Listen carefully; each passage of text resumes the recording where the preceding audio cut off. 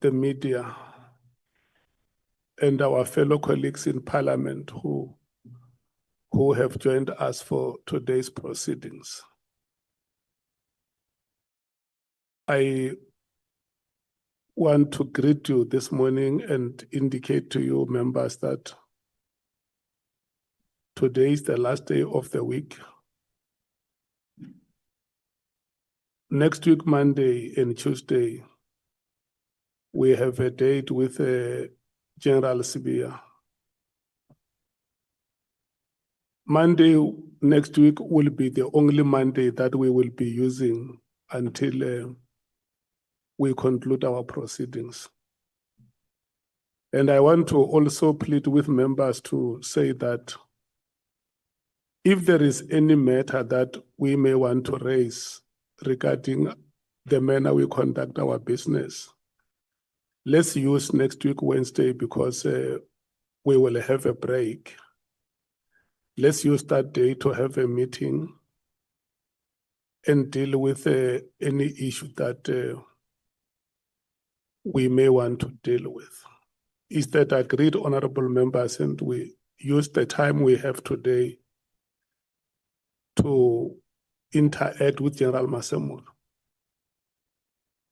Can we agree that way? Thank you so much.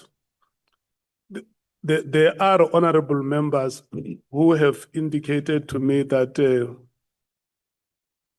they may want to be released at some time during the proceedings, and I have granted them the permission. But I will try and give them chance reasonably to speak before they leave. Can we get ourselves organized, honorable members here?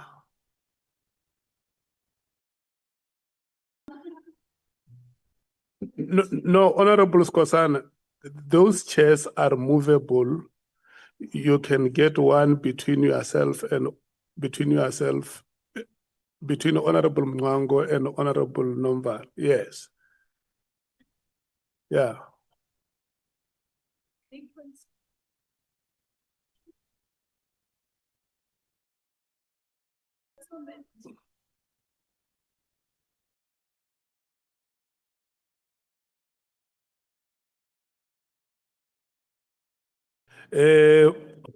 Honorable members, can you just share with us why today you decided to be in the front seats?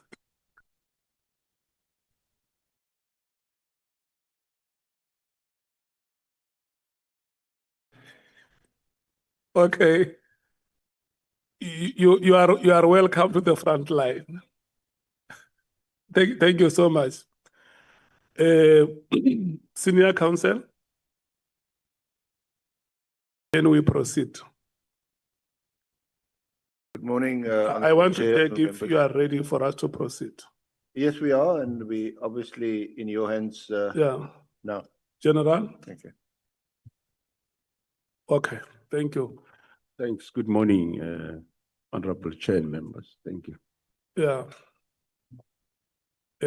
Honorable James had requested me that she may want to be released at 10 o'clock. I'm going to give her an opportunity to ask questions now. And today, Honorable James, I'm not allocating time for alternates. I'm just being merciful. Yeah. Thank you so much.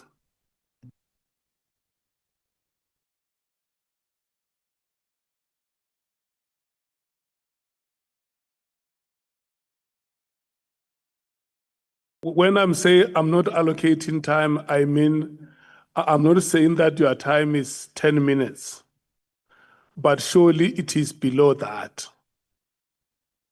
There is no 10 minutes limit today. There is something below 10 minutes. That's because fine. Let me tell you why. After you finish speaking, the watch stops running. We wait for the general to respond, and you find that your question is only 3 seconds. and then once he answers, you fill the question, the clock runs like that.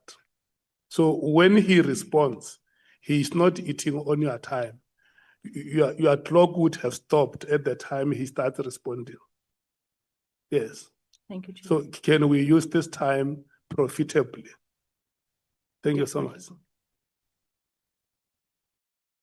Thank you so much, Chairperson. Good morning to all the honorable members. Good morning to you, National Commissioner. Let me get straight to the point. Anyone holding position of National Commissioner should be beyond reproach. Do you agree, sir? I do agree, Honorable Chair. Are you beyond reproach? That's correct, Honorable Chair. Do you believe that the position you hold is probably one of the most powerful in South Africa? Well, that's correct. Is that correct? You are a very powerful man. Is that correct? Not a very powerful man, no. Sir, General The Mkhwanazi, position of authority, Honorable. General Mkhwanazi, I don't want us to water this down. We must know if you are fit to do this job. General Mkhwanazi in his statement said that you are probably one of the most powerful people in South Africa, and South Africans' lives are dependent and safety is dependent on you. So we can't have words such as probably or maybe or whatever. We need to know if you are fit for this position. So yes or no, sir? Yes, Thank you. I Thank am you, fit for the gentlemen. job, thanks, Honorable Chair. Yes or no? Do you believe that undue political interference by the minister should be tolerated?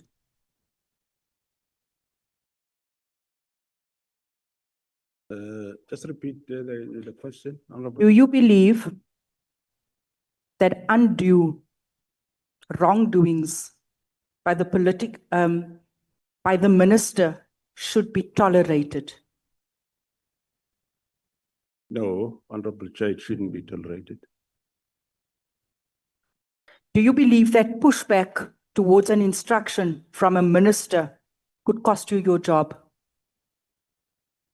I believe it should cost me my job, but I don't mind if I have to lose my job. Then why did you not tell the minister directly that his instruction is unlawful? Honorable Chair, quite a number of times, I told the minister, why are you closing the team? And he just gave no reasons. But it was an unlawful act Well, because it was operational. He was getting involved in operational matters. well, according to me, yes, but of course, I think it is up to the committee at the end of the day to decide whether is it really unlawful or is not. But for me, that's how I interpreted it, to say, I think it's going beyond his scope. And hence I told him that I did emphasize that what are the reasons for this closing of the team? He might, the directive was not a request, it was a direct instruction. And I said, well, maybe he can give that, maybe he might not have that power, but what were the reasons? Why are you doing this? And unfortunately, I couldn't get answers. Insi, earlier on you said that you are beyond reproach. Your response does not reflect that, because you are now speaking about, in your statement, winding down. That is not a beyond reproach. That is not reflective of being beyond reproach. Do you believe the political killing stars team was adding value? Well, that I believe and I know that it was adding value. So why are you winding it down? Is that not ultimately giving in to the minister? Well, that's what I'm saying, that Honorable Chair, the minister was determined, well, he issued a directive to close the team. And in the absence of me not knowing what are the reasons, I kept on saying, but why are you doing this? And I then came with the plan that, well, if he's doing it, let me then rather come up with a alternative to say, you rather wind it down, not close it the way you do. NC, that is giving in to the minister. That is allowing political interference in operational matters. Do you agree? Well, my belief is yes, but I'm not sure what is his view and the view of everyone. We are not interested in the minister's view right now. We are interested in who you are. The minister made a wrong decision. You should have stood up to it. You didn't. And that is a problem for South Africa. But one thing, Honorable Chair, is that the team was never closed. It is still operational even up to this day. I did everything that I could do, and there was no door where I didn't went to. I engaged him several times, and he shut the door. You'd recall on the 16th of January, I met the minister on other matters. We discussed those. And in the process, I raised this matter again. And he shut the door to say, no, there is a due date for submitting the report. Submit the report, then we can talk. After submission of the report, there was no talk until we were in Cape Town on the 6th of March.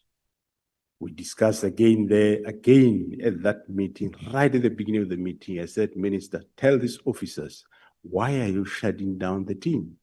Because I don't see the reason why you should do it. And there were no real cogent reasons that came about. But one thing which I did, I came up with that alternative that rather than let me just wind down, because this directive looked very suspicious. So rather let me come up with the strategy of winding down. Maybe one will end up finding the reasons for the closure of this team or the disbandment of the team. And eventually, at the end of the day, we end up finding out the reasons. And also, I do take what the Honorable Minister is saying, but however, the instruction was not given in secret. It was out, yes, and for some reason, it was leaked to the media on the 31st of December 2024. And everyone who's sitting here, members of the public, honorable members, also saw the instruction, I'm sure. And those that really had interest in the political killings, I believe they should have also saw that something is wrong. And I'm definitely sure, Honorable Chair, that if, just giving a scenario, if this instruction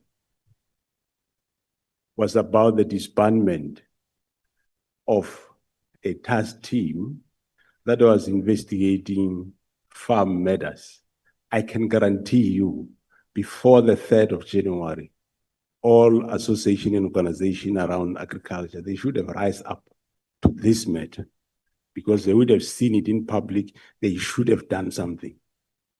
But this very one, everyone, all analysts that are the best of today analyzing, including members of this house, it was quite okay.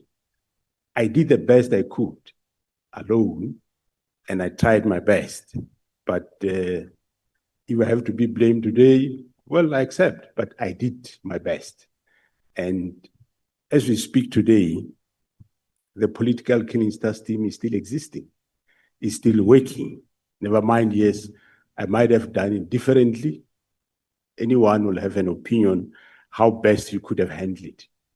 But I handled it my way, and I eventually was able to pick up what were the reasons why is the minister doing this, and the team is still there, is functioning. Thanks, Honorable Chair.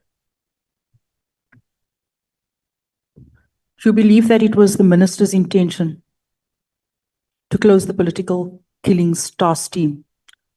Or the instruction should have actually been towards the counterintelligence task team? Because that was the team that was rattling his cages. That was the team that was actually investigating these drug cartels. That was the team that was investigating the people paying for his guests to January 8th statement.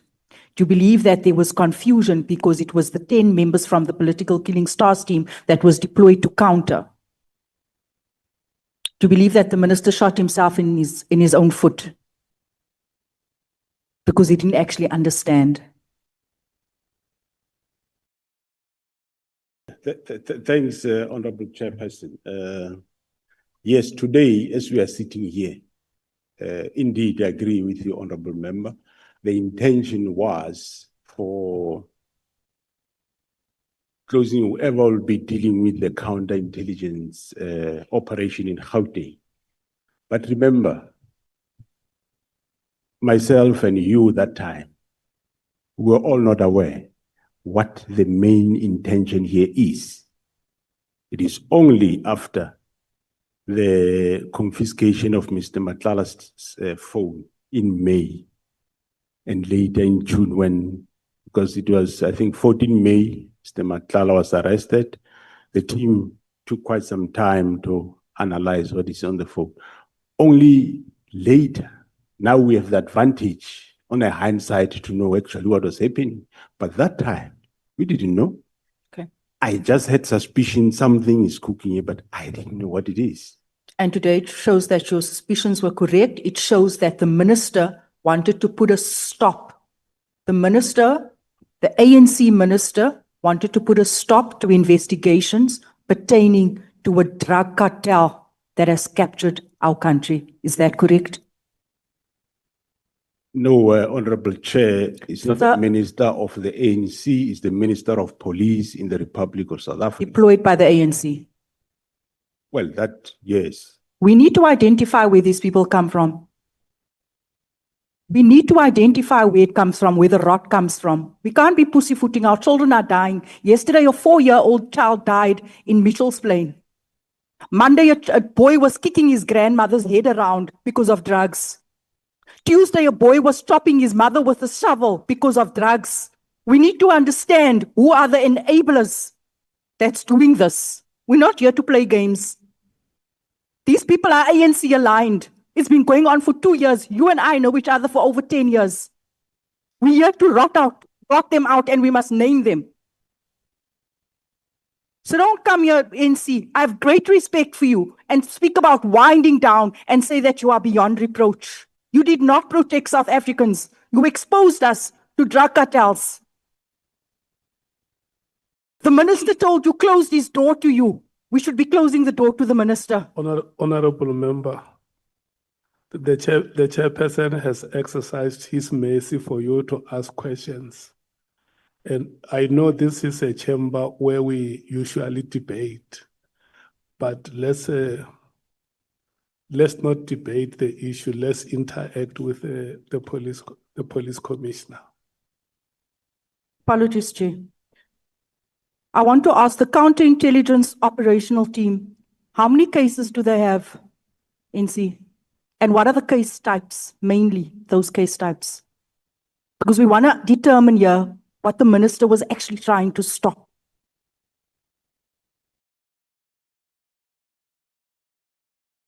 Thanks, Honorable Chair. I do not have the figures with me, but it's quite a number of cases. It's cases around murders, attempted murder. There will be also cases of illegal possession of firearms and ammunition. And there will be cases of fraud and corruption. Yeah, but the number, I don't have it with me. Thanks. And most of those cases are the cases, as you have seen, the cases that are around Matlala's appearance, Matlala, and also cases around KT Molefe. Those are the type of cases, but I don't have the figure, but it is those type of cases, murders, attempt, possession of firearms and ammunition, illegal possession, or dealing in drugs and or manufacturing of drugs. So the case is still under investigation. Thanks.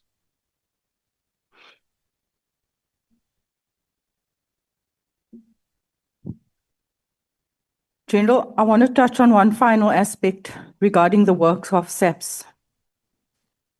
In a system where whistleblowers are not adequately protected, whistleblowers such as Babita, do you believe that you have failed, Babita?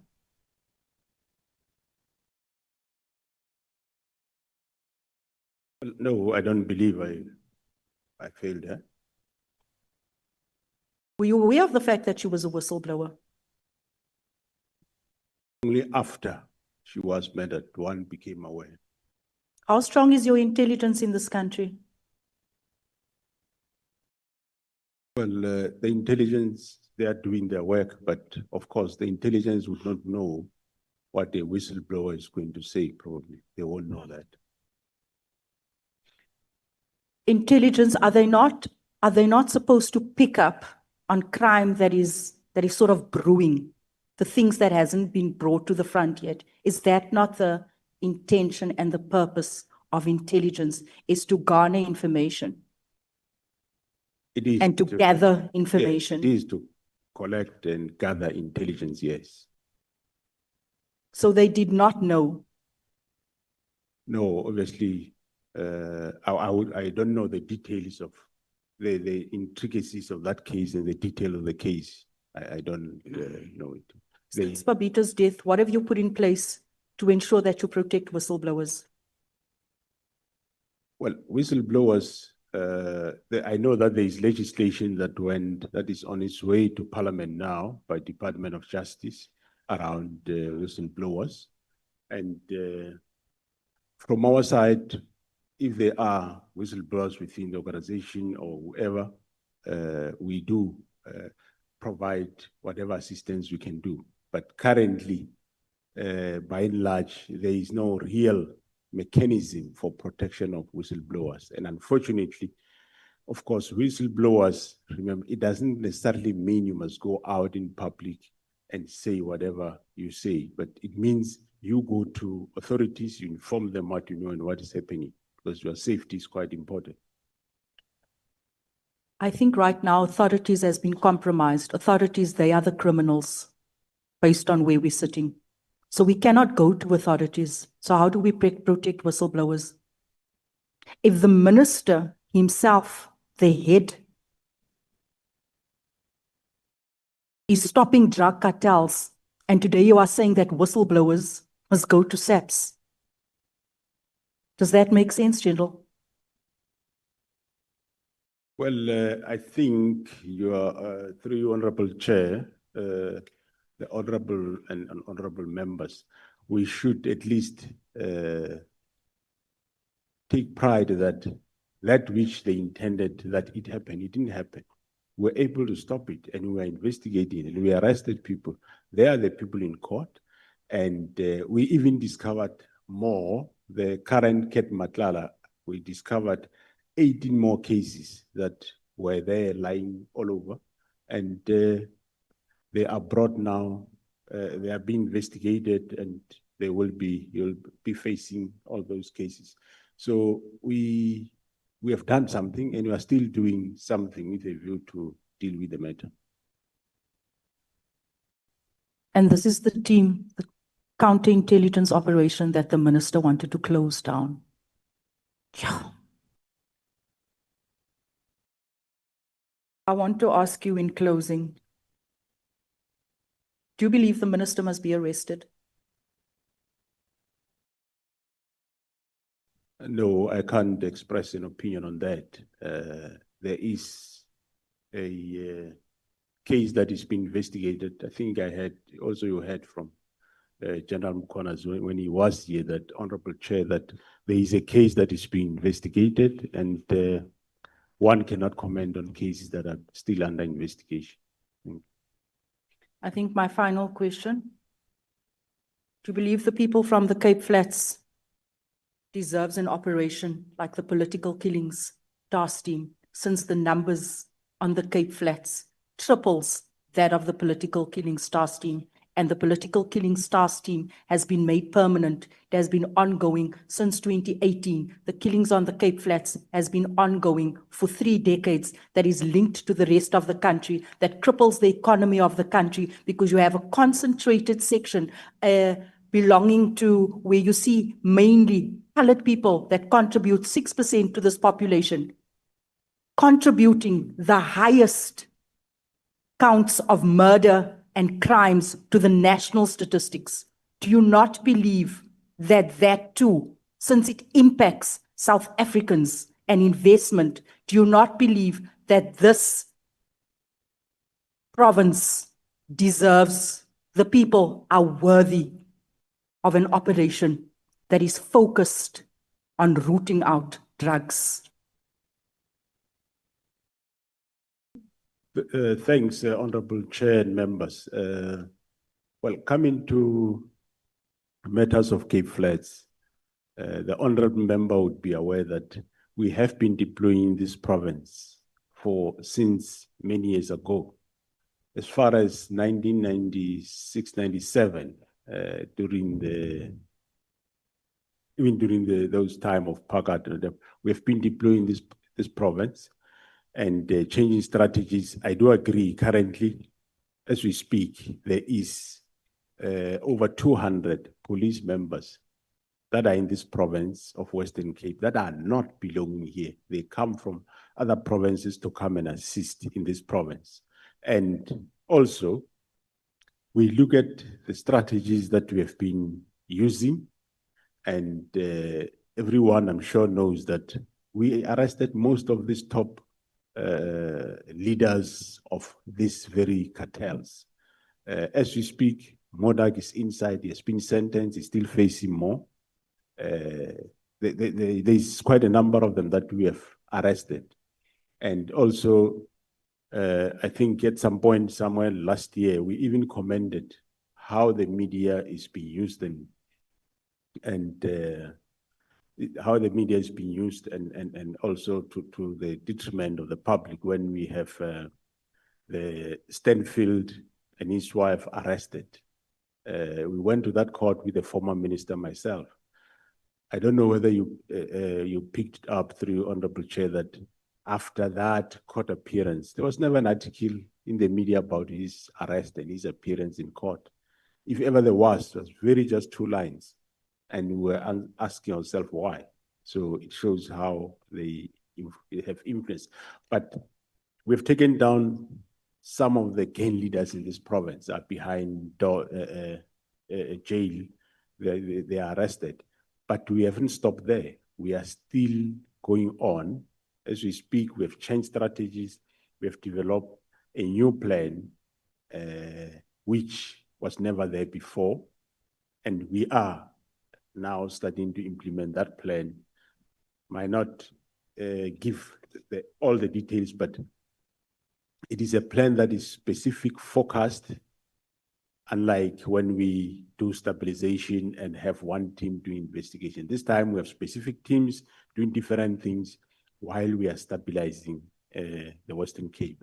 In terms of personnel, the province of Western Cape for the past 5 years, this is the only province that got more than 4,000 personnel additional to what they have. That shows we have interest in what is happening in the province, and we also doing our best to make sure that we fight this gangsterism. And also it gives one a relief that, yes, we have dig so much that we understand what is happening with these drug cartels, how they work, how they are linked, and we are dealing with that. And if we finish or finalize that, we'll be knowing exactly where we stand. So we are prioritizing Western Cape. It was never.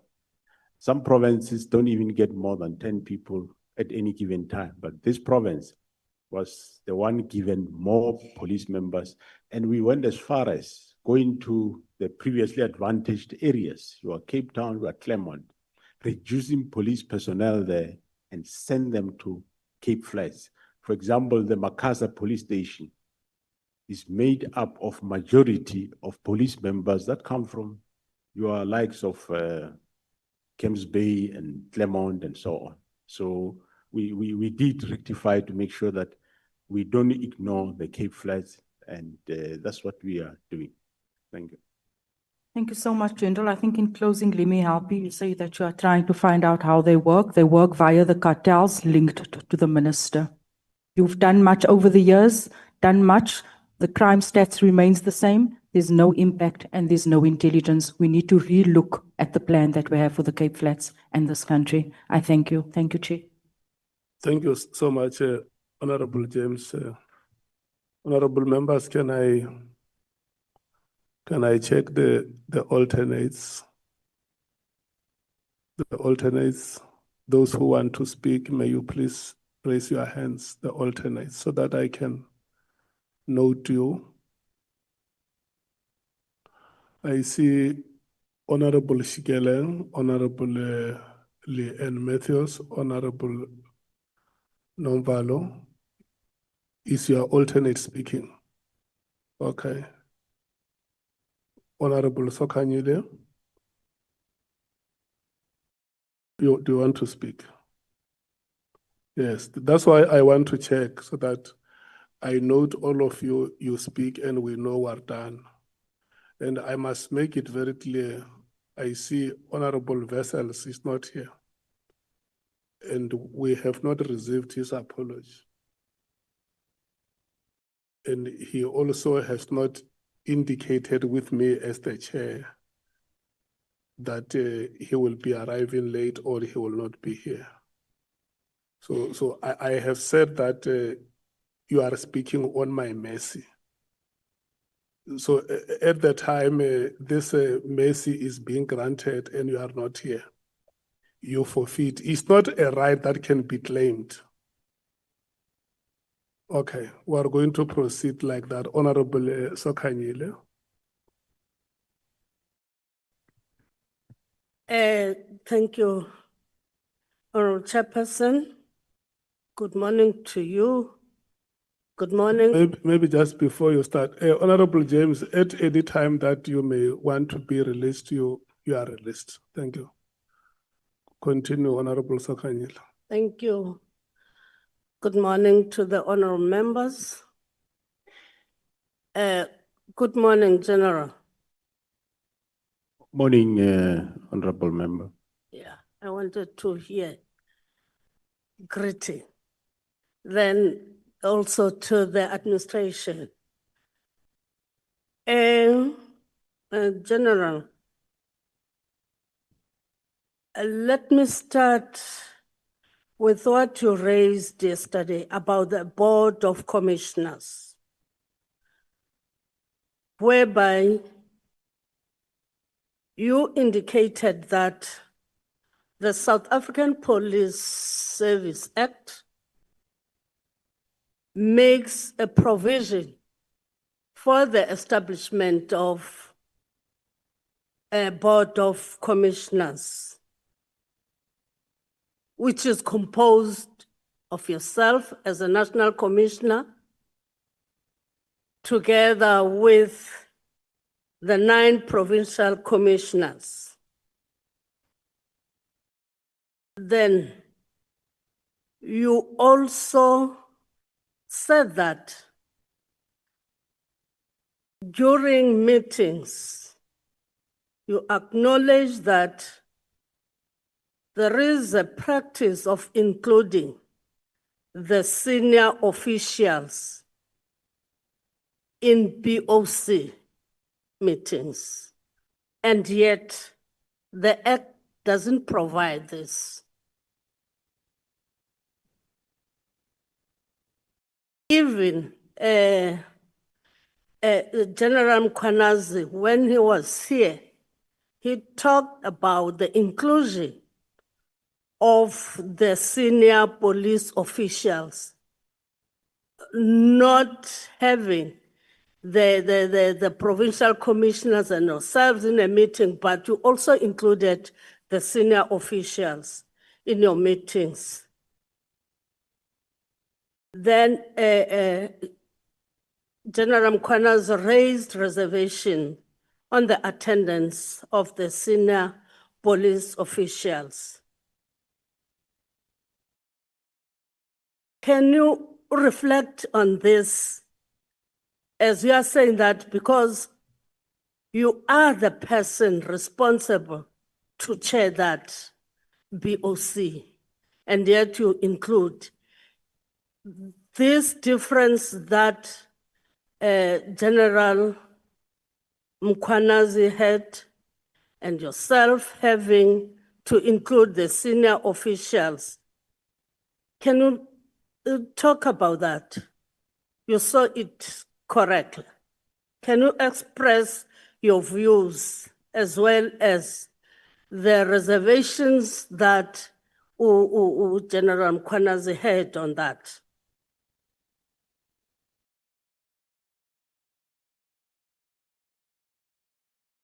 Thanks, Honorable Chairperson and members.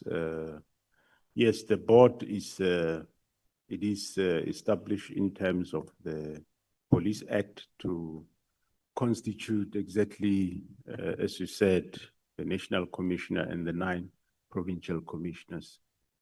But the Act doesn't prohibit any inclusion of anybody else. And the purpose of the board is an advisory body to the National Commissioner, which we, from the legal point, the legal advice that we got, that there is nothing wrong to include senior officials in that because it's not prohibiting that.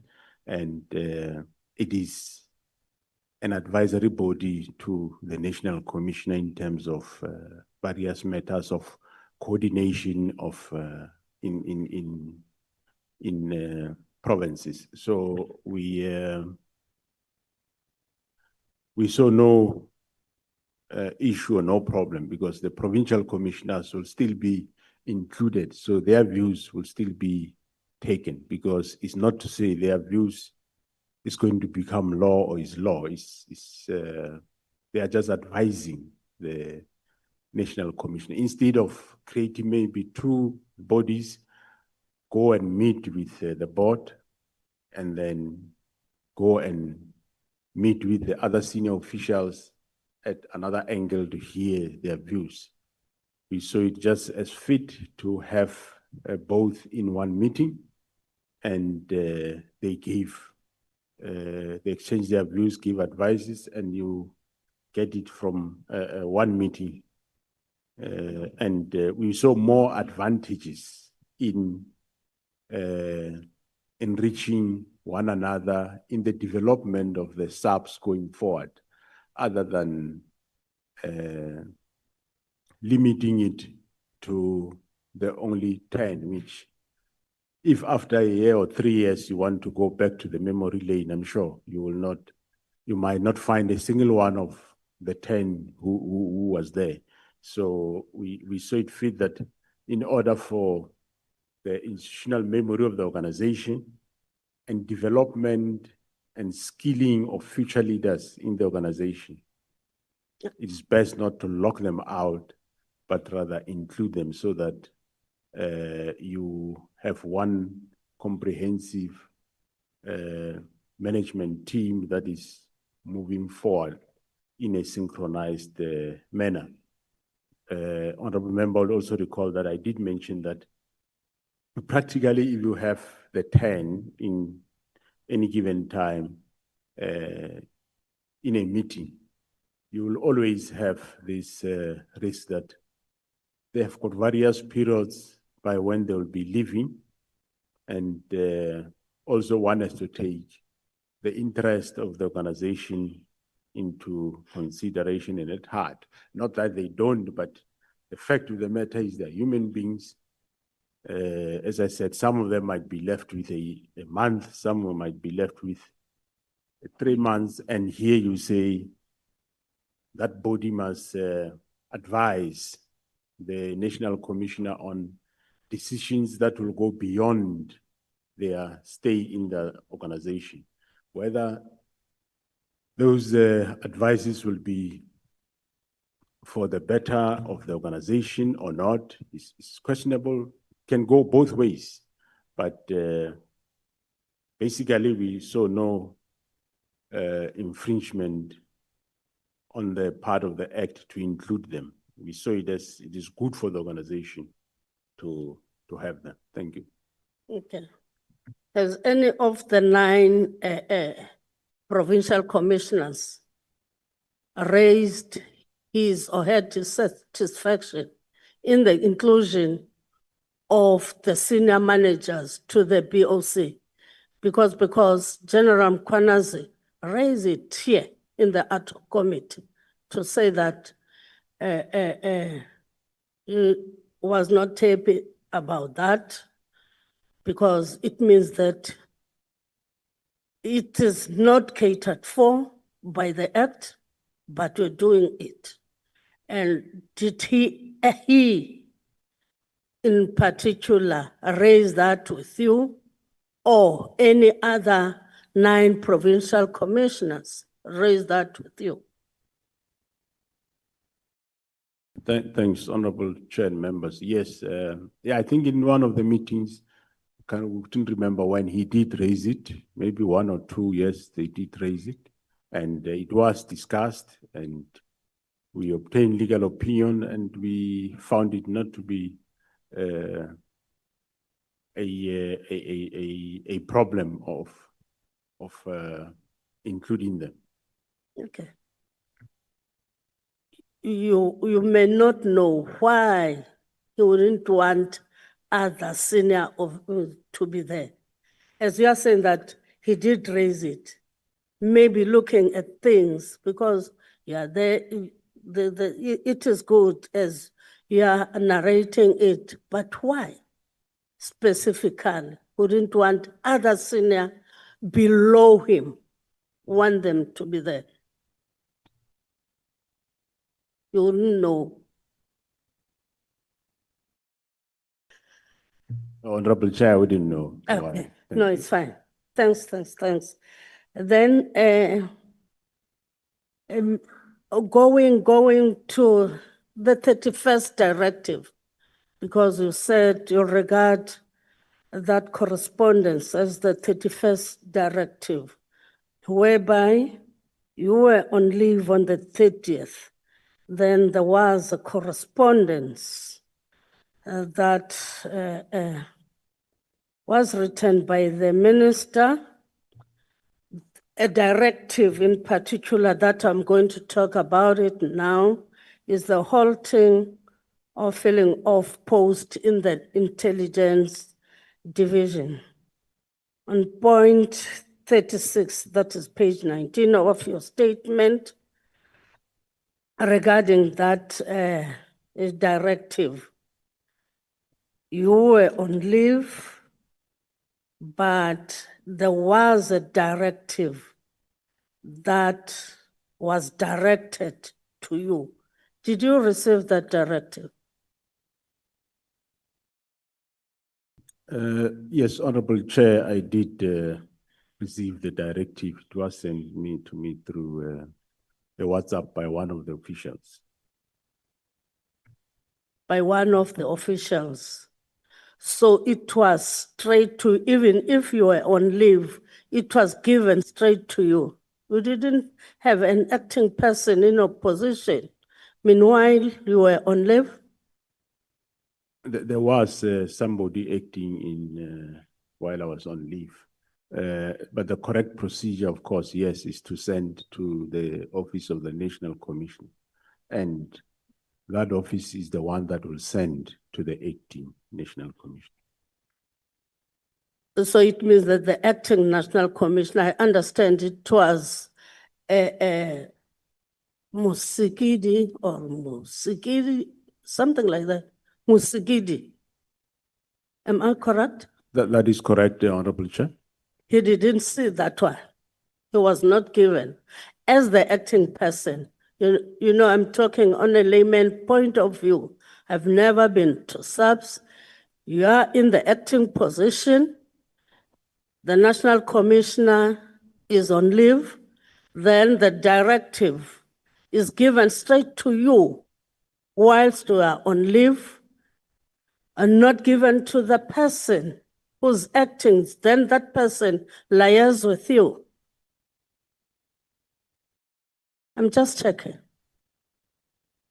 Thanks, Honorable Chair. It was not wrong to send it to the email of the National Commission. That is the official good practice. Okay. And it is my office that will then send it to the 18 National Commission, which they did. Thank you. Then on point 40, that is page 20, you are saying that you don't know the reason behind the instruction that was given of halting on the filling of post in the intelligence. You are saying that you believe it was unprecedented. And you further indicate that, in your view, the minister didn't have a unilateral to prevent or halt the filling of post. Did you inquire with the minister the reasons of giving such instruction? Did you ask him? Thanks, Honorable Chair. I did ask him as to why. Whilst you were on leave, sorry? Whilst you were on leave. Did you communicate whilst you were on leave or when you come back? I just want to add that. All right, thanks, Honorable Chair. No, and members. No, I communicated when I came back from leave, not while I was on leave. Then he gave you the reasons of the instruction. Thanks, Honorable Chair. Yeah, he did give the reasons as to why he held those posts, and which we later then had a meeting and discussed those reasons. Because these reasons were that our advertisements were quite, he says they were too wide open, our adverts for posts. That was the first reason, that they were too wide open. For example, we are, if I can give an example, that we say we want, on the advert we will say, requirement is a degree or a diploma. For him, we cannot say that. We should either say a degree straightforward, not say a degree or a diploma. That's one reason. And the other reasons was that he first want to engage with the Joint Standing Committee on Intelligence before we can finalize the post of crime intelligence.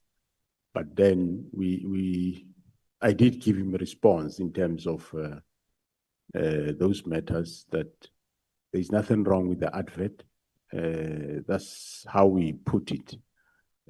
We know why, and I gave him the reasons why we say degree or diploma, because some few years ago, the qualification that was there for police was only a diploma. Degrees came of late. So if you say only a degree, you will be disadvantaging a certain group of employees. So if you say degree or diploma, you then include all of them. So I did. And on the Joint Standing Committee of Intelligence, I told him that it's important that we fill up the post. But he said, no, once they've engaged the committee, then we will fill up the post, which, well, that took time to engage the committee. But we have since now advertised those posts.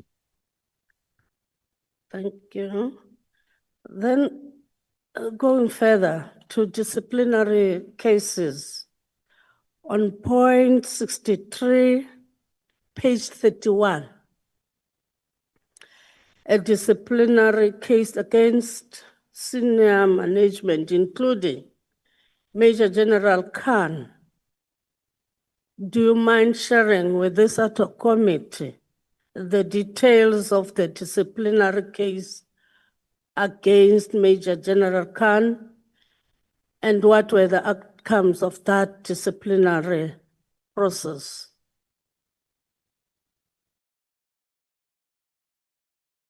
Well, thanks, Honorable Chair. I might not know all those details, but what I know is that there was a disciplinary case about that he interfered in an operation where members have confiscated drugs, and then there was an investigation by the IPID, and the recommendation from the IPID did find that, yes, there is a misconduct by Major General Khan, and the Divisional Commissioner and the National Commissioner should initiate disciplinary action against him, which that report was received, was sent to the Divisional Commissioner, and he initiated the processes, and the relevant employees, that is employer rep and the presiding, were appointed, and the disciplinary was finalized, and he was not found guilty. Thanks. Okay. And then, a general, in point 69, you indicate that the minister claimed that the president also agreed with the decision to disband the political killing task team. Then if you're saying that the minister claimed, it means that you're not agreeing that indeed the minister did meet with the president. Did you verify with the president on the claim that is being made by the minister to say that even the president was agreeing to the disbandment of the PKTT? Did you verify that, as you are saying that the minister claimed? That's what you said. Thanks, Honorable Chair. No, I did not verify that claim, and I didn't need to. I didn't need to get involved in between the two of them to check who's right, who's wrong. That's not my that's not my field. And whatever he say, whatever he say, whether it's true or not, I can't question it. He is the one that is saying it. He met the president, but the last time I met the president, I know the standpoint of the president, that he was surprised that this is happening. And secondly, when I suggested to him that, Mr. President, if ever this happened, it should take a specific form, which is a winding down. And the president was agreeing with me in that field. So whatever later I get, I didn't see a need that now I must start checking between them who is saying what. I leave it, I respect that space, but I know where was the president standing the last time I met him. Thanks. Okay. Thank you about that. Then again, on point 72, you indicate that Lieutenant General Khumalo's presentation was partly accepted. Can you just elaborate on why are you saying that it was partly accepted. The report was partly accepted when he made that report. On the meeting of the 6th March with the minister, whereby Lieutenant General Kumalo was giving that report and it was partly accepted. Why do you say it was partly accepted? Thanks, Honorable Chair and members. What I mean when I say it was partially accepted is that, remember, I made a proposal to the minister on the 22nd of January. I gave him a report and there was no response. Then on the 6th of March, when we presented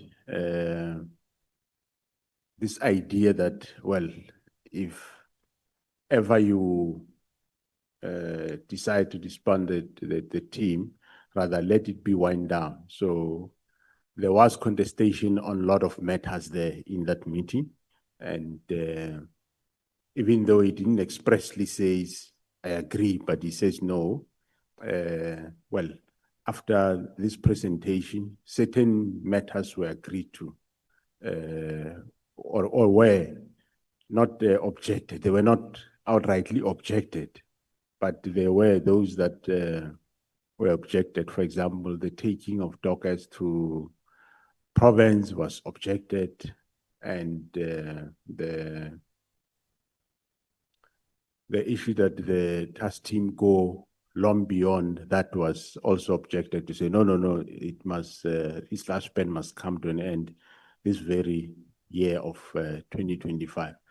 So when one says partially, we refer to that, it looks like for some reason, it looks like he was amenable to this winding down in a way. Okay, I think the chairperson is looking at me. This last one, you know, when General Mkhwanazi gave evidence to this ad hoc committee, there are recommendations that he made for the parliament to consider. One of those is the decentralization of the police function to provinces. As a national commissioner, what is your view on that recommendation made by General Mkhwanazi, especially on the decentralization of the police function? It will talk to the constitutional amendment. What is your view on that one? Well, thanks, Honorable Chair. The current constitution says there shall be a single police service in the country. And my view, I subscribe to that you have one national police service. And the current legal framework, I think, is quite sufficient enough to have certain functions done at the provinces. I do not think you need another law to have functions be delegated to provinces. If there is any function that is required by province, it can still be done in the current framework, which with the current amendment of the Police Act that is coming, it is about allocation of resources, be it financial or personnel. Yes, currently that is done by both head office and the province. But if there is a need for more delegations to a provincial commissioner, can be done in the current dispensation. What currently is done is that the provincial commissioner, yes, he get given a certain number of people. We develop a structure which of course provincial commissioners have to have input in it, and that structure get approved and he get given posts, and he will sit and choose who get appointed where, which is not an issue. And the operational budget get given to the provincial commissioner. The compensation of employees, that is salaries, is managed by national. And well, whether you delegate it or you do it national, if you are paying 10 personnel, you'll still be paying 10.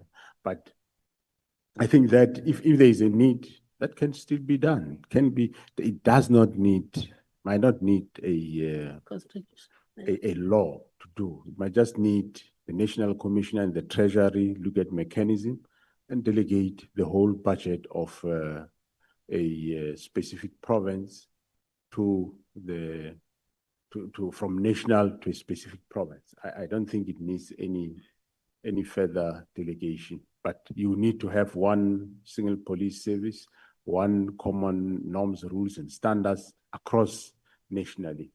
Otherwise, one day you will have to carry a passport to go to another province. Thank you very much about that. Thank you very much. Thank you, sir. I finished. Thank you so much, Honorable Sokanyile, Honorable Shongwe. Thank you, Chair. Thank you. Sawubona, General. Uyaphila. Thanks, Honorable Chair and members. Sawubona, Honorable Member. Siyaphila. General, I'll just shoot straight to the point. Is IPIT report on Phala, is it a top secret? And why is it that General Rode, who conducted an illegal investigation, because there was no case that was open for him to conduct an investigation on Phala, and he was not mandated in terms of his work scope. He's alleged to have tortured suspects and is still in the same position and nothing has happened to him. Is it because he was acting under the instruction of the president? Thanks, Honorable Chair and members. General Rode was subjected to disciplinary process. Him and other, I can't remember whether it's 2 or 3 members. He was subjected to disciplinary process, and the process ran its course, and he was found not guilty. And yeah, that was it. In terms of investigation, the members of the police, they perform their functions in terms of Section 205(3) of the Constitution, which says they are there to prevent, combat, and investigate crime, maintain public order, and protect the inhabitants and their property, and so on and so on. So any member of SAPS can do any of those functions if he knows that work. There is nothing wrong with that. But of course, members do specialize. There are those that specialize in commercial investigation, specialize in VIP protection, but doesn't mean you can't do any of the other functions. Are you therefore saying any member can just investigate?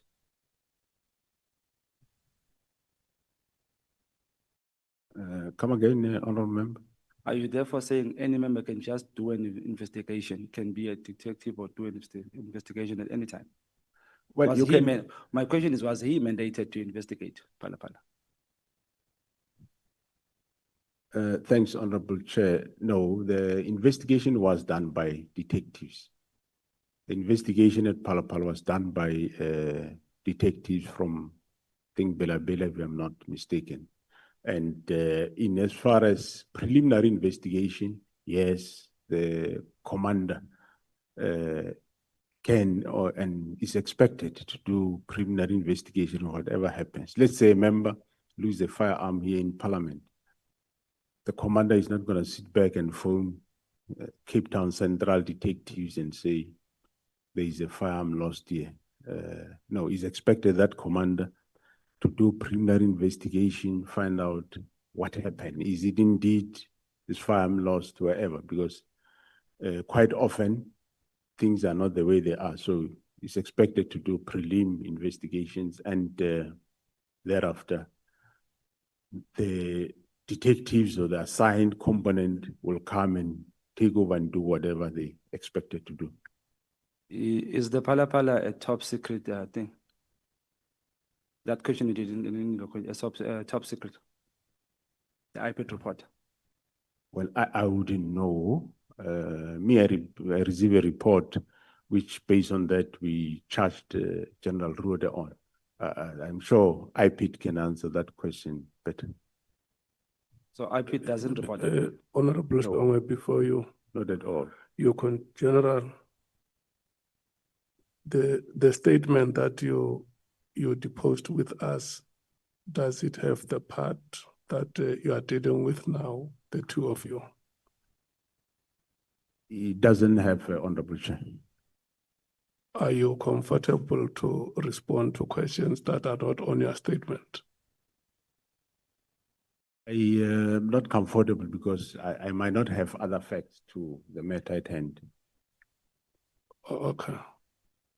Well, I will advise you, Honorable Shongwe, if there are additional matters to the statement that you may want to raise with the General, you can do that in writing, so that we do not inconvenience the witness. And I think this is a fair point, honorable members. Honorable Malim. No, Chair, you're not going to make such a ruling. The General was asked yesterday about people who are being searched when he was sitting there. People who are being searched while he was sitting there. It was not in his statement. He was comfortable to answer those questions. So if you can answer about something that it didn't happen when he was in the office, when he was on a witness stand, what stops him about us answering a question that is police related? And he has been doing well. He says, well, I may not answer that one. IPIT might be able to deal with that. But to stop members from asking the top cop about issues of the police, they don't have to be in his statement.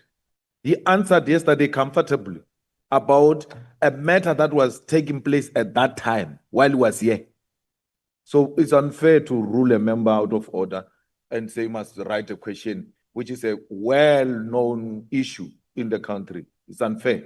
It might not be in his statement, but it's a well-known issue. He wants to respond to it, he will respond to it. If he thinks it doesn't have facts to that effect, he will say, no, I don't have facts. Please refer it to the relevant people, and we take it like that.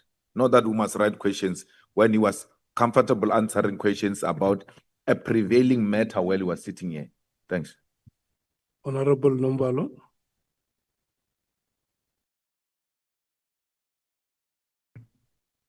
Yeah, thank you very much, Chair. Partly covered by the latter speaker. Chair, I just wanted to invite your attention to within the terms of reference to paragraph 4.1.2, which says, amongst the things that we need to investigate is any related claim regarding corruption, financial or otherwise bribery or misuse of public resources within SAPS and any other relevant institution. So the question raised to the witness is not peripheral. It is not of context. It is within the scope of framework of this ad hoc committee. So like the honorable member has correctly said, that it must be a witness that says, I'm not able to answer to this question, but we are not of context here because the IPIT matter and the Pala report fall within the ambit of the work of the SAPS. And the question is asked for a purpose of making a determination of whether the decision to declare it as top secret was correct or not. And if it was not correct, is it related to this allegation that is here, which talks about the misuse unethical behavior in the SAPS and so on and so forth. So I think you have been unfair to the member, Chairperson. Thank you very much. Okay. I think you, honorable members, you have a fair point. I accept the point of order. It is sustained. May you continue, Honorable Shonga. In my defense, Chair, ngicabanga ukuthi njengomhlali waselokishini eDavidton, when a caliber of Lieutenant General Mkhwanazi says here sitting in front of us is the most powerful person in the SAPS, I think in my mind as umuntu waselokishini, it tells me that he should know everything that happens at SAPS. Am I wrong, Chair? But the question was, is the IPIT report a top secret? Can we pass that? I don't know, through you, Honorable Chair, members, I don't know. I think the IPIT themselves can be in a better position to respond to that question, because IPIT do not report to me. They have got an executive director of IPIT, which that executive director report directly to the Minister of Police. Thank you. Are you ever informed when there is top secret reports? You ever know when there's a report that is said to be a top secret? It will depend, through you, Honorable Chair. It will depend whether it's a report sent to me or is a report that, if it's not directed to me, I will not know. But if it's a report that the author writes to me, then I will see that it is a top secret report. So, ngokuzwa kahle uthi you do know when it's a top secret report or not. Yeah, I'll know. It gets written. So is this one a top secret or not? I don't know, Honorable Chair. I don't have it. I don't know the classification of that report. Okay, for the sake of my time, can I put that question in writing maybe, because I need that answer, Chair. Thank you. Where was I? Okay, SAPS is an instruction-based division. Even if when you go into a course, they give you a call-up instruction. Am I correct?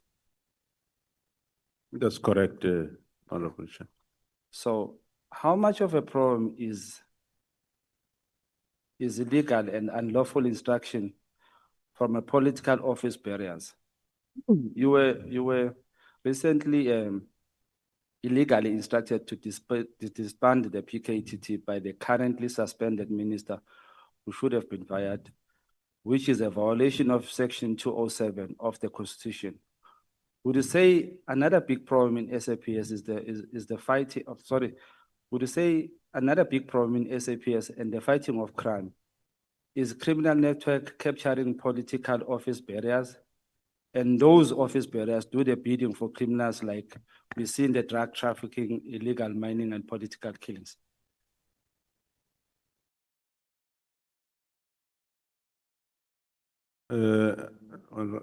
Yes, thanks, Honorable Chair. I'm not sure, are you asking that, do I agree with the statement, or I'm not sure? No, I'm asking you how much of a problem is illegal and unlawful instructions from the political office bearers? Then my statement on that one, just to motivate that, is that you were recently instructed by the currently suspended minister to disband the PKTT team. So I'm asking with how much of a problem is illegal and unlawful instruction from political office bearers? How much of a problem is it in your space?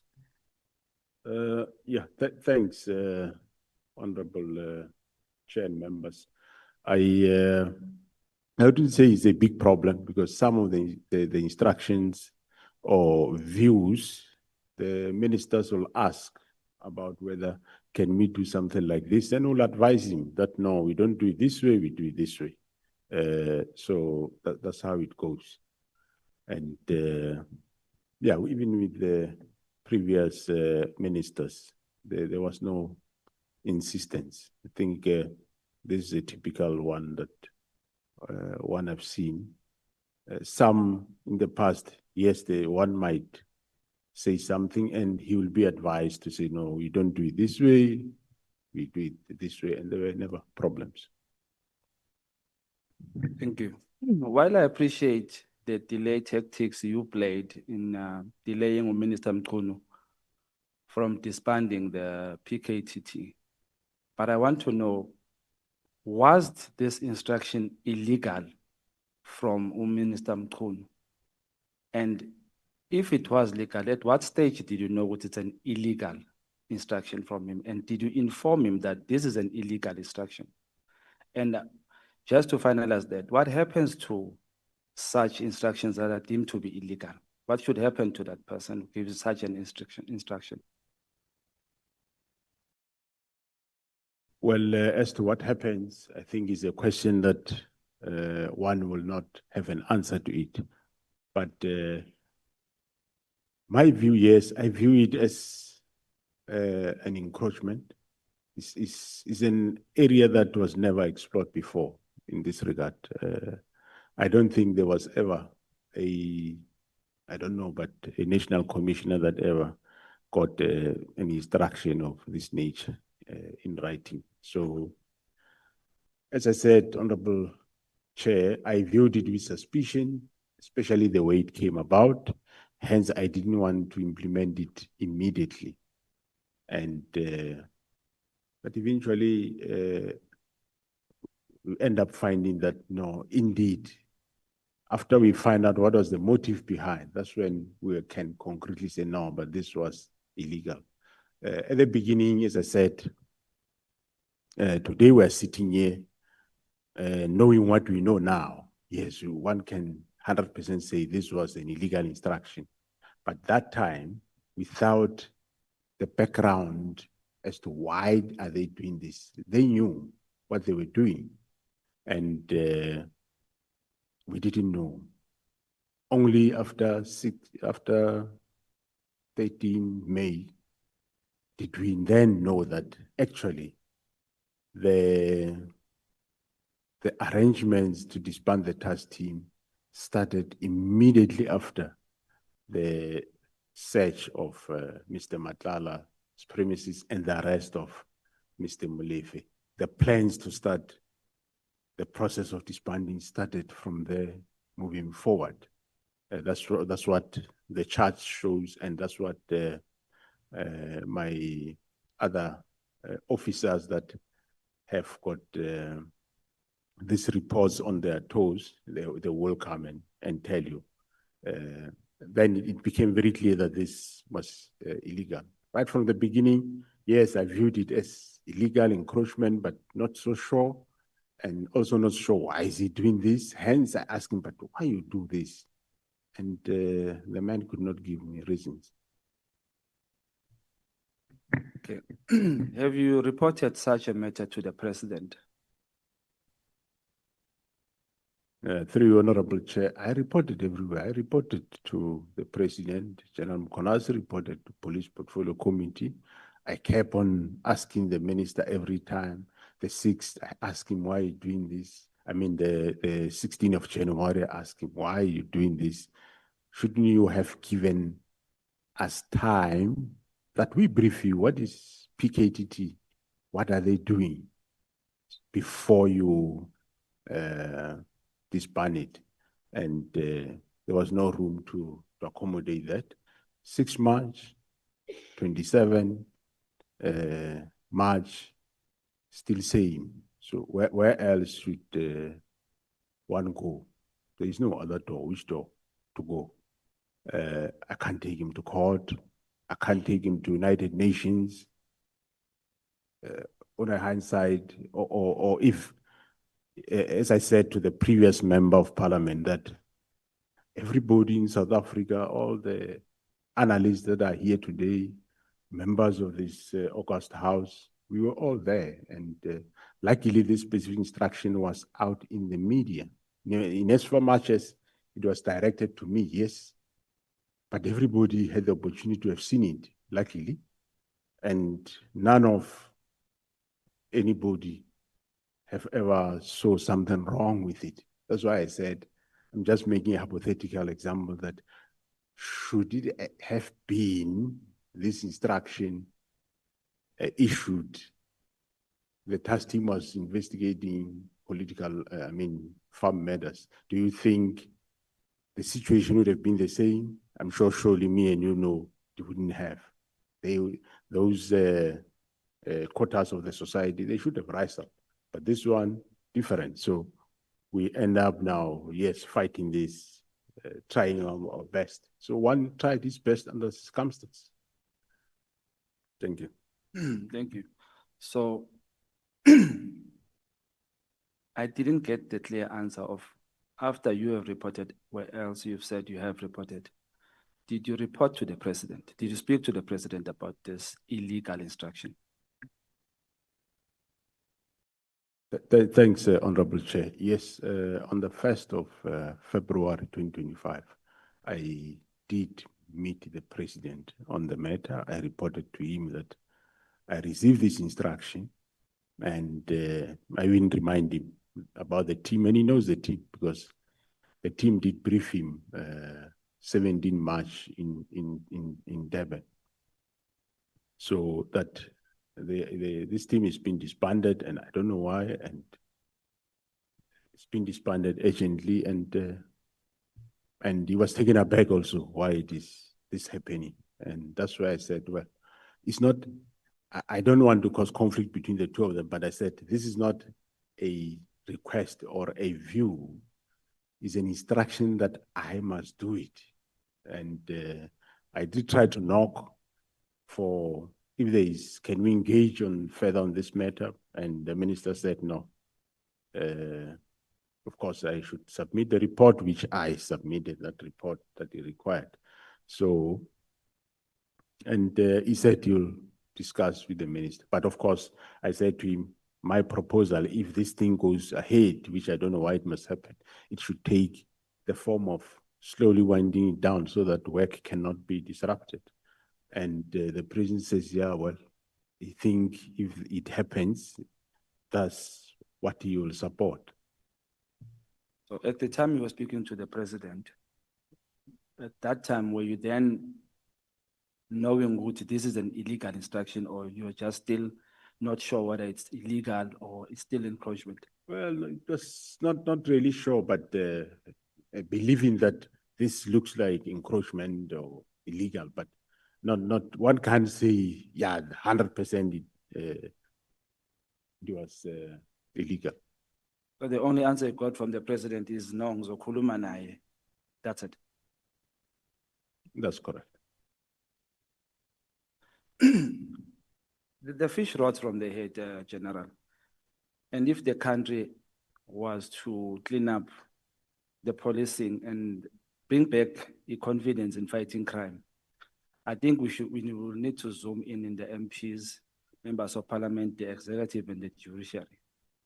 So my question is, we have few cases of you dealing with executive. Can you, without compromising your investigation, detail the extent of the rot in parliament and the judiciary of compromised individuals who uses their position in favor of criminal elements? Yeah, well, through you, Honorable Chair, members, where there is investigation, we will proceed doing those investigations. I think we will not leave any stone unturned. Doesn't matter who.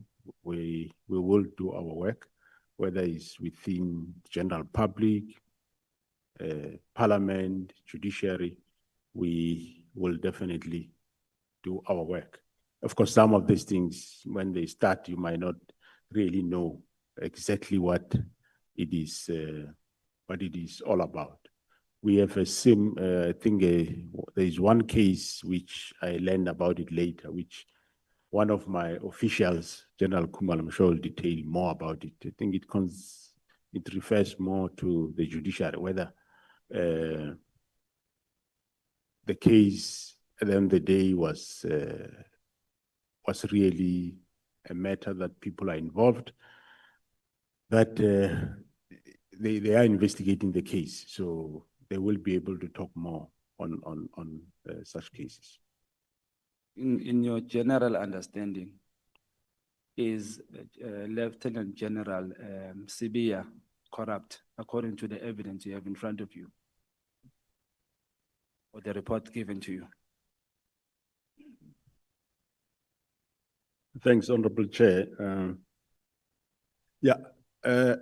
One will say alleged. You can say somebody is corrupt before he's even found guilty. But there is concerns in terms of linkages that we are finding that we are still investigating, Honorable Chair. So it is too early to come to that stage or conclude, as you say. But as a powerful person or person in the position of a powerful, as a person in a powerful position, like Mkhwanazi said, does the evidence say, or does it give that direction that he is corrupt? Current evidence you have, or the report? Well, it is safe that I say we are investigating. There are concerning connections and reports. We are investigating those matters. All right, thank you. The confidence of the public in the justice system is impacted by the perception that those who hold political power are not treated the same as those who are ordinary citizens. A classic case is Phala scandal, hence it's top secret or not. There are people who are arrested for having undeclared foreign currency and having above illegal limit of foreign currency. Yet the president was not even investigated by SAPS for both offenses. Even when pushed, SAPS didn't even confirm that the president was investigated. Yet ordinary citizens are arrested and charged. When you fail as SAPS to act against people who break the law, who happen to be in political power, how do you expect ordinary citizens to have confidence in the institution? Thanks, Honorable Chair. No, investigations are done to whomever. There's nobody that doesn't get investigated if there is a matter. As far as I know, there was investigation by both, I think, Bela, police, SAPS, and also the DPCI. I know they were investigating other cases, even though, of course, they wouldn't be reporting that to me. I'm sure they report to the minister that, so there were investigations around Palapala. Was the president, actually, did SAPS confirm that the president was being investigated? Well, they were investigating the incident, as far as I know, that happened there. And I think the fact that I did not briefed on the investigation, I don't know what was in the docket. It will be safe to say, I know that there was investigation and or two investigations, one by the SAPS in Bela, one was done by the Hawks. And there is a case currently that I know for the people that did a break-in. And another case I know there was case investigated by the DPCI.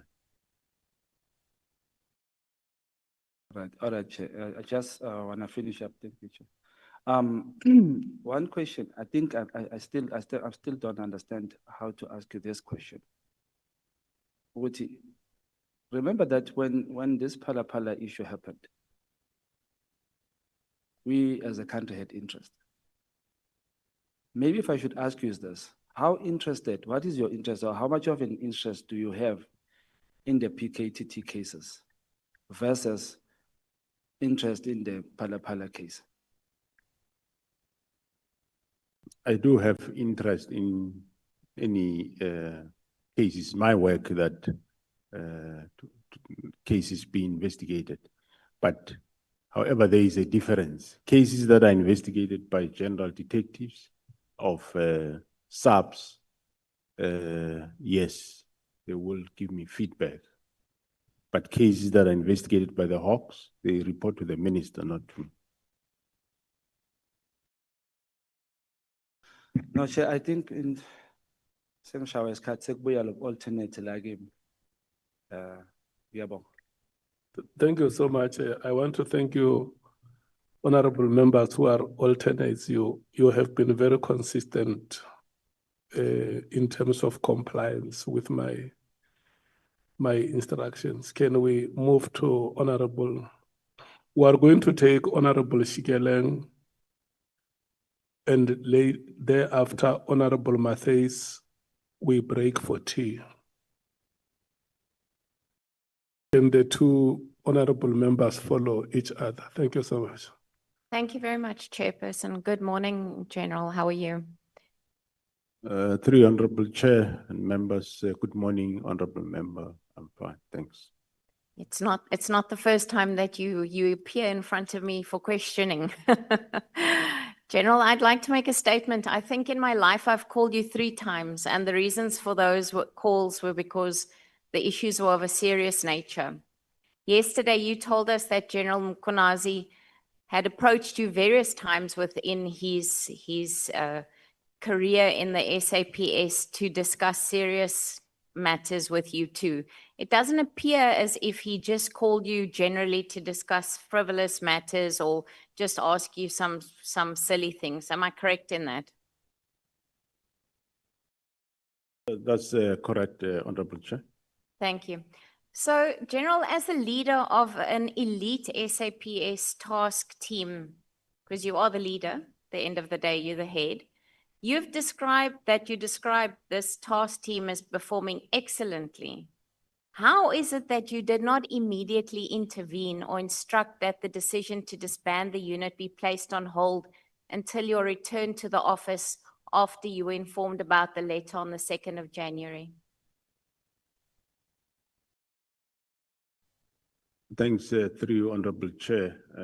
I would remember that I did indicate that I was on leave and I was with the minister on the 28th. Hence, I did say to the team, they can write reports and I'll attend the matter when I come back. Remember, there was nothing done in that period. So, yeah. General, it's very strange to me that if this task team was performing so well that you didn't immediately pick up the phone, but we'll leave that for now. You stated that during your leave period, General Mosekile was the acting NASCOM. Is that correct? That is correct. Chair. Was it then General Mosekile that gave General Sabia the instruction to proceed with closing the PKTT? Honorable Chair, I did indicate that there was nothing that was done until I come back from leave, in as far as the closing of the team is concerned. Hence, I told them while on leave that I'm not going to bother myself with this. I do not want to attend crisis that is generated by other people unnecessary. I was with the minister on the 28th, he didn't say anything. So I didn't see any need. Why should I rush for such an instruction while I was on leave? So nothing was done until I was back. All right, General, thank you. So if nothing was done until you came back, then you were the person that gave General Sabia the instruction to proceed with closing down the PKTT. I did, Honorable Chair, I think yesterday did indicate that when I came back, he came to me with a letter that was effecting the minister's instruction, which was directed to General Kumal, where he was bringing the letter that I signed, and I didn't sign that letter. The next day, the 15th, after I said, well, remember, first day I told him that I don't want us to do this. If ever we have to do it, we're not going to do it this way, because remember, I said this instruction it wasn't a consultative sort of letter. It was a direct instruction that you do this thing. So I said, Well, if we do it, we will do it in this fashion, which I said is the winding down, phase out approach. And I referred him to a Major General to go and assist him in the report. And the 15th, when he came back, in that letter or report, I still saw immediate disbandment. I didn't really read the whole letter. And that's when I switch off and say, no. I see that we want to go this direction, so leave this matter. I would write the report because I understand what do I want to suggest with the minister. Thank you, General. General, so if you earlier on said that the email was sent to your email address from the minister, how did General Sabia get hold of the document? And then how did he go about coming to see you with a plan? Thanks, Honorable Chair. I did indicate that it is standard that the email will be sent to my office, and I did indicate that my office, I direct my office to send it to the relevant deputies, which they send to the acting national commissioner, which is General Msikiri, and also send to Lieutenant General Sabia. Thank you, General. So I'm going to go back again and say to you, so in actual fact, you are the person that affected the closing of the PKTT because you sent it, you instructed that the email gets sent forward for discussion. That is how it is. So, General, if General Mkhwanazi did not hold the press briefing on the 6th of July, would you still have opposed the closing of the PKTT? Because clearly what you're saying now and the impression that you created at the Portfolio Committee on the 5th of March is not the same, because you never once said you are opposed to closing this task team. Thanks, Honorable Chair. I did indicate that this directive was like an order that I must do, and I find ways to do it, and I want to engage the minister that we discuss this, because, as I said, of concern on the directive was he did assessment and this. The team is no more relevant, and which I said, but that can't be true. That's why I wanted engagement of the minister, that let's engage and discuss, and he kept on not acceding to this engagement. So the team would have been still have been there.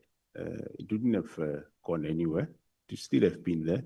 And remember, after we discovered what is, after General Mkhwanazi briefed me about what is the main intention of this, then that's when I say, no, now that we know, we're not gonna now participate in any further this disbandment or this phase-out approach.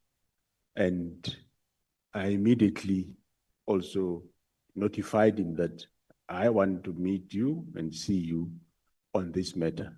And unfortunately, again, that meeting never happened. It only happened a Monday after the 6th of July. So you waited until General Mkhwanazi spoke to the media before you actually took action. That's what you're telling us. But No. nevertheless, it's fine. No, On the 28th of March at about 10 o'clock, and this is on your note SFM 14 on page 278, there's a discussion that says on the 28th of March 2025 at about 10 o'clock, a meeting was held at the Head Office Crime Intelligence between the Divisional Commissioner of Crime Intelligence, Lieutenant General Khumalo, and the Divisional Commissioner of Detectives, Lieutenant General Sentimule. And then it further goes on to say that they decided together that the dockets, those 121 dockets, it says here 118, but we know it's 121, would then be given over to murder and robbery to Brigadier Khopopoditata to investigate. And so they made that decision. Did they inform you about that decision that they had made to then give the dockets over to murder and robbery? Before you received this note, did they inform you? No, through you, Honorable Chair. No, they didn't inform me. I did say that I picked up somewhere in late April, May, that dockets are around headquarters. So they didn't inform me about the dockets because, you know, I see here that this was signed by you on the 22nd of July, and I go back to, I am not sure that if the press briefing on the 6th of July wasn't held, if we would be sitting with the same document that you signed and said that the docket should go back to where they come from. And in actual fact, you say they should be taken back to their station of origin. You don't actually say that they should be taken back to the PKTT. So, yeah. If the PKTT was delivering results in such high crime areas as we've said, there was then obviously no operational justification for the dismantling of it without a clear replacement strategy. And you started winding it down, but you did not. There's no clear replacement strategy. Have you evaluated the impact of the decision on violent crime levels that they were operating in, and will you table those findings publicly with us? Did you do some evaluation on the impact of this? Thank you, Honorable Chair. I think right at the beginning, the Honorable Member spoke about, what did I say about station of origin? Yeah, you said that the dockets must go back to the station of origin. The dockets be returned to the station of origin. The instruction on that, what I was, the context of what you are reading there, Honorable Member, through you, Honorable Chair, is that, remember, the meeting of the 6th March, General Sibia and the Chief of Staff and the Minister argued to say, I said the dockets can go to the province.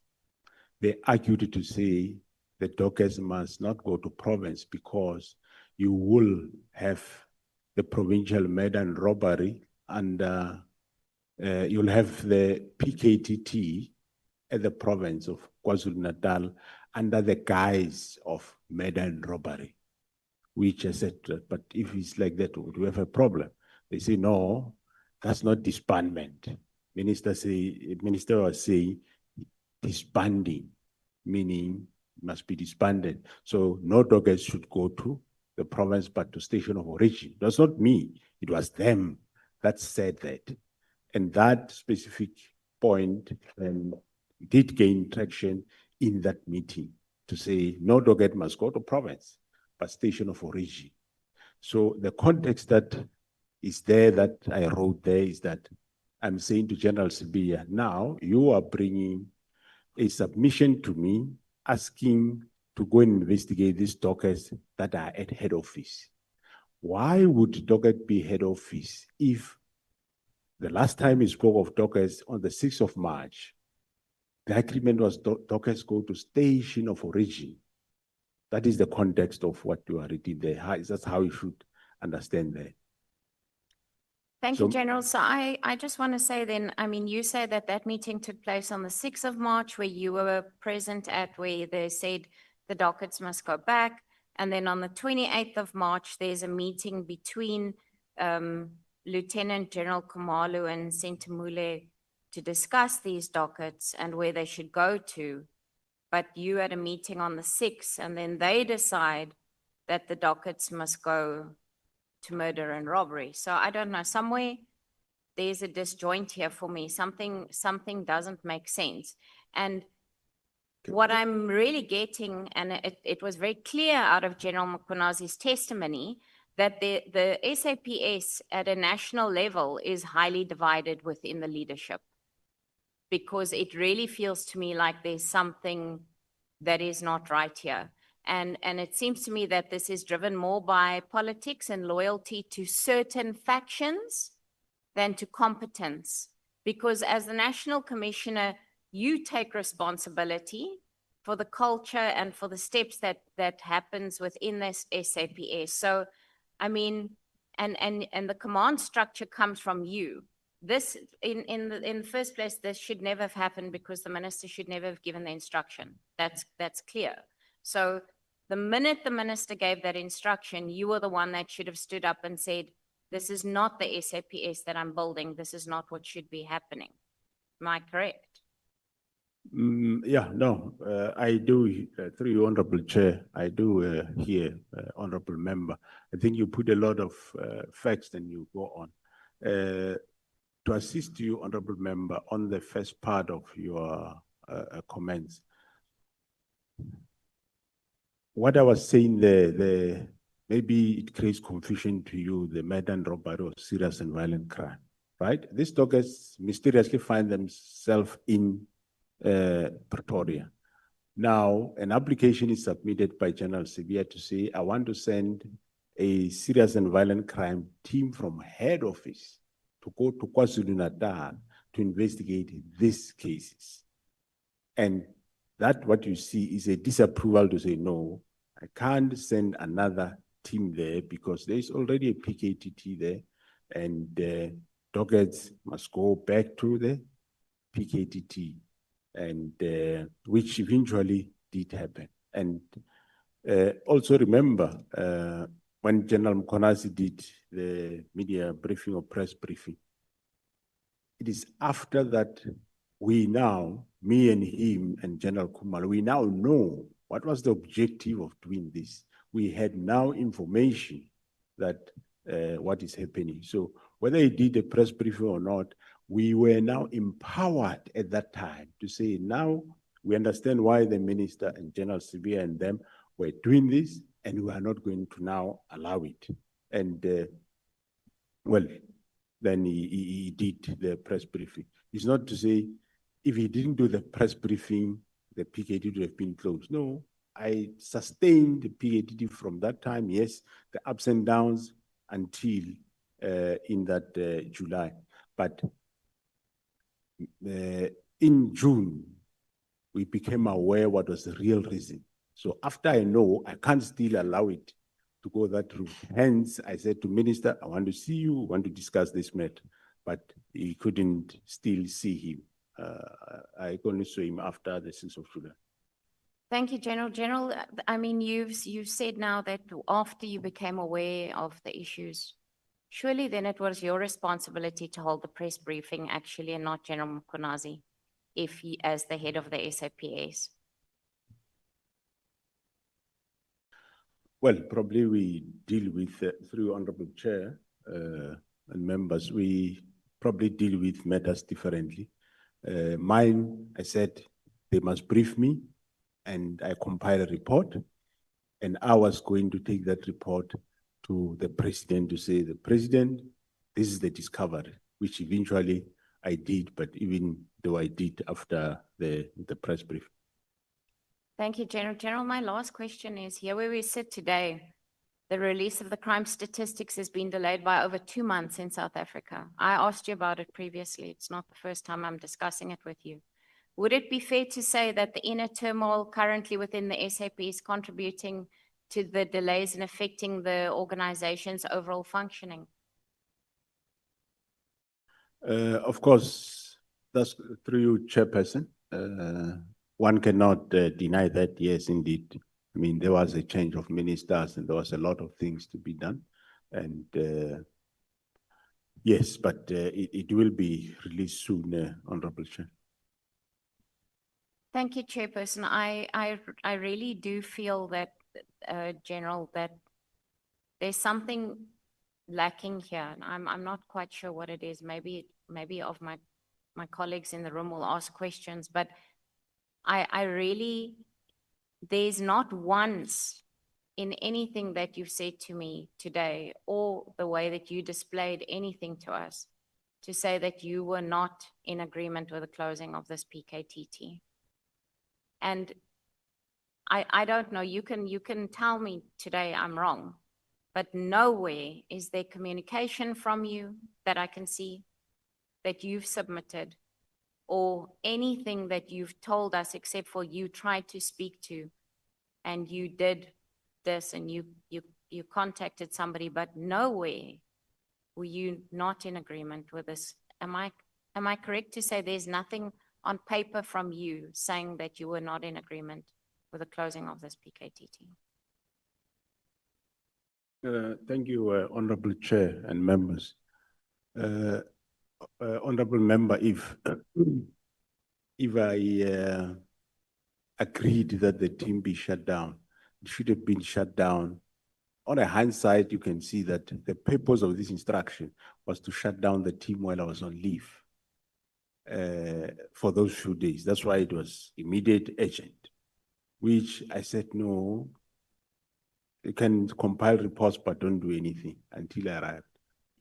After I've arrived, Honorable Chairperson, from that time, where we were all in this space where we don't know the motive behind this, and me trying to find motive from the minister and not coming up to today. Yes, the team has ups and downs, but the team is still operating. As I said, I did the best. On a hindsight for honorable members today, because we have got more information when the instruction was issued, now you know what is the motive. Yes, you can reason that, no, maybe National Commission should have done 1, 2, 3. But if you were in my position that time, not knowing all these motives, and I think, well, I did the best I could, and the team is still there up to today. I might not have been perfect. I might not have been done the way you might have liked I should have done it, but I did it my way, but I sustained the team. The team is still there. Well, of course, with problems. We are rebuilding it now, and we are opening a new political task team in Gauteng to deal with problems of Gauteng. Thanks. Thank you, General. I have last question for you. Do you think that that crime intelligence in South Africa is savageable? Do you think that we can still have a crime intelligence in our country that is not going to be under scrutiny, and how are you going to fix that department? Thank you. Thanks, Honorable Chairperson. Well, the appointment of the Divisional Commissioner of Crime Intelligence, Lieutenant General Khumalo, to that division did brought a new hope in that division with a view to resuscitate crime intelligence. I believe it can still be done, and the former minister was agreeable to the reforms that we wanted to do there. Unfortunately, there was change of administration, and in the new administration, there was no further traction or agreement. Remember, the National Commissioner, when he place or transfer a member of level 14 and above, that is a Major General and above, I must have concurrence of the minister. I just don't do it myself alone. I must have concurrence of the minister, and if the minister don't concur, you will struggle. But we can still salvage crime intelligence. There are good men and women that in that division that are doing well. And I must tell you, since Lieutenant General Khumalo arrived there, we saw tremendous work being done. We have a lot of successes. We're still having them now, yes, under the ailing conditions. But of course, we need cooperation of all, cooperation of the executive, which is the minister and his deputies. We need your cooperation as honorable members, because sometimes most of the distractions and disruptions in that division come from this honorable house. That's the biggest problem. It doesn't matter which political party, but it comes from also from this house. Whether what their interest is, I wouldn't know. But we can still salvage that division and make it the best, and it can be able to be reformed and developed. Thank you. Thank you very much, General. General, I do think that we have a lot of good men and women in blue in our country. I think it is our collective responsibility to make sure that we create a good working environment for them to ensure the safety of the citizens of South Africa. Thank you very much, Chairperson. Honorable Shikeleng, I want to thank you so much. Honorable Matthews, are you ready?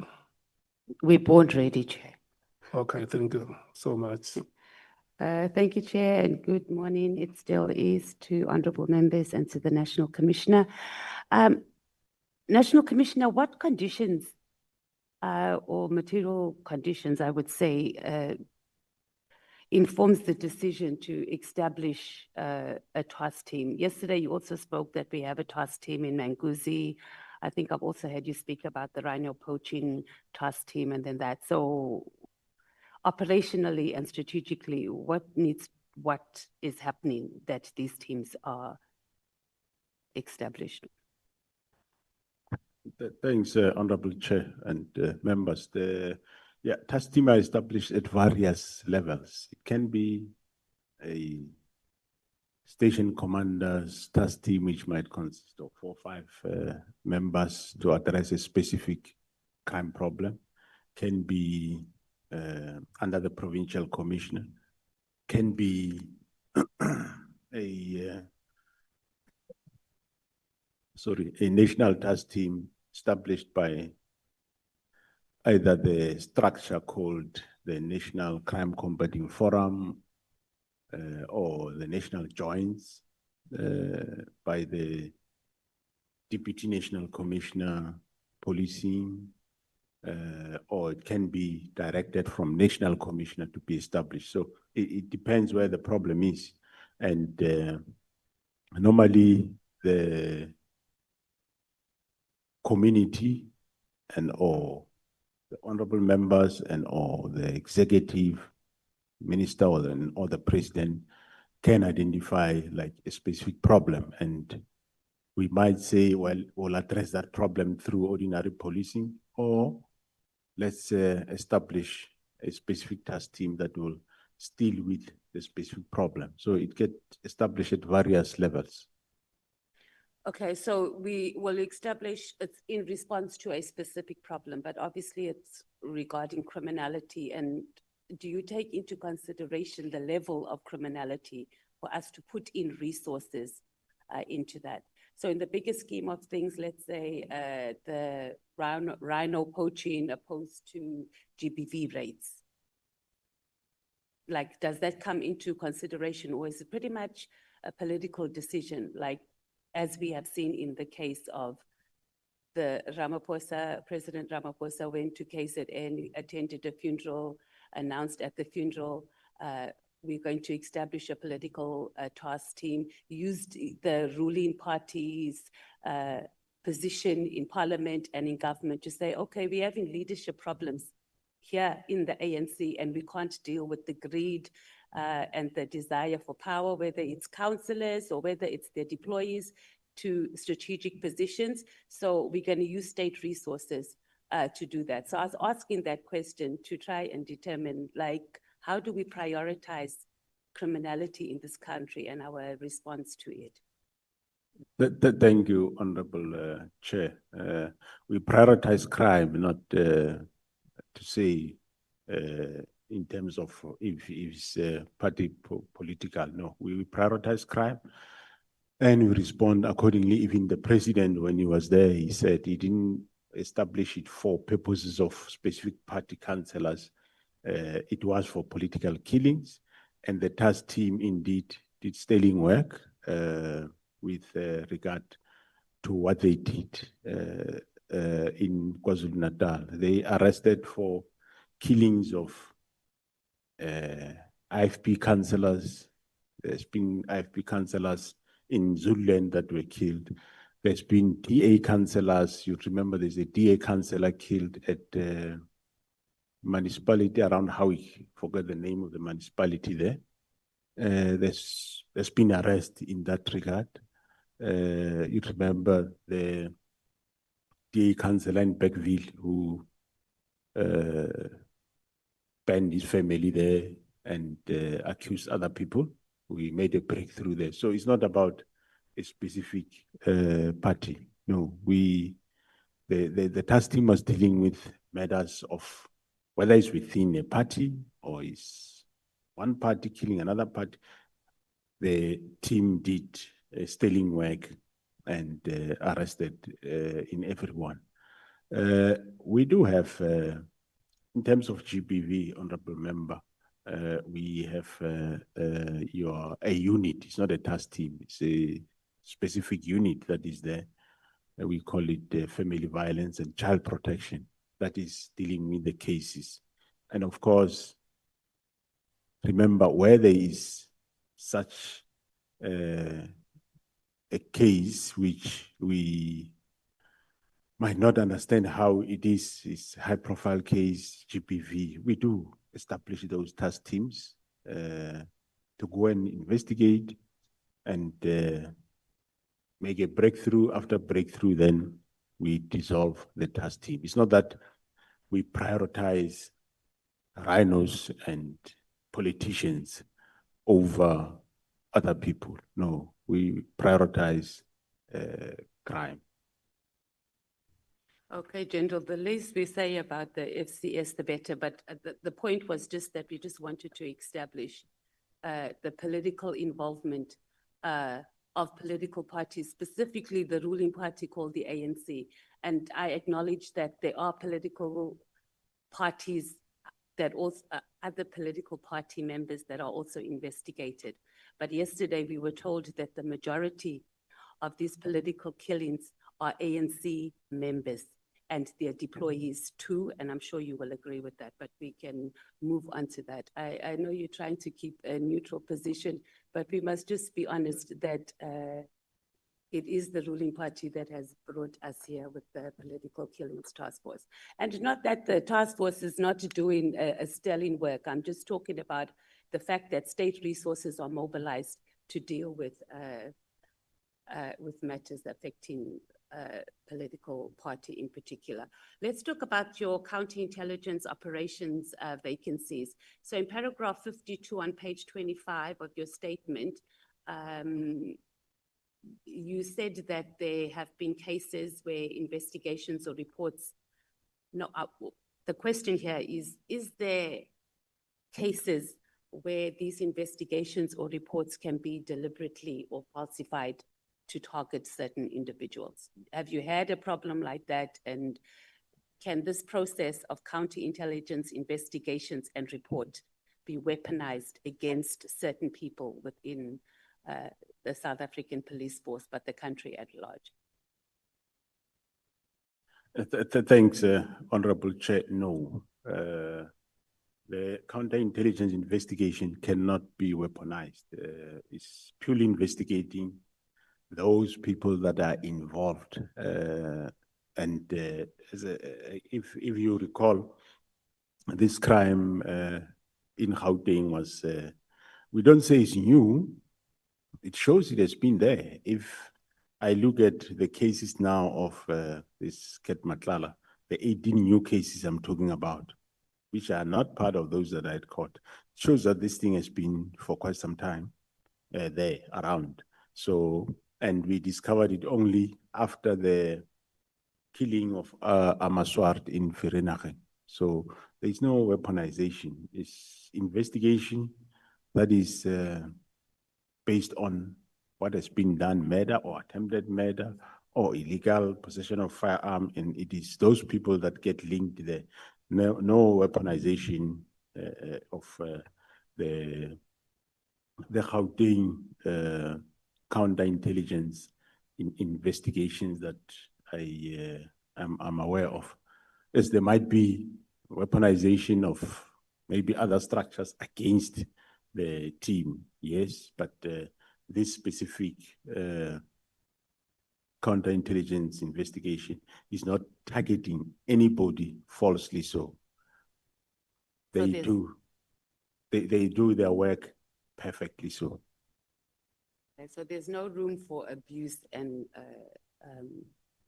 If through you, Honorable Chair, if we look at the record, the cases that they started in 2019, I mean 2018, you have seen most of them, they have convictions of late recently.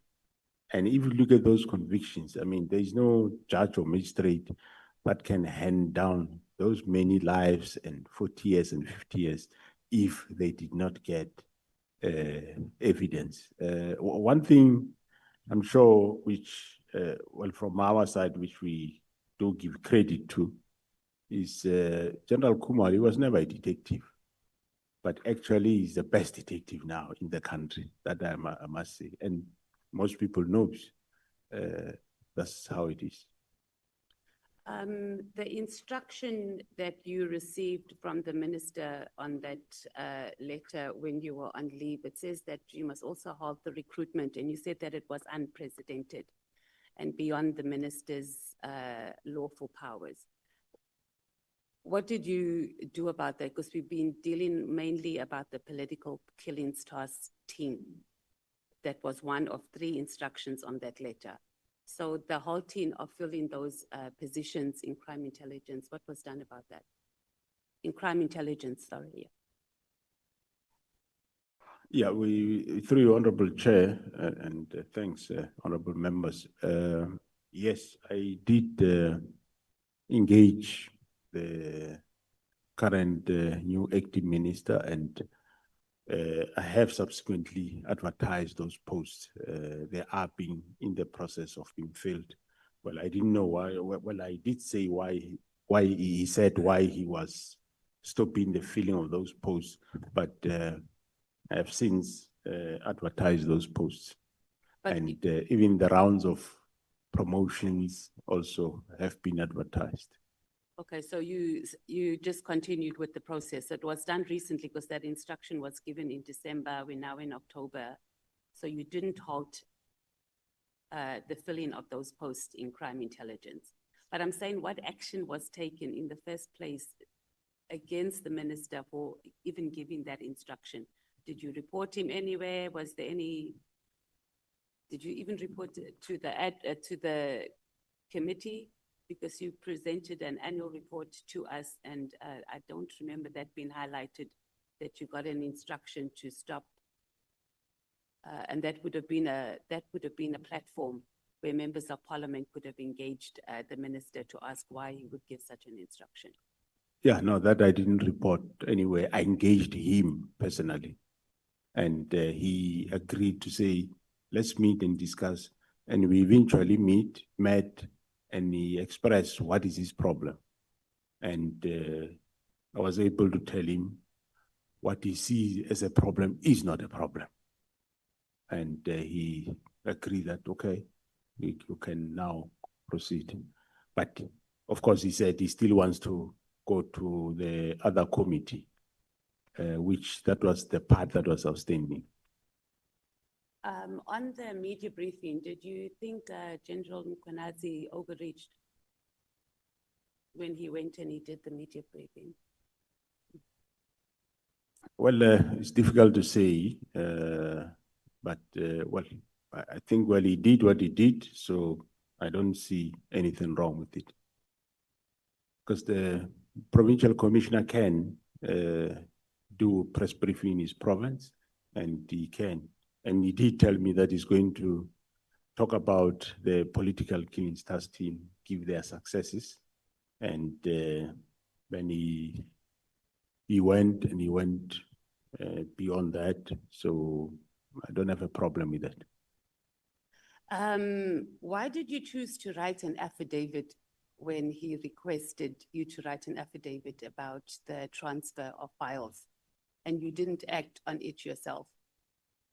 He gave under testimony that you submitted an affidavit, and on that affidavit, based on that affidavit, he opened cases about obstruction of justice, amongst other things, on the 121 dockets that were transferred. Well, through your Honorable Chair, remember here it is after the fact. After we know that what was happening is a crime. And remember I said, after I had the dockets, that was agreed that if ever the team is closing, dockets must go to station. All of a sudden, these dockets are now here at head office. And I said, there can't be dockets here, they must go where they come from. And those processes were started to get those dockets back. But before that, after one became aware that, oh, what is being done is actually a crime, then you report a crime at a police station with an affidavit. So why didn't you do it and left it to the KZN commissioner to do it? I do what? Why didn't you open the case as the commissioner, because it affected you directly? And you gave an affidavit to him to open the case, so he became the complainant. That's my understanding. Or am I not, I didn't get it correctly? Well, the offense happened in KZN, and I gave him the affidavit. Giving the affidavit, you open a case through an affidavit. And there was no other internal processes that you took outside of sending the affidavit to him to open the case in KZN against those who were involved in moving the files? Actually, I think he's not, well, he's doing an inquiry that he's busy with. I can't here as a national commissioner investigate or investigate a case at head office. Case must be investigated somewhere from police station. So what I did was right. You don't have to, so the question is just internally as the national commissioner, like there has to be some internal processes that you could have instigated outside of the criminality and actually open a case. Did you do any of that? Just internally, because there are processes, DCs, etc. Yeah, internally, you should be aware that Lieutenant General CBI is suspended and there is disciplinary process that is undergoing. Okay, and that formed part of it? That's correct, yes. National Commissioner, the media briefing, there seems to be a lot of movement after that media briefing in SAPS. And could it be that this media briefing is, we're not going to really get genuine systemic changes because now it's in the media, our country is all up in arms in it. So those who halt and obstruct investigations in this country are just, submarined. So we've seen movement. And then once the country moves on to something else, we are going to be back to square one and possibly even regress any further. So what systemic changes do we need in the whole justice system, and I guess in the police in particular, to ensure that we don't have, it's going to be the same script, different cast? We've dealt with these ones that have come up now, and we've left a void, and then another crop comes in and does the same thing. Thanks, Honorable Chairperson and members. Well, we need, yes, an overall of the system of criminal justice. We need oversight to various institutions. Just to give an example, I think during General Mkhwanazi's testimony, I didn't watch it, the whole of it, either here or at the Matlala Commission. Somewhere you saw that there was communication between Mr. Matlala, for example, and somebody from IPID, where the plan was they want to get General Khumalo arrested. But the other one was saying, hey, now there's no injuries, there's no JD8, so I can't arrest. So we just need leaders that respect their work, but we also, of course, need oversight that institutions that are meant to do specific work, they do that which they are meant to. They do not chase personal agendas or be weaponized to do nefarious activities and acts. That we need that oversight into institutions, and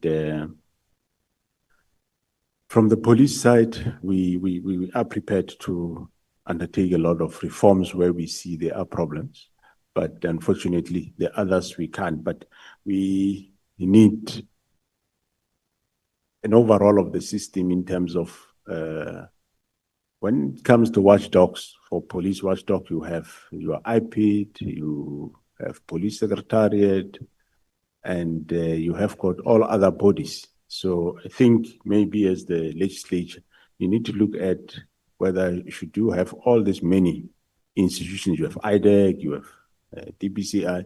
Should you have all these many bodies? Why should you have IDEC and DPCI more or less doing one and the same thing?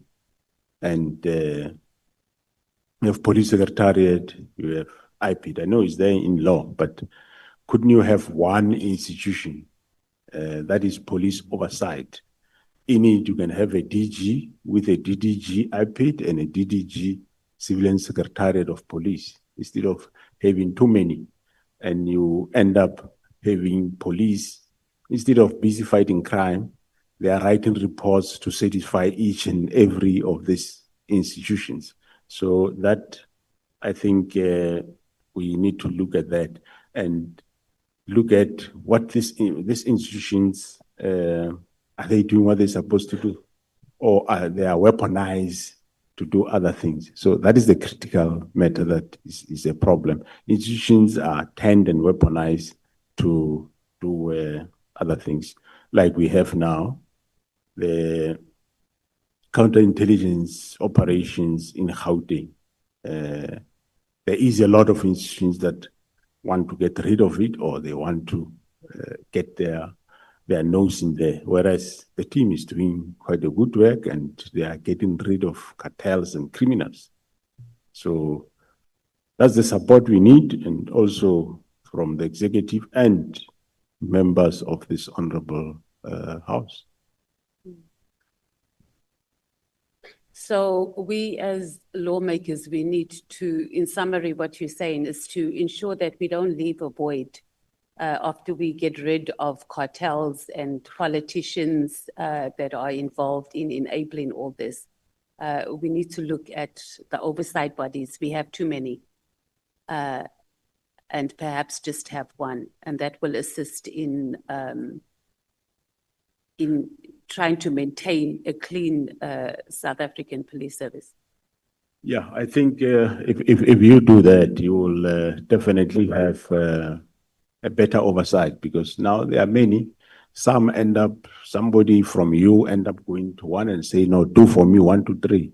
And they end up being busy with all those things. If you have one, you can concentrate on it and do oversight on us, and we do our work. We have got nothing to hide. Hence, I have now, as you heard yesterday,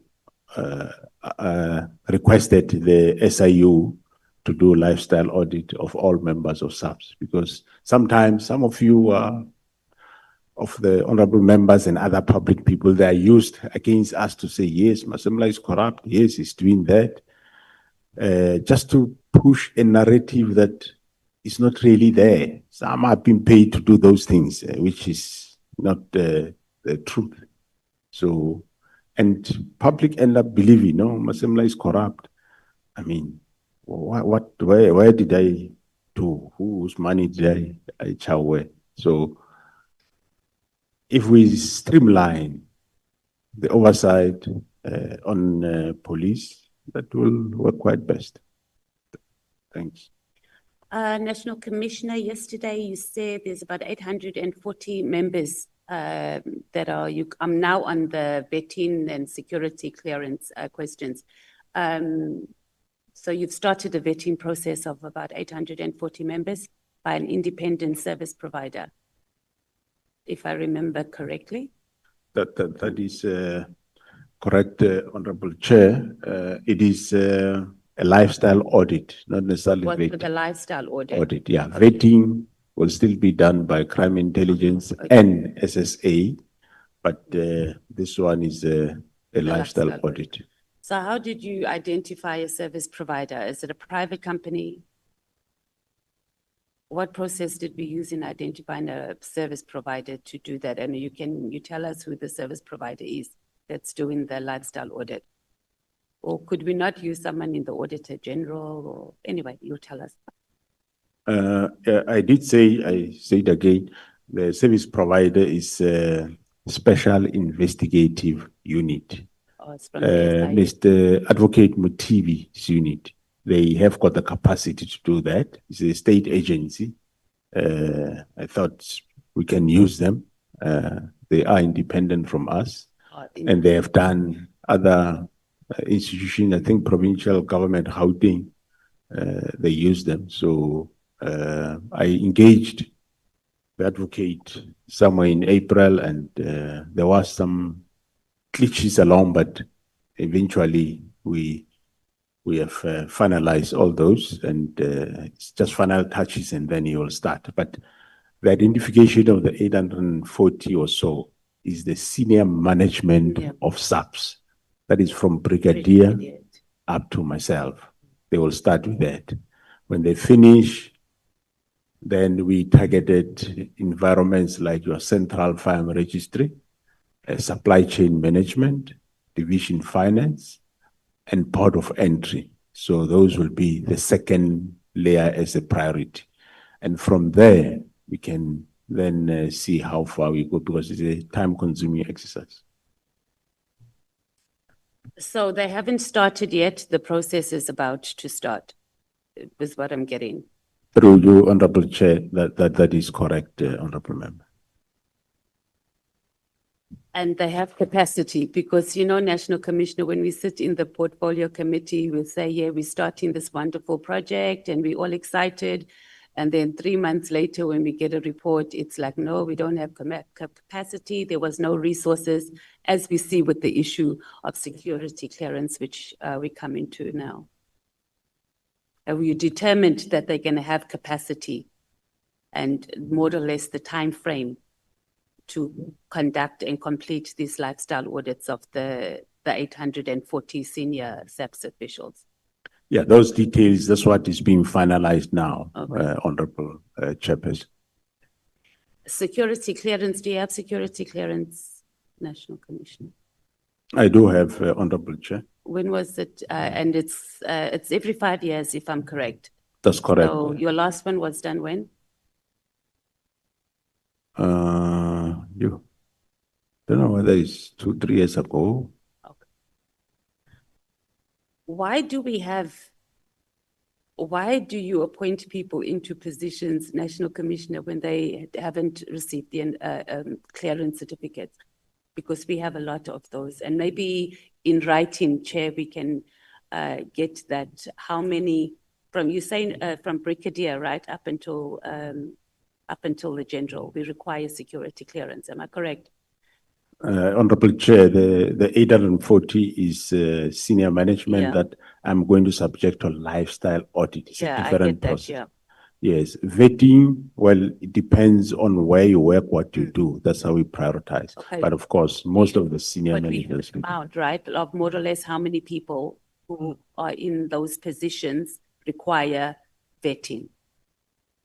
Do you have it offhand, or you are obviously able to access that information and submit it to us?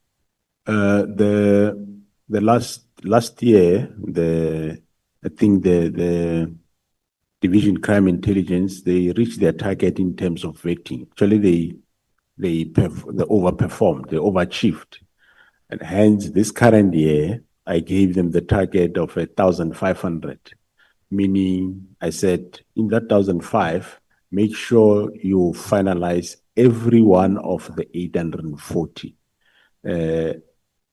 Currently, some of the 840 senior managers, they do have security clearances, but there is a balance that is left, so they must finalize that. And normally when we appoint people, because it is not due to the people's own or negligence, Honorable Chair, that they don't have security clearance. The way the division was structured from those years, it was structured in such a way that it is impossible for them to vet the SAPS by making sure that their capacity are limited. You recall I said at some point there were about 7, the whole country.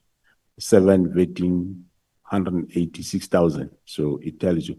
So, but we are building that capacity in the crime intelligence, and they are increasing number, and the performance is also increasing. And do we find Uh, that Honorable Matthias, may we're you, done? Okay, may you please round up? one more. Anna. Yeah. You said that during the investigations with CAT, you found that there were 80 other cases related to him. Did I understand that correctly? That's correct, Honorable Chair. And it's expanding over what period? More or less, these cases that have been dangling around the country. I think it goes far back as 2007. So National Commissioner, does that not just tell you that how we have failed the country if we have someone has 80, right? Not 18 cases since 2007 up until now, and he's gone under the radar. That speaks to a failed South African police services. I do agree, Honorable Chair, but we have discovered it ourselves. We are doing something about it. Thank you. I'm done, Chair. Thank you so much, Honorable Matthias. Honorable members, when we come back from morning tea, I will need one speaker from the ANC, one speaker from the MKP, one speaker from the DA, one speaker from the EFF. And then after we shall have taken those 4 speakers, we will then break for lunch. I'm just alerting you so that when you come back, you must have lined your speakers. We are now breaking for tea. May we please come back after 15 minutes. From now, it will be 20 minutes before 20 minutes before 12. When we come back. Everyone. Chair, I think let me first agree with General Masemola that we have identified a serious legislative gap in respect of the protection of whistleblowers. And indeed, the Department of Justice did send us the whistleblower protection bill as part of the legislative program. So, Chair, we agree with the General. General, I think let's start yesterday. Yesterday, something unprecedented happened. A chief of staff called the entire nation to a press briefing. We have never seen it before. So I want to check if in the service do we have internal communication protocols, or it's a Vula's book kind of a situation.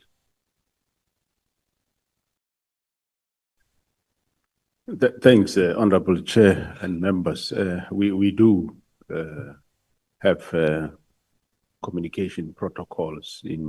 We have a policy, national instruction on communication, which says exactly who should communicate. It's normally members that are appointed to do communication in each province. There is one head office, there is also, and national commissioner and provincial commissioners also can communicate, and of course other members like your deputy national commissioners.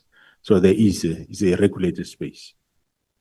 Okay, that's fine. Let's not persuade further. I think Mr. Ngabende will also come to testify at talk. Who is Brigadier Liteko?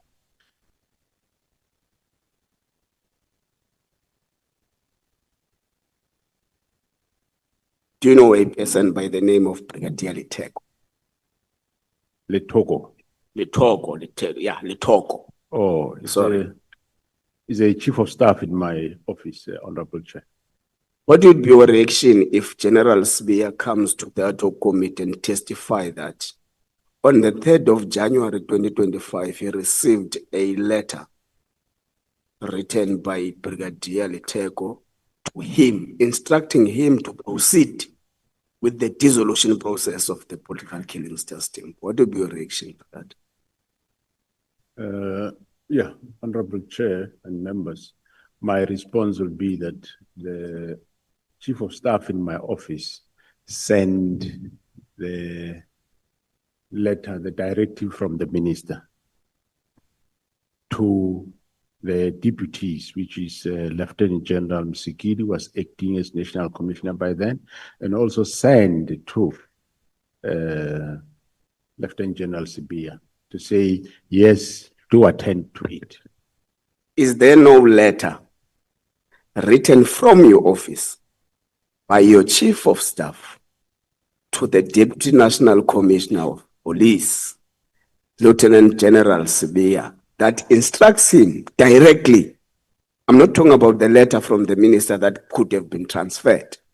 I'm talking about a letter that deliberately instructs your deputy to proceed. It was on the 3rd of January 2025, to proceed with the dissolution process and the report on the 14th of January 2025. Is there no such a letter?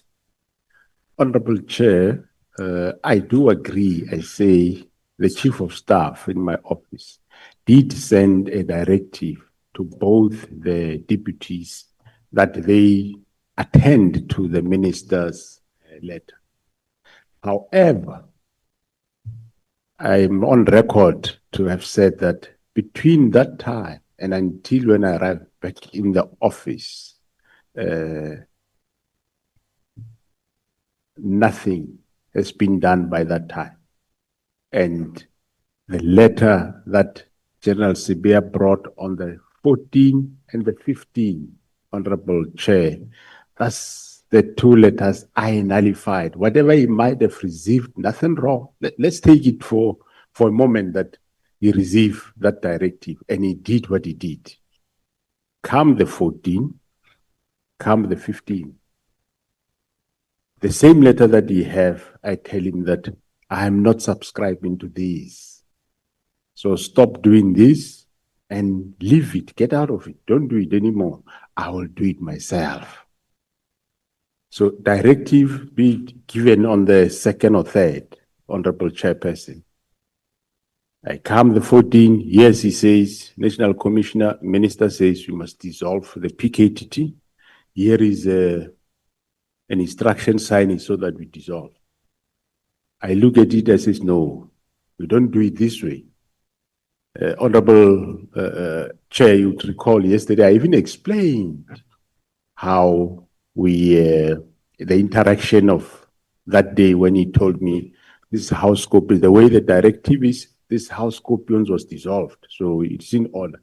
Then I told him why we can't do it, and that let's not do it this way. It's not my way of doing it. I'm going to do it differently, and I explain how it should be done.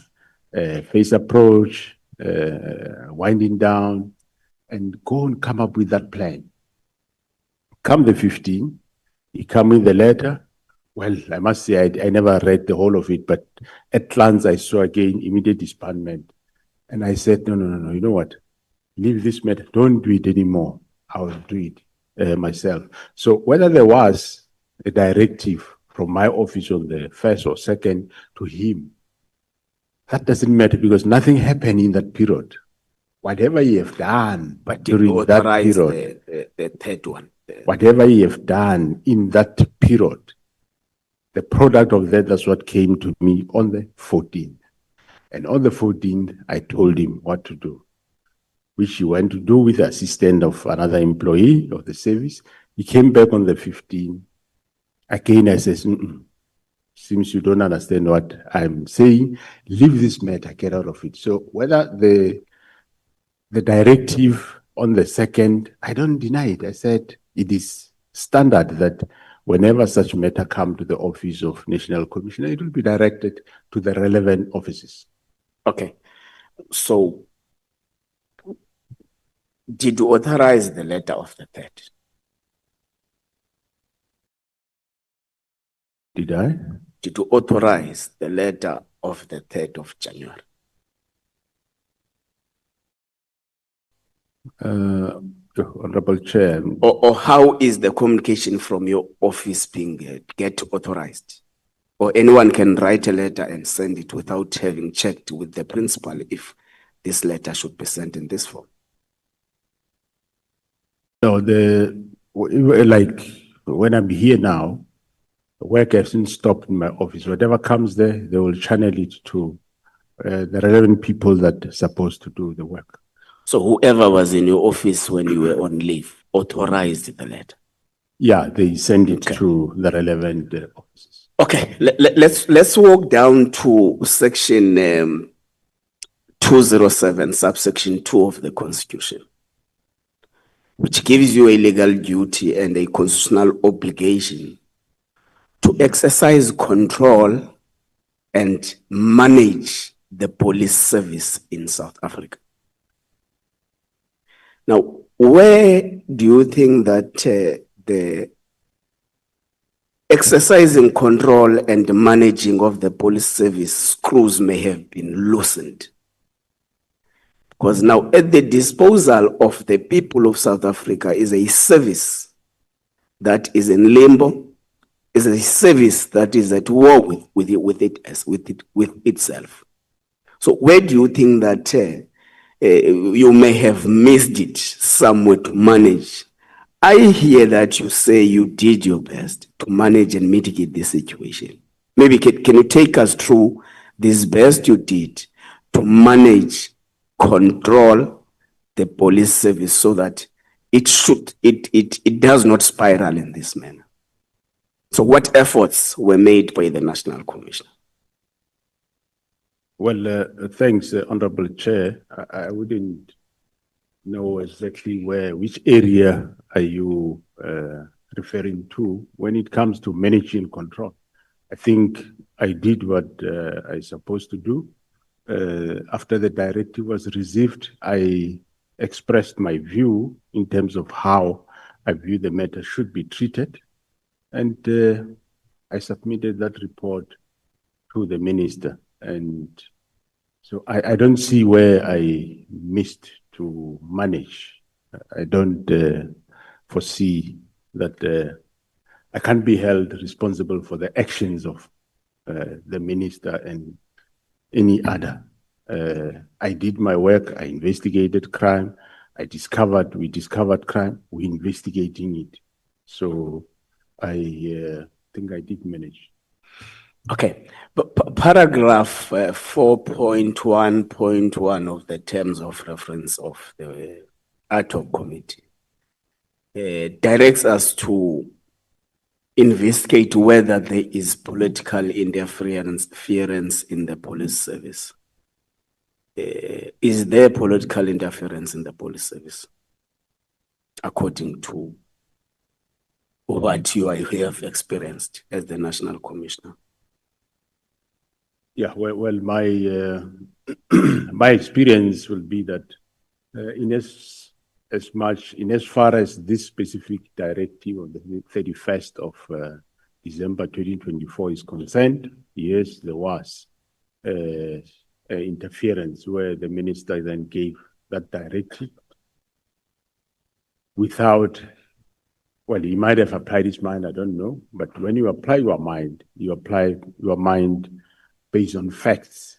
So I take that as interference because he didn't have facts that have led him to decide. What I heard yesterday from the senior counsel to say he would say receive complaints about PKTT, receive reports from Oratile and all those others. Those are not reasons that can make you disband a team. That I would say yes, sounded is I regard it then as an interference, because should he have come to want to understand anything about the team, that could have been a different situation altogether. Get a briefing, understand, he put his problems forward, we give responses, and he then can give a directive, or we jointly find a solution. Okay, So along this interference process, you take General Sbeya to a leave of absence or something like that. He takes you to court.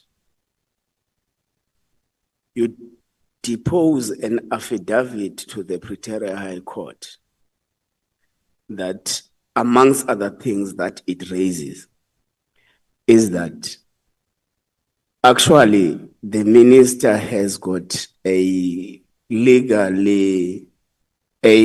obligation to oversee the police service and its units and task teams. Are you aware of the contents of that affidavit? Yeah, I might not remember everything of that affidavit, but yeah, I take it is there. Okay, but do you get the fact that the affidavit says something different to what you are saying now in terms of the political interference? I do take the point of the honorable member, Chair, that he says that's what that affidavit is saying. Okay. No, there's no doubt. Okay, your CV suggests that you have at some point led you headed in intelligence operations. And amongst what the main witness, General Mkhwanazi, alleges here under oath is that the letter itself in its nature is an ammunition to stop reforms in the crime intelligence.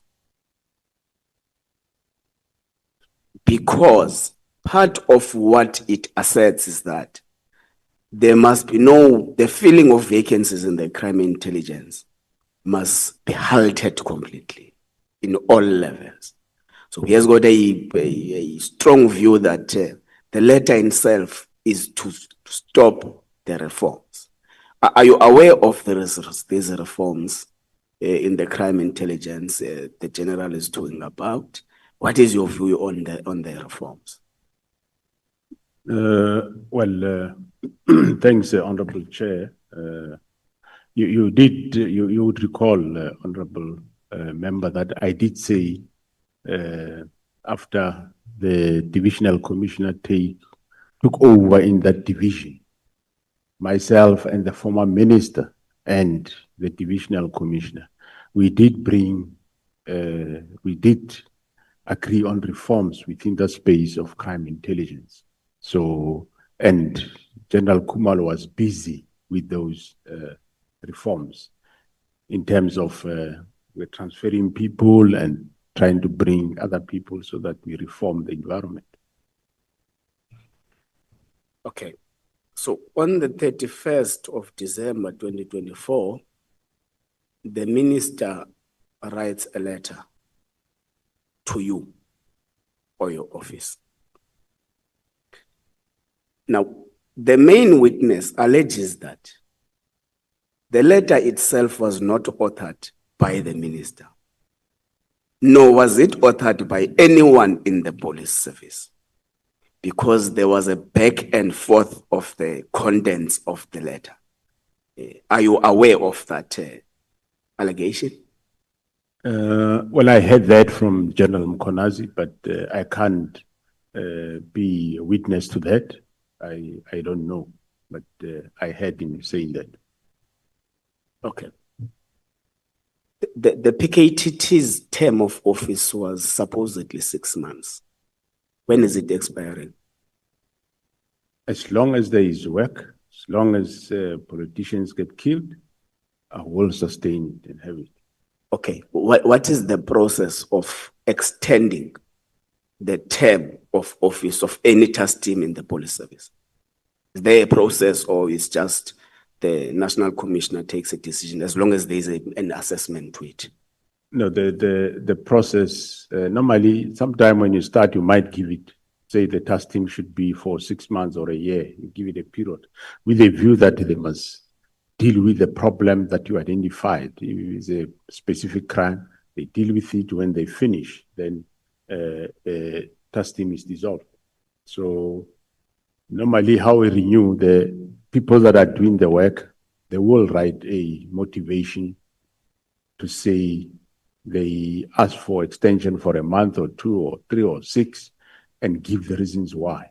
And that will be assessed. Some teams will be assessed by the body called National Crime Combating Forum, which consists of operational divisions at head office, and they will approve at that level. Or if it's a team that gets approved by National Commission, they will send for approval to the National Commission. Okay. General Mkhwanazi also mentions to the ad hoc committee that amongst the 121 case dockets that were taken to the head office, one amongst them is that of Namhla from Tata. I'm sure you'll recall the Justice for Namhla campaign. So if that's the case, then would we say that SAPS actually characterized the brutal assassination of Namhla as a political killing? And what is the status of the docket now? Has the removal impacted the fact that there's no one arrested today? Thanks, Honorable Chair. No, the political killings task team, as you are aware, they were doing the work in the province of KZN. But I am on record to have said that when we went to Fort Hare with the then minister, and we saw that there is a problem, well, of murder cases, but not necessarily alone, we enlisted the political killings task team to go and help there. So the fact that they took Namhla's docket is not to say we classified as political killing. All we wanted was, we wanted people that can be able to resolve the case. That's how the team went. And the team did work on the docket until they were interdicted. That's one matter that where we don't understand how the judiciary came into being. The certain people went to High Court, they interdicted the team on that case for other reasons and for almost a year. But the docket is back with the team. I might not precisely say where it is now, but it's back to be investigated. Okay. So I think the interdict will maybe assess it in the in-camera arrangement. I think the general does not want to give us deeper detail on it now in a public platform. And we can attend to that later. It's no problem. Through you, Honorable Chair, the interdict, the best person will be General Kumalo who can give that. But I know that somebody came forward with an interdict, but later we are on with. Okay. No, that's fine. General, is it your evidence that political killings are still prevalent in South Africa? And therefore, that makes the letter of the 31st of December 2024 unwarranted in terms of the purpose that which the political killings task team was formed for?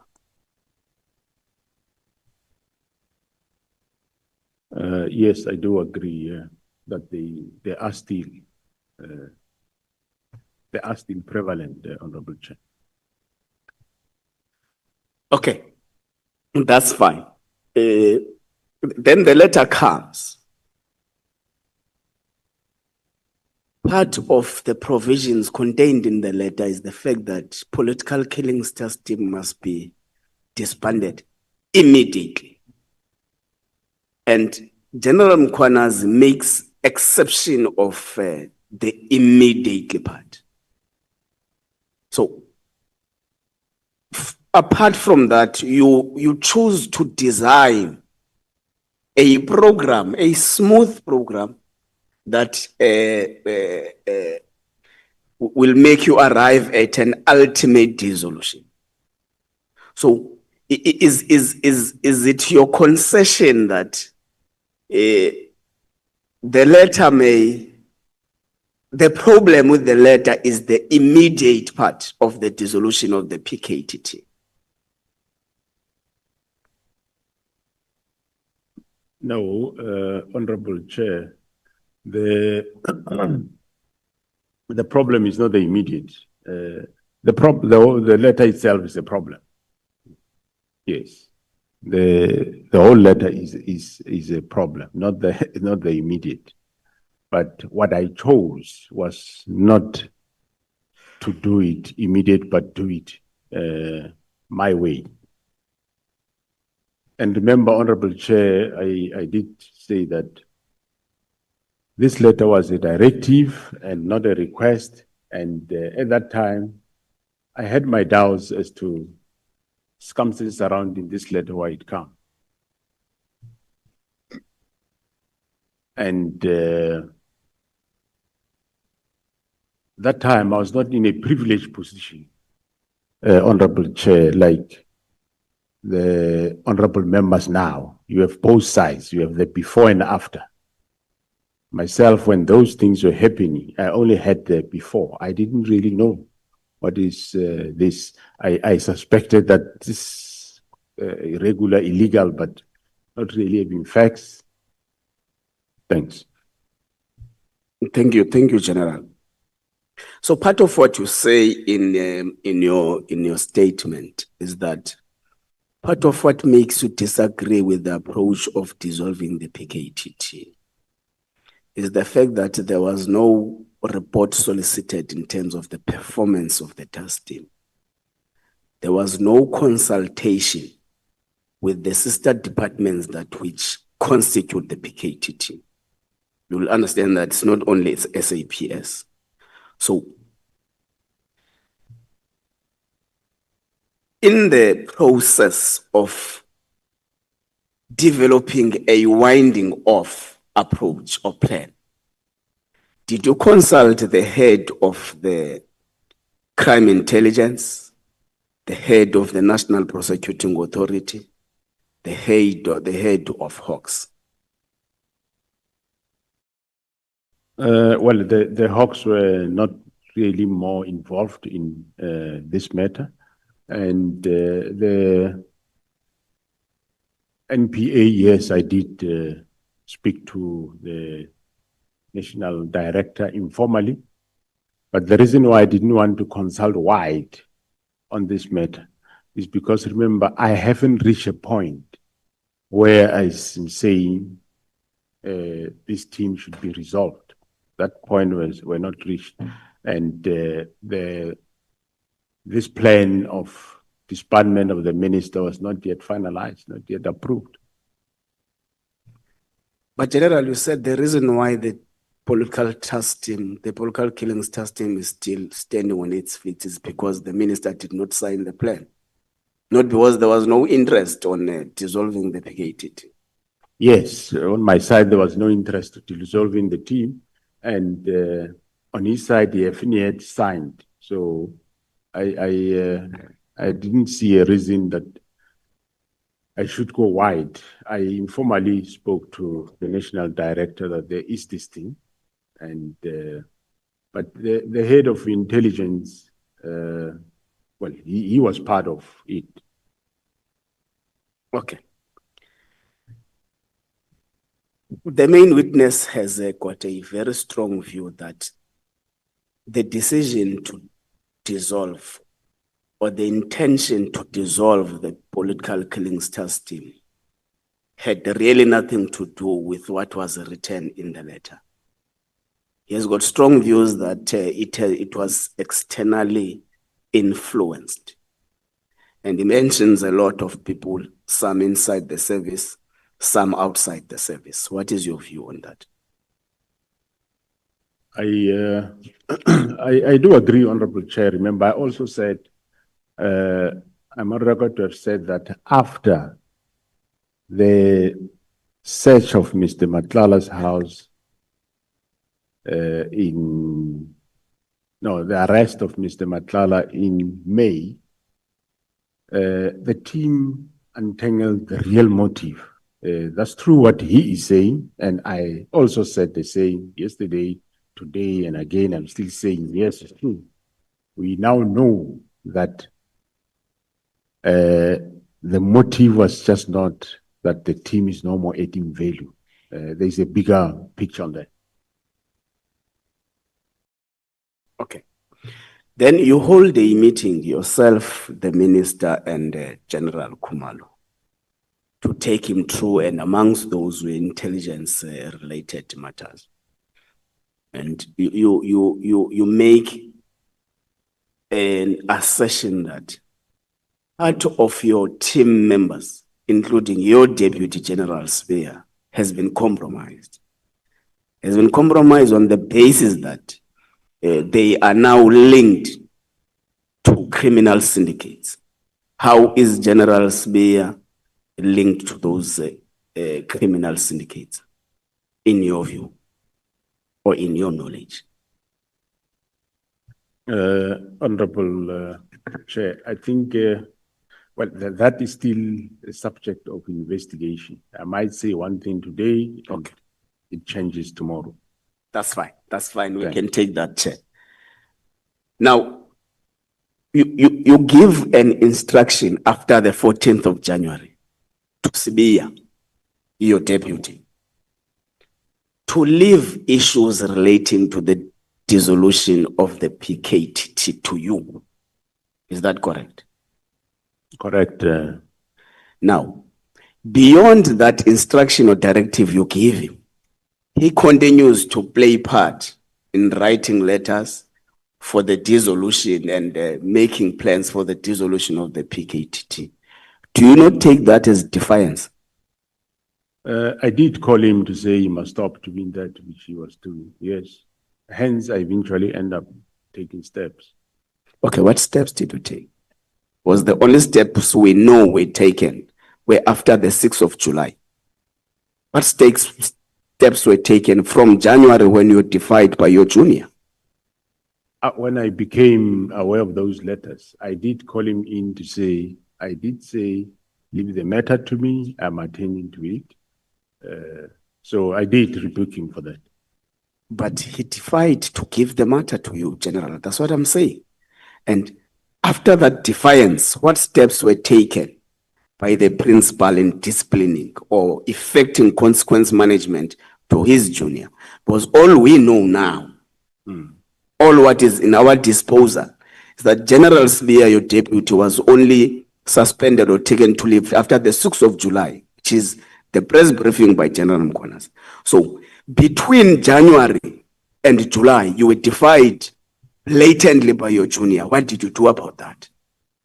Well, that time, as I said, Honorable Chair, I did call him, I think, more than once to say, stop this. And for me, it was like, yes, he will stop. But on the other side, the minister was talking to him directly.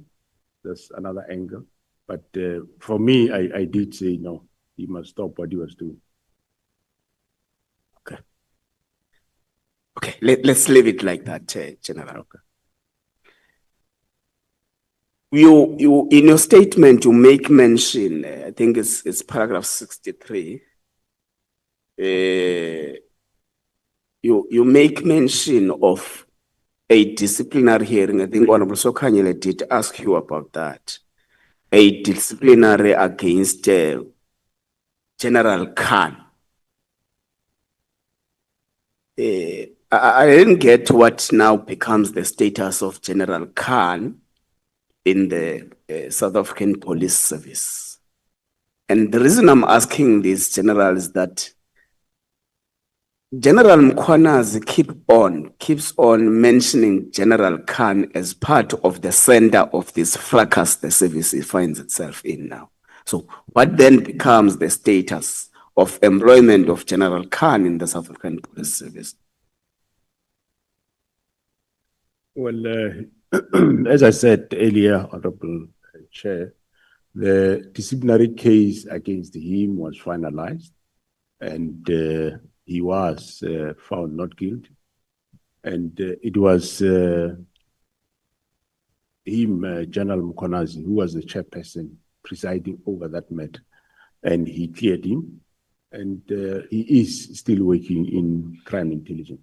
Okay, no, that's fine. Well, he was cleared. That's the report. That's correct, Honorable Chair.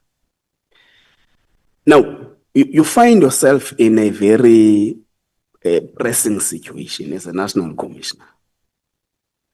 You receive a letter from the immediate principal, which is the executive authority. Now, along the way, you find that you are unable to get yourselves into into an agreement in respect of what must happen in the PKTT status. Now, your appointing authority is the President of the Republic of South Africa. Have you made means to engage the President into making him understand the importance of not dissolving the PKTT? I'm asking this because you say the President has agreed that the plan to dissolve is correct. But General Mkhwanazi have got a different understanding of the attitude of the President towards the dissolution, because he says the President in Northern Cape made public assertions that the political killing system is working very well and no need to touch it and all those things. So what was the reaction of the President to the fact that there is this calamity between yourself and the minister? Thanks, Honorable Chair. I did said it before earlier in this House, Honorable Chair, but I will repeat it again. I say the President was taken aback when I informed him about this, and I said to the President that my view was this shouldn't be disbanded, but if ever it has to be done, Mr. President, shouldn't be done the way of Minister Mkhulu of immediate. That was in February when I saw the President, which the President says, okay, I think yes, what you are saying makes sense. So you just have to understand what I said. I said to him, this team, I think it should not be disbanded, but if ever it has to be done, should be done the following. So that's how we engaged. Okay. Let's walk down to the Medicare 24 tender. The minister finds that there is no progress in terms of the work it was supposed to be doing and orders you to terminate. You correctly start a process arrangement that at least there must be a process to that decision. Correctly so. So you instruct the internal audit team to do an investigation. Then in January 2025, the investigation comes and it points out serious irregularities in the appointment process. Then what consequence management was effected to those who were part of the bid committees and the final signatory to the appointment? Thanks, Honorable Chair. Well, the report that you are referring to, Honorable Member, was a preliminary report, and the final report came in April. And after the final report, I terminated, and yes, I did want to take immediate actions against these members.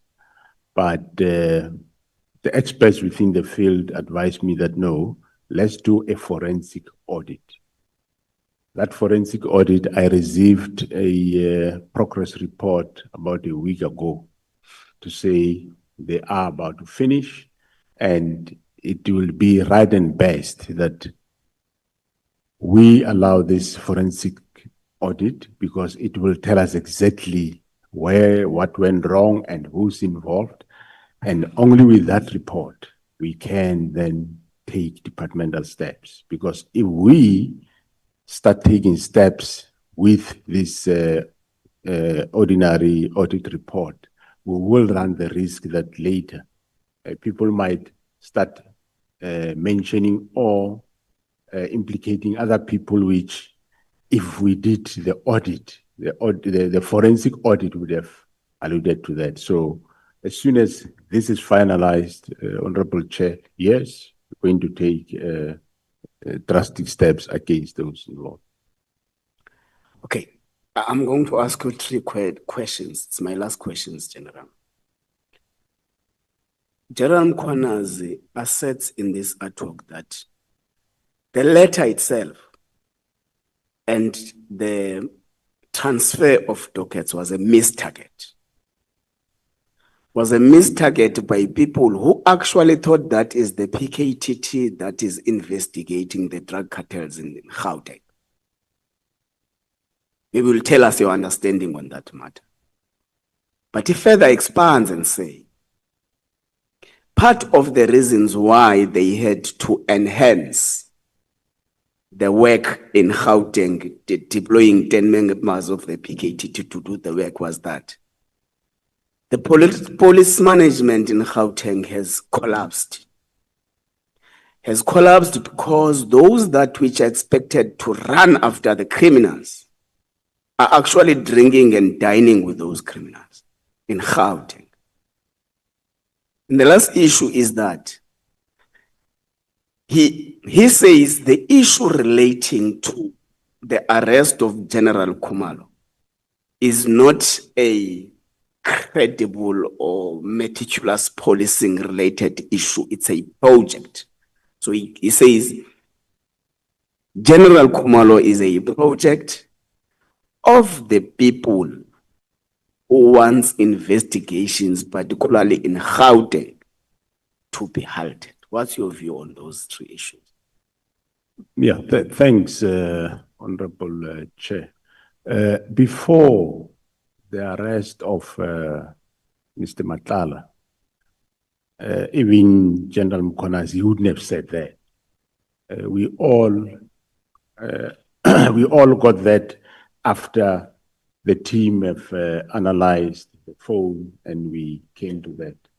And well, the call for assistance from the political killings task team to come and assist Gauteng at that time was solely based on the fact that we wanted the expertise of the political killings task team. As we have seen in Fort Hare, where we think we have a problem, I enlist them. When in KwaZulu-Natal we had the problem of killing of traditional leaders, then we also enlist their assistance. So even there in Gauteng, we wanted their skill. It was during the process of investigation when they start uncovering these matters, uncovering that there is some members, some police in Gauteng that seems to be compromised, and they uncovered all the rest. And that's when then we registered this project of Gauteng counterintelligence to investigate the whole thing. So that is the investigation that's in the process. The arrest of Khumalo, I wouldn't want to venture much into discussing an arrest. All I know is that he was arrested for employing him and the team. They were arrested for employing somebody from BMW to a post in crime intelligence. The person, I think, was earning 1.1 million and employed in crime intelligence, where he'll be earning 1.2 million. And the process, according to me, was fair. And I did get a report from IDEC after the arrest. I tasked somebody to internally investigate that matter for discipline purpose.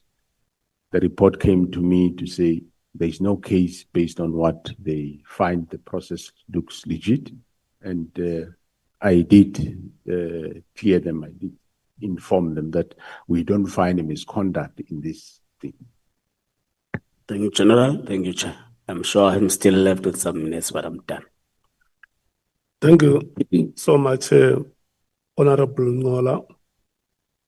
The time I allocate you, honorable members, when you feel that you have spoken for some time, you look at me and check if the microphone is not indicating red. Once you see it indicating red, it's a warning to you that you must move towards winding up without putting you under pressure. Just to say to you, your time is about to expire.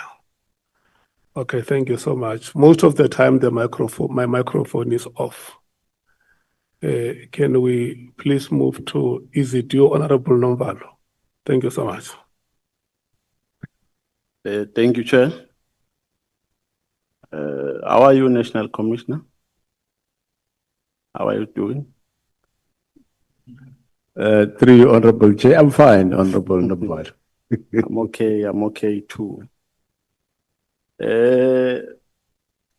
Well, I want you to enlighten us more in relation to the allegations made by General Mkhwanazi, which you have also put here as terms of reference in your statement in page 4, on page 4 of your statement. There is an allegation under paragraph 4.1.7, which says that inter alia, we must investigate, open quote, the alleged corrupt relationship between Mr. Mkhunu and Mr. Brown Mkhotsi, and between Mr. Mkhotsi and Mr. Uvusumuzi Ket Matlala. Now, who is this Mkhotsi guy? How does he get involved in the operations of SAPS, according to your knowledge? Yeah, thanks, Honorable Chair. I don't know the guy, and well, I do not have a police official with that name, so I don't know who is he, and you have got no business in SAPS. General Mkhwanazi seems to be convinced that Mkhotsi was an ally of Sibia. I mean, was an ally of the Minister Mkhunu. Subsequently, Mkhotsi was an ally of Matlala.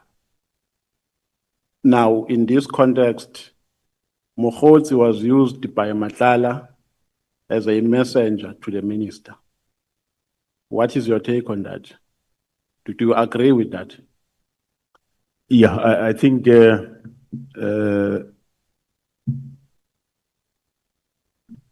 relevant officials like General Kumalo will be able to show you that. I think also General Mkhwanazi did show you those links. Yes, I believe what they are saying.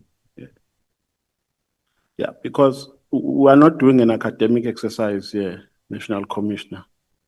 We are trying to get to the bottom of these allegations. So what we want to get from your responses is what will assist us in doing investigations of all these allegations. Now, my difficulty is that in the evidence that has been accused so far, orally and in terms of the documents that were perused, the conversations that we have seen are conversations between the minister, are the conversations between Brown Mkhotsi and the Commissioner of KwaZulu-Natal, wherein Mkhotsi claims that he has some influence to the minister, and conversations between Brown Mkhotsi and Matlala. Now, if the minister comes here and say, I don't have any relationship with Mkhotsi, Mkhotsi used my name to advance selfish narrow interest, and for material gains. For material gains. Are you in possession of any evidence that suggests that that will be a lie? Well, I believe General Mkhwanazi might have showed you some WhatsApp messages, and General Kumalo will still show you other messages which they can give evidence to that effect in terms of communication that talks to between Mr. Mkhwanazi, between Ted Matlala, and between the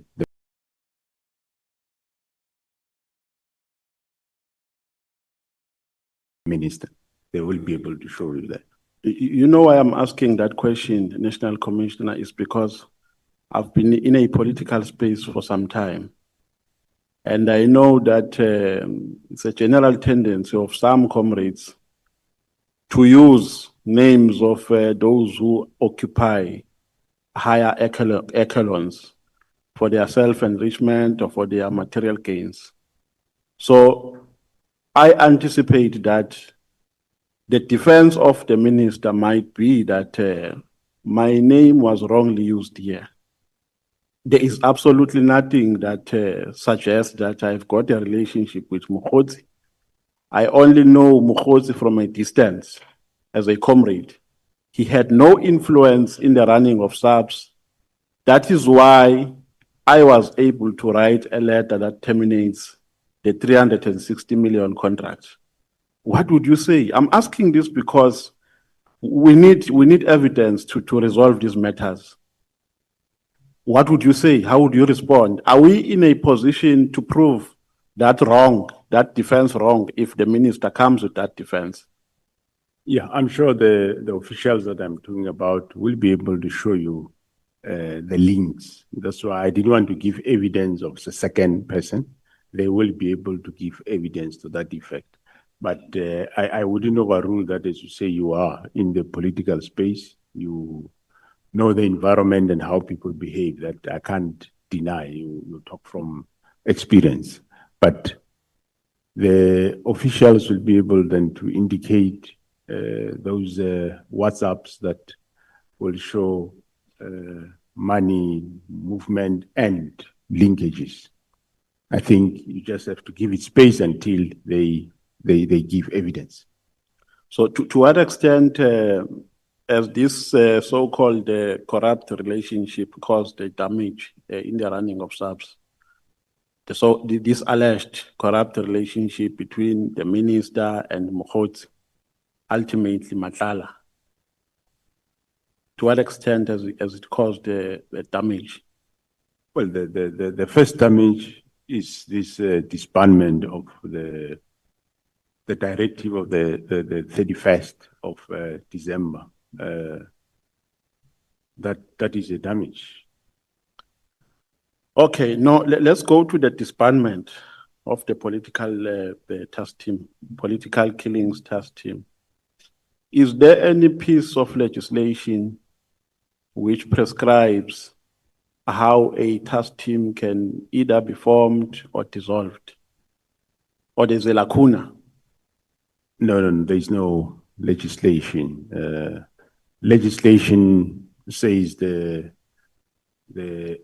national commissioner can organize and reorganize, establish institutions, depots, units, and so on. So, but of course, even a task team, one can take it as part of that.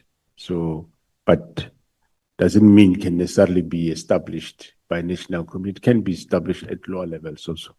Yeah, so the advice that you can give to us as lawmakers is that you must close that gap, correct? You must. In terms of formulating the law, we must close that gap. Is that the advice you can give to us as lawmakers? The advice I can give is, if you can, obviously, dwell more on defining what the minister can do. What is the minister's function? And what is the national commissioner's functions? Okay, if I heard you precisely yesterday, during your oral testimony, you made a mention of a task team which preceded the 2018 task team. And you said you identified some weaknesses in that task team. Ipso facto, you established another task team which was multidisciplinary, in that it consisted SAPS, NPA, etc., etc. Now, in that, how was that? Because you never spoke about its formulation and disbandment. How was it formulated and disbanded? You only spoke about the formulation of the 2018 task team, which started from the visit of the president, establishment of the interministerial committee, etc., etc.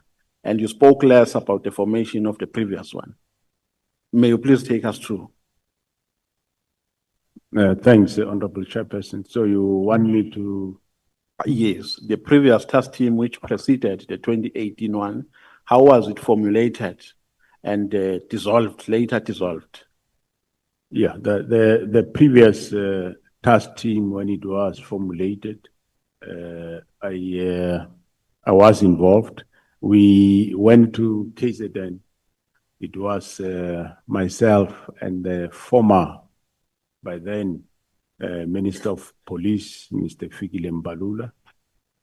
We got a briefing to the provincial commissioner or the acting provincial commissioner. That time, I can't understand and remember.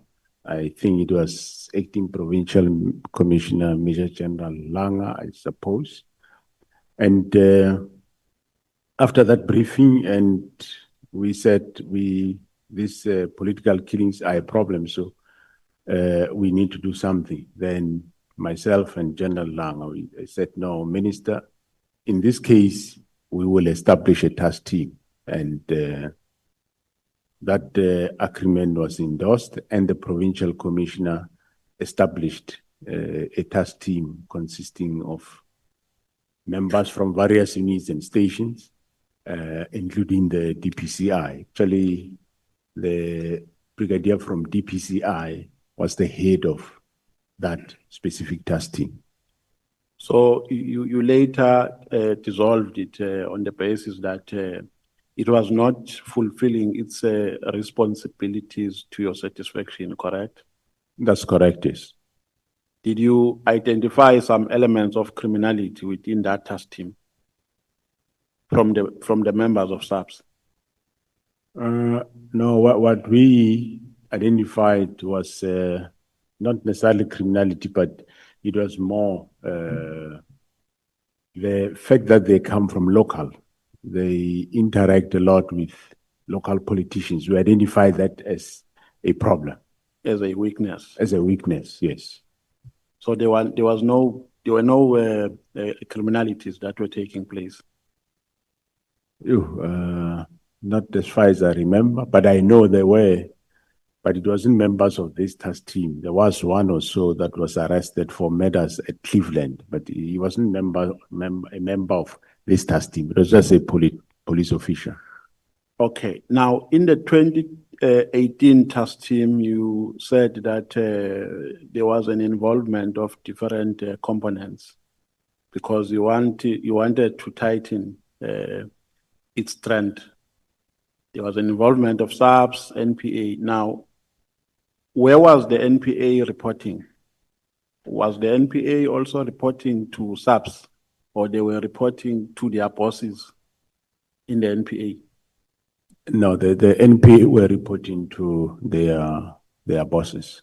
Maybe let me clarify my question. I'm asking in relation to the work that they were doing as in the scope of the political killings task team. Where were they reporting?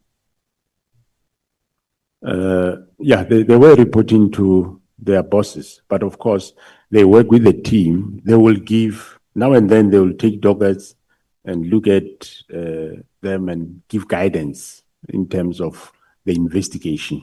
That's why the fact that we wanted them to be dedicated to work with the team was that if you use an ordinary prosecutor who's sitting at court, he received a lot of dockets, received GBV, received assault and so on. So that doesn't make him to be focused. So these ones, they were there for the team to guide the team in terms of investigation, to assist the team. So they were interacting with the team and the coordinator of the team. But of course, they'll also give progress to their offices.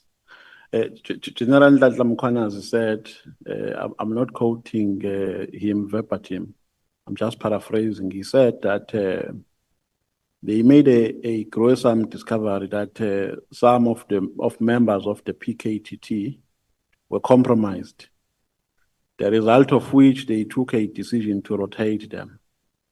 Are you in agreement with that? Right from the word go, there was no really member that would work there permanent. They were rotated continuously. I'm aware that, yes, there were those that were arrested. Are there any members of the NPA who were found to be on the wrong side of the law? And if so, what actions were taken against them? I don't remember any.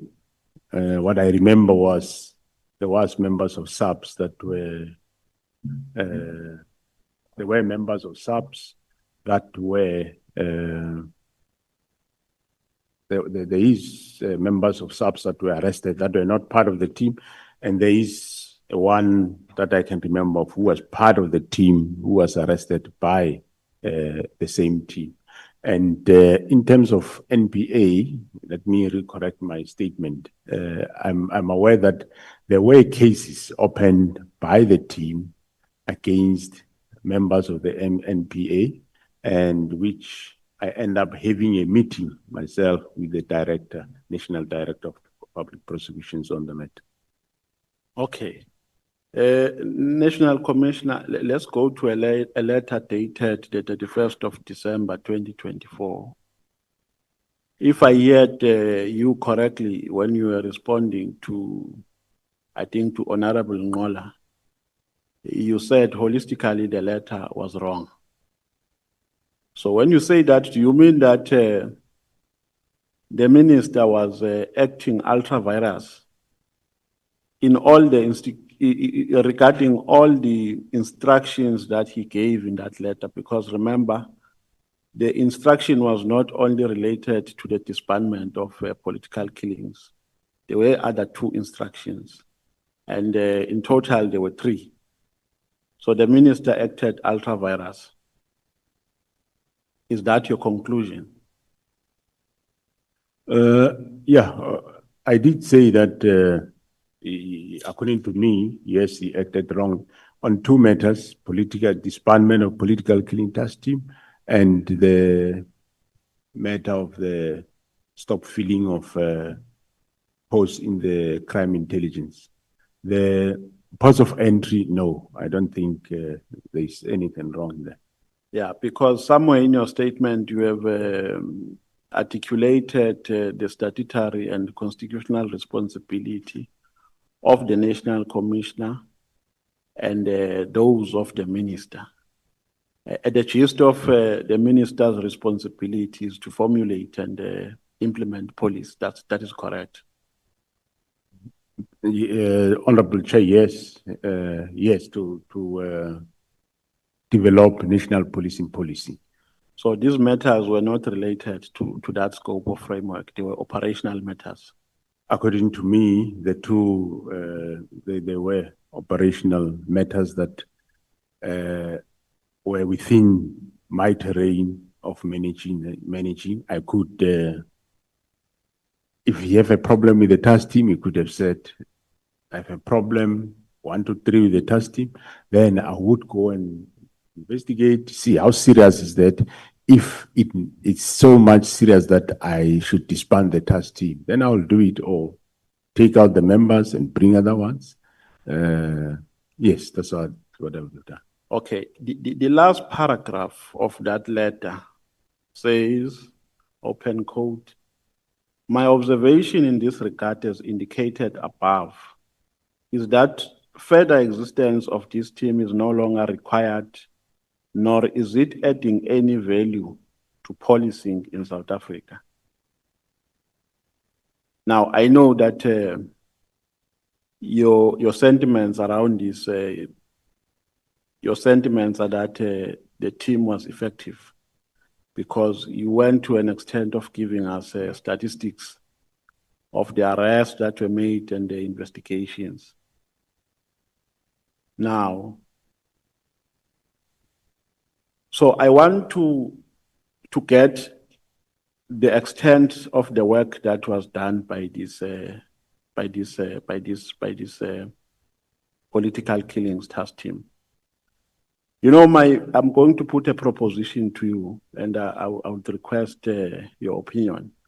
And the reason why I'm going to put this proposition is because I want to be sure if you arrived at the root cause of political killings in KZN during your investigations. Because there's a perception that at the center of political killings, taxi bosses are involved. Now, my assertion is that National Commissioner, because of a decline of the profit margin in the taxi industry, the former the former taxi bosses resorted to getting involved into tenders. And their anchors in tenders are politicians. To safeguard their interests, they still use the same modus operandi that they used when they were still taxi bosses, of eliminating people who appear to be problematic to them. When you are doing, because I'm trying to establish the effectiveness of that team, did you go to that extent when you are making your investigations? And do you agree with my assertion? Thanks, Honorable Chair. Yes, to an extent, we have picked up that, taxi environment, they move to the political sphere for tender purposes. And that assertion is true. But also in the province like Western Cape, in terms of the gangs, they're also doing the same. Are you aware of a perception that the police are scared of taxi bosses? Are you aware of that public perception? That the police are scared of dealing with taxi bosses? No, they might be that same, but I know that they are not. No, Maybe remember, some police. But not all. perception is not a fact. It's just a perception. I'm not saying that by being a perception, then it's true. But are you aware of that perception? No. Police that are afraid of taxi bosses. No. That is why the taxi industry took over during the looting. It's because there was a great loss of confidence in the police. No. In some areas, in some malls, in Mzimkulu, for instance, where I come from, the police gave over and the taxi industry took over and there was order in town. Okay. Are you aware of that perception? Well, I wouldn't deny it. I wouldn't deny what you are saying, but I will deny that there's a general perception that police are afraid of taxi bosses, whereas we are arresting the taxi bosses. Okay, so was this political killings task team able to arrest some of the taxi bosses who are involved in killing comrades? Offhand, I wouldn't be able to comment on that one. I don't know. I never checked that. I don't know, Honorable Chair. But what I know is we do arrest them. We've just cleaned up Eastern Cape, and now we are coming here. From here, we go Gauteng.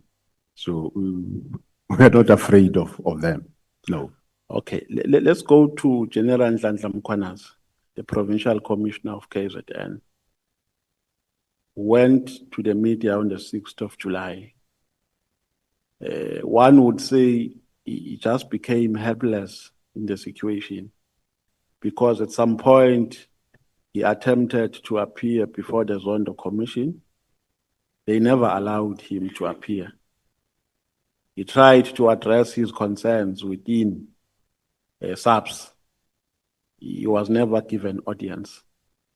So his conduct on the 6th of December was as a consequence of desperation and was as a consequence of the fact that he lost confidence in the system. Is that correct? No, I wouldn't say so. I agree that yes, he did report to those various authorities that you said. And well, on the 6th, he ended up going, making a press conference. Honorable Chair, you should be aware that, remember, when he went on the conference on the 6th, it's after that we know now what is happening. Before that, we didn't know, and he didn't go to a press briefing. Okay, if the minister comes here and say, General Mkhwanazi is doing all of this because he is part of a certain cabal in the SAPS, which involves General Mkhwanazi, the National Commissioner, and General Khumalo, how will you react to that? Well, the fact of the matter is, it's not a cabal. We are not a cabal. We are just doing our work. Whoever will call us a cabal, I will be suspicious if maybe is that person not in some way in charge of a cabal. We are not a cabal. We are just doing our work. And it's been a long time that we have been doing this work. Can go back to 2011 when we were there. We did the work. And even now, all what we want to do is to do the work. We are doing the work with the political killing stars team in KZN. In Gauteng, we discovered what's happening, and we are investigating that. In CI, when Minister Kel was still around, we said, myself and Khumalo, we said with him to say, hey, let's fix this, and he agreed. And up to so far, I think he's the only minister that I know agreed that let's clean up crime intelligence. And he committed to that, and we started the process. Unfortunately, then he left, and unfortunately, with the new minister, it never went through that. If we are cabal for what? To do, we're doing what? Okay. We're dealing with what? My second last question, Chair. General Mkhwanazi said he thinks that General Khumalo is a target. Do you also hold the same view? Because he even said that at some point there was an attempt to kill him at the airport, and they had to beef up his security. And there was also an attempt to link him with the murder of Cindy Somakaka, which was frivolous. Do you agree with that? I totally agree with that. Who is targeting Mr. Khumalo? And why is he a target? I wouldn't know why they target him, but one thing I know is that General Khumalo is a good investigator, and he does his investigation proper. Yes, I will agree that he's been targeted, and I do agree that there were those incidents, and we beefed up security. And I think, yeah, some of the matters might require certain in camera to delve much on them, which might affect investigations. So I think maybe one would, it might not be a good platform to get into some of those details. Is it true that the DG in the presidency is protected by members of the task force? Are you aware of that? No, it's not true. It's not true. Correct. Thank you very much. No further questions, Chair. Thank you. We are cruising very, very nicely, honorable members. Your performance is very impressive, and I must give you this credit. Honorable Breitenbach, is it you or Honorable Cameron? It will be you. Once you are done, you hand over to Honorable Malema, and then we will break for lunch. In that way, honorable members, thank you. Thank you, Chair. And good morning, General. We have already established that you're well, so let's not go there again. So, General, you're the top cop in South Africa. Your microphone is far from you.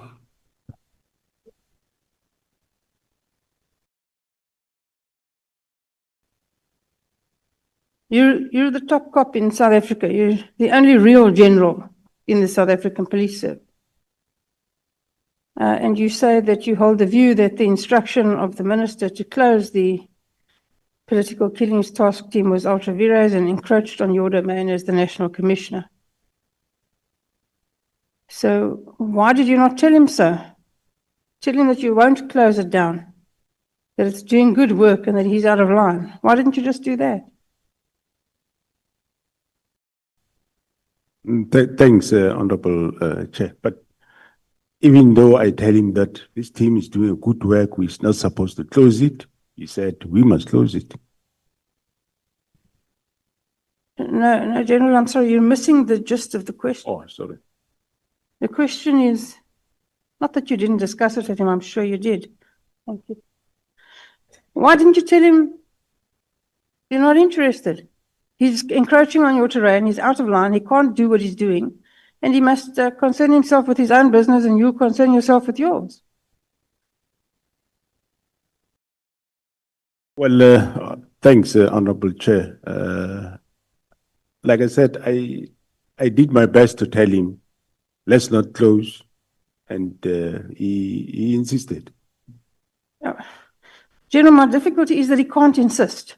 So, I mean, let's just cut to the chase. He can't insist, he can't tell you what to do. You're the National Commissioner of the South African Police Service.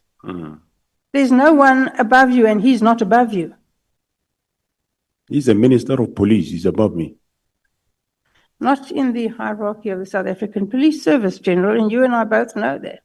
You call the shots in the South African Police Service, not the minister. And if he tries, you should tell him to go to hell. Why didn't you? Yeah, well, I didn't tell them that. And I take him as Minister of Police. And I told him in a nice way that let's not do this thing. And he kept insisting, no, we do it. So when you told him in a nice way and he didn't go away, why didn't you tell him in a less nice way?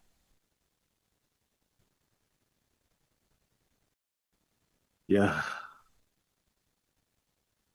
That's not an answer. General, you're the National Commissioner. You're the head honcho. You're the boss, not him. Why didn't you tell him that? Tell him to mind your own business and go do your own job. Yes, I'm the National Commissioner, but I'm subject to his direction. You consider him to be your boss? Yes, I consider him, yes, to be your boss. Supervised, yes. The National Commissioner of the South African Police Service thinks the minister is his boss. Wow.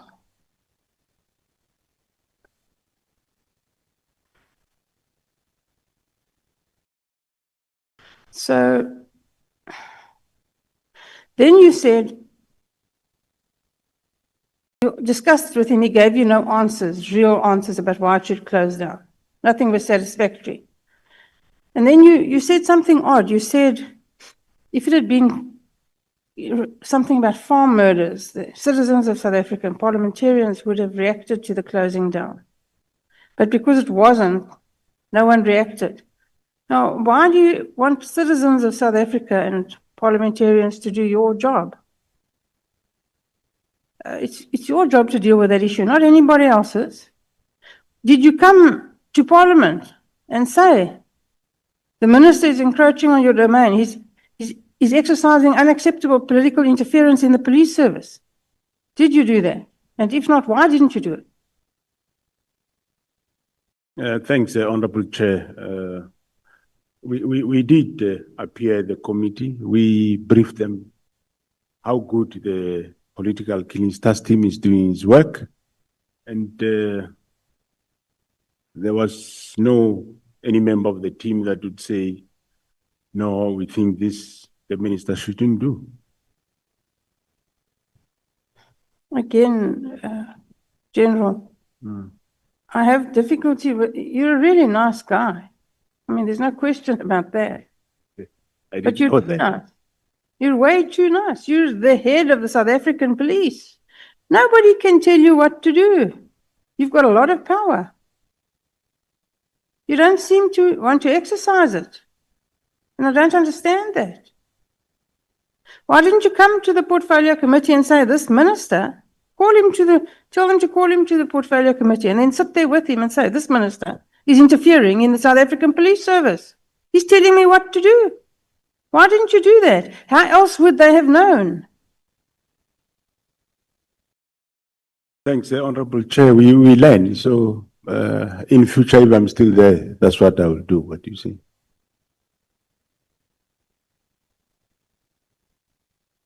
You say that no IMC has been created in the 7th administration. Why not? Well, that we didn't know. Normally, IMCs get established when there is a specific problem. And I wouldn't know whether it was still going to be established or not for that specific matter of political killings. Maybe partially it might be because it was under control. The team was doing the work. Let's have a look at that. So it was under control and they were doing good work. On page 15 of your affidavit, you say that 612 dockets have been allocated to the task team since June 2018 to date. So it's around about 7 years, is that correct?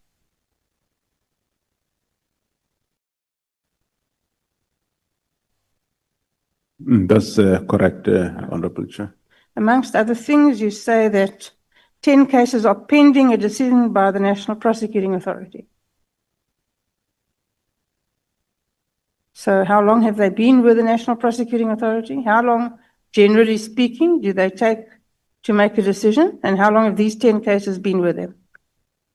For the political killings task team, Honorable Chair, because they do have the prosecutors that are working with them, it doesn't take long. So that is as of that time, I think February 2025. So those cases have been finalized and they've been handled.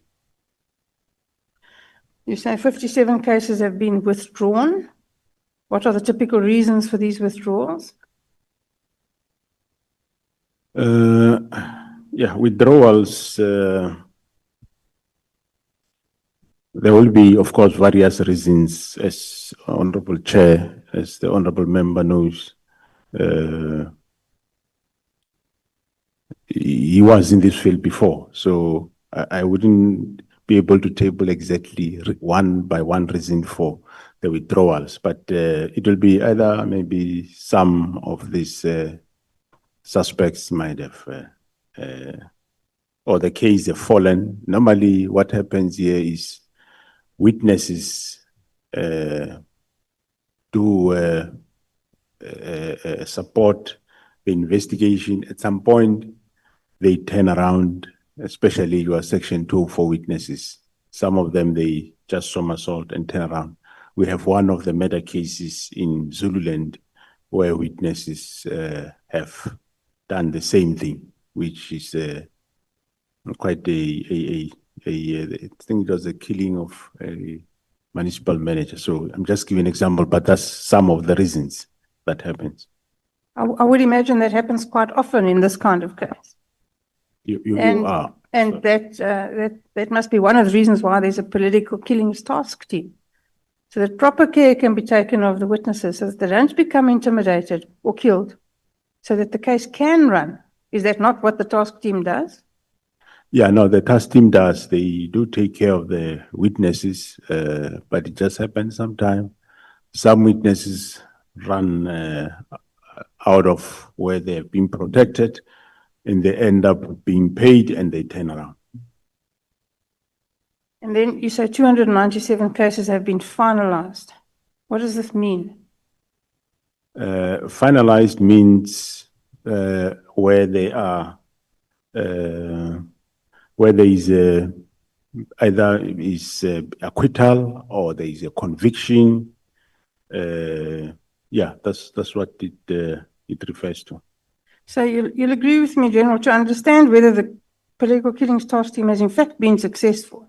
We'd need to know how many of those 297 cases ended up in an acquittal and how many ended up in a conviction. Yeah, no, there is such a breakdown. Maybe one can send such a breakdown in terms of how many. But yeah, most of them were quite. Let me just check if I won't find it here.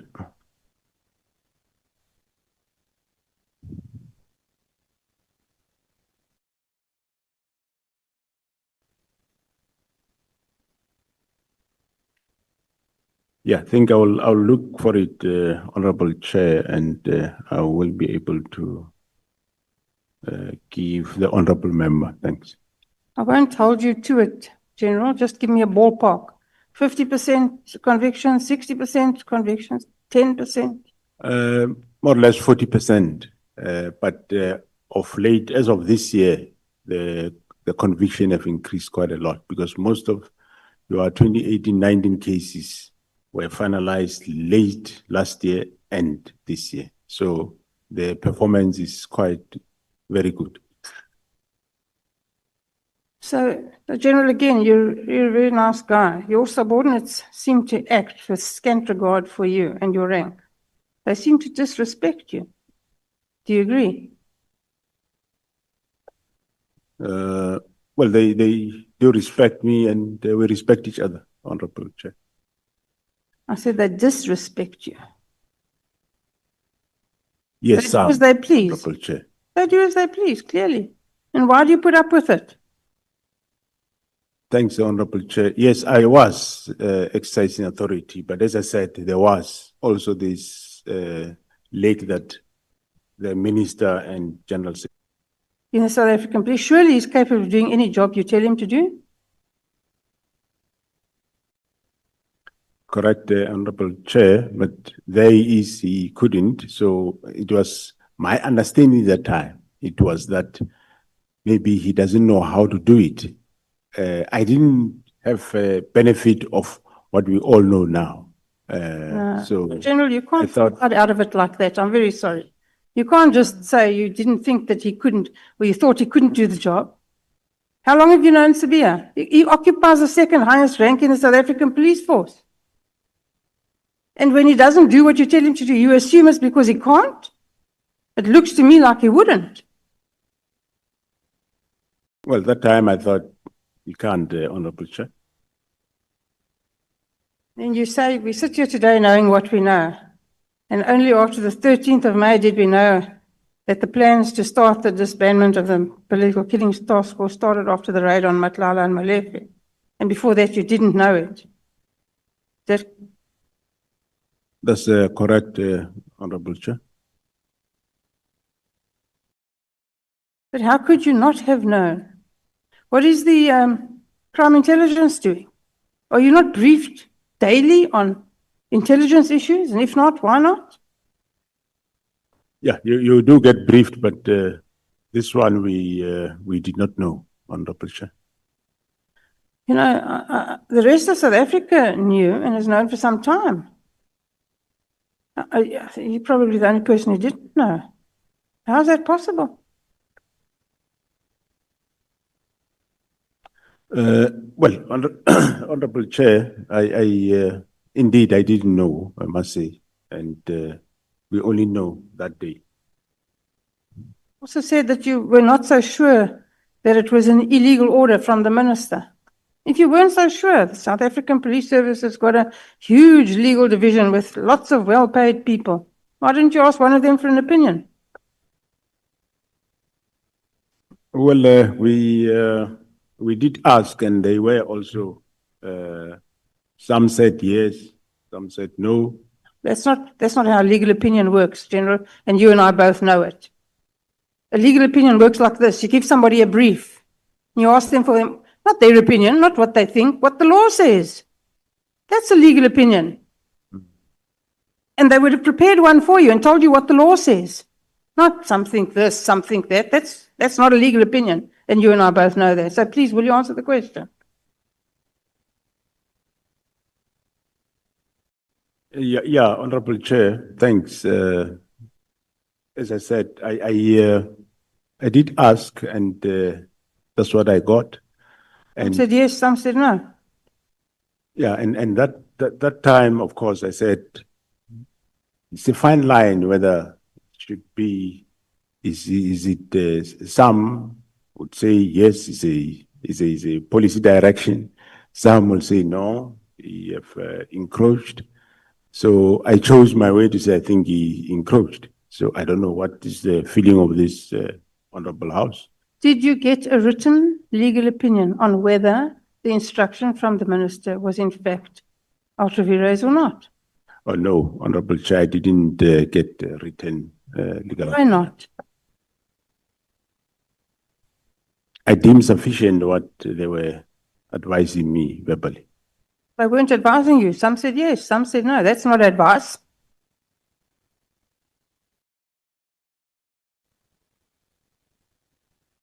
You didn't really feel strongly about this at all. You just go with the flow, wherever the wind blows you. Is that correct? That is not correct, Honorable Chair. If I went with what he said, indeed, we wouldn't have the PKTT today.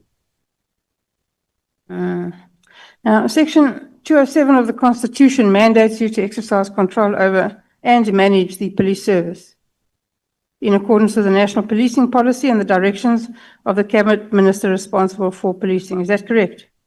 Correct, correct, Honorable Chair. And in your view, what does this mean? What are the parameters of your authority as far as you're aware? Well, my understanding, Honorable Chair, is yes, Minister will develop policy and I implement, and he will give directions. I think the matter around directions is what one might say it's not clear as to what exactly, how far do these directions go? Do these directions mean giving instruction to say don't do this or do this? So, but my interpretation was that, let's say for argument's sake, what he said is a direction. I hold the view that probably would have said, there's a problem with the PKTT. Check what is happening, whether it should still continue, yes or no. Then I will go and do that. So that's what I think would be a direction. But then, in this case, to go beyond to say close and close immediately, that's where I thought maybe it's an encroachment. But I think it's a matter that requires maybe some legal clarity. So you've already said that you think the minister is your boss. If the minister's son, this is purely hypothetical, if the minister's son is arrested for something and he phones you up and says, let him go, will you do it? What, his son do what? Hypothetically, if the minister's son got arrested for a criminal offense and the minister phones you up and says, let him go, will you do it? No, I wouldn't do it. Through you, Chair. I see.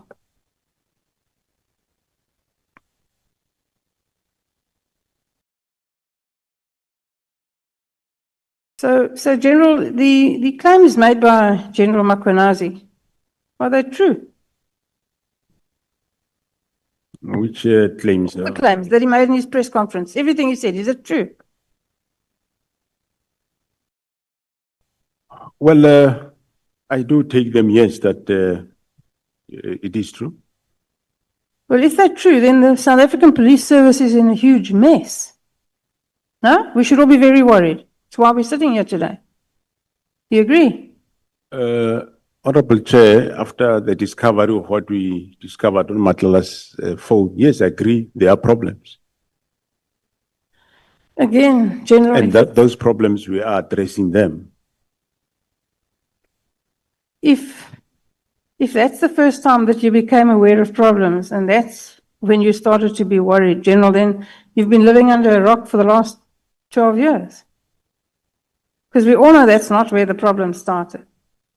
You know it, I know it, everybody sitting here knows it. And if you don't know it, then there's a big problem. Thanks, Honorable Chair. I did say earlier, Honorable Chair, that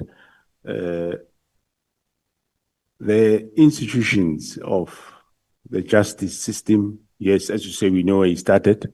Yes, we know where the deterioration started, where the rot started. And we start implementing measures to improve. We know most departments were affected after 2009, and they were hollowed. That's a fact. And we are not all at our best capacity at this moment in time, but we are doing our best to clean up those areas that are affected. Okay, would you tell me 3 things that you did? Because you've had a high rank for a long time. Will you tell me 3 things that you did to clean up crime intelligence? Well, I removed some of the senior managers there. I appointed a new capable divisional commissioner. And, well, some of the things we're still doing, we're not finished.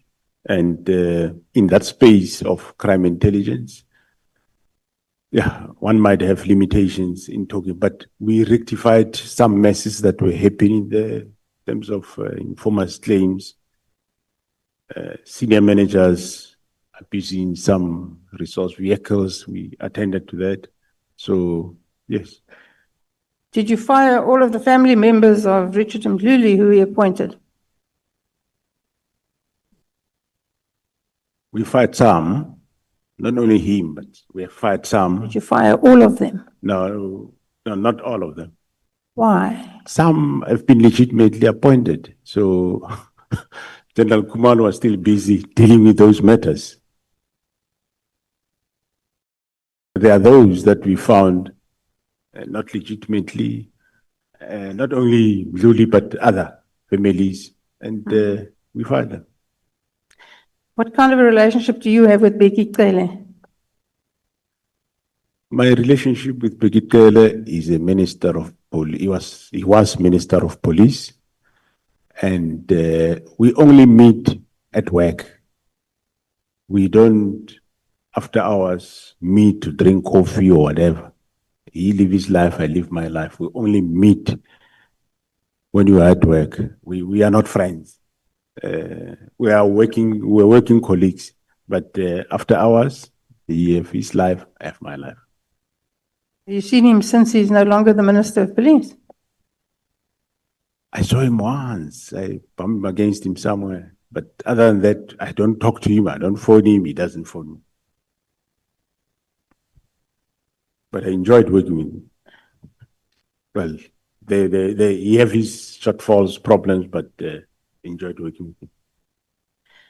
You said yesterday that you didn't know Kat Matlala or Brown Mkhwanazi. And when you say that, do you say you didn't know them or you didn't know of them?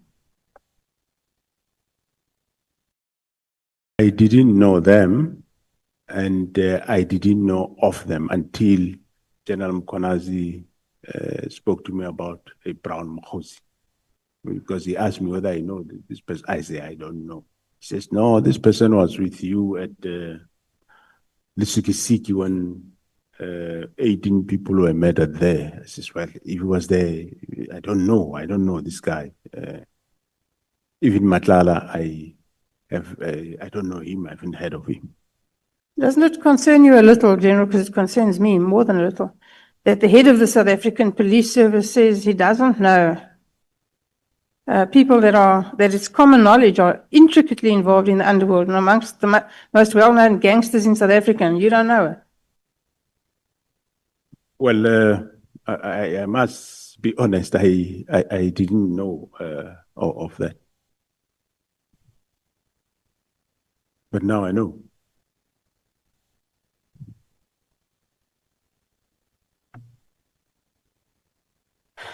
You say that you did not know who Babita Deokaran was, and that now we should all take pride in the fact that the theft and corruption at Tembisa Hospital has been stopped and has implicated Kat Matlala. I said I didn't know her before. I know her after there's a name of Babita Deokaran that she was killed. Yes, I know about her. Are you aware of the fact that the actual shooters are serving prison sentences after pleading guilty? We all know how that little scenario works and will play out. The actual kingpins have never been caught. The persons who organized it and paid for it are still at large. And it doesn't appear as if anything is being done to apprehend them. How can this be something that you're proud of? Well, I now know who are the masters of that, and we are busy with them. You'd recall that the case of those that were convicted was investigated by the Hawks, and now we are investigating a case of the masterminds. It's done by the GC Ops, Gauteng. So we know them. We are dealing with that matter. Have you ordered an audit of the Crime Intelligence Covert Fund? And if so, what were the results? The results, after many years, where they were not getting, they were not getting a good audit. I think the last financial year, for the first time, they got an unqualified audit report, and it's quite a big improvement from where they come from. You also said that since January 2025, you have been aware of a syndicate that has significant influence and connections within the political, law enforcement, and criminal justice systems. What does this mean? What I mean by that is that this cartel is not only infiltrating SAPS. What we mean is that it does have influence to some of the people in the NPA, and it also does have influence to some of the people in the judiciary. That's what it means, and I took it from the report given by the members of the GC Ops. Why haven't these people been arrested? We are in the process. That's why we have Gauteng counterintelligence operations. They are dealing with that. You will see the results as time goes on. Now, you know, it's nearly the end of October already. When? To investigate organized crime, you know very well. It's not like you take a person. You can arrest a person now, yes, put him there, but if you don't really have the evidence to prove, then you have a problem. That's why we take so long. And of course, the arrest of Khumalo have also brought complications in the whole investigation, but the team is still there. They are going forward. Thank you, Mr. Chair. Thank you, General. Thanks, Honorable Chair.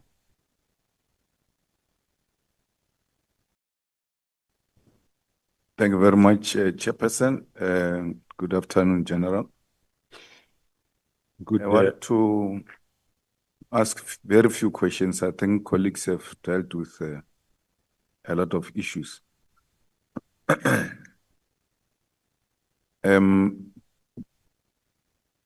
Were you reluctant to open a case against those who were involved in the issuing of illegal directives or instruction, including General Sevilla, who wrote a letter to disband PKTT, even when you said you shouldn't issue that letter. I will deal with the matter. Thanks, Honorable Chair and members. Good afternoon, Honorable Member. No, I wasn't reluctant. After we discovered what is being happening, I appended my signature, I appended my affidavit and give it to the members to open a case, which is, it's being open, it's an inquiry, but sure it will end up being a case. No, but General Mkhwanazi says he came to you 3 times. And he only got the affidavit when he came for the 3rd time. He had to come himself to Pretoria and wait for you to write an affidavit. So why would he come to you 3 times if you're not reluctant to open a case? You know, I wasn't reluctant, Honorable Chair. I wrote the affidavit, and of course, if there are certain matters that they find that they are not included in the statement, they will indicate, ask me to say, what about this? Then I'll amend the affidavit and write it and give it. I was never hesitant, Honorable Chair. I don't think it is correct to say the crime scene is in KZN. The crime scene is in Pretoria. The dockets are taken to Pretoria. The letters are being written in Pretoria. Some of these implicated people are in Pretoria. You wait for a general from KZN to come and ask for an affidavit from you instead of you registering or opening a case in Pretoria as a top cop, because these things are happening at the head office, not necessarily in KZN. KZN and General Mkhwanazi tells us that he only comes in when they started touching PKTT. So, meaning these people have been running wrong things there in the head office.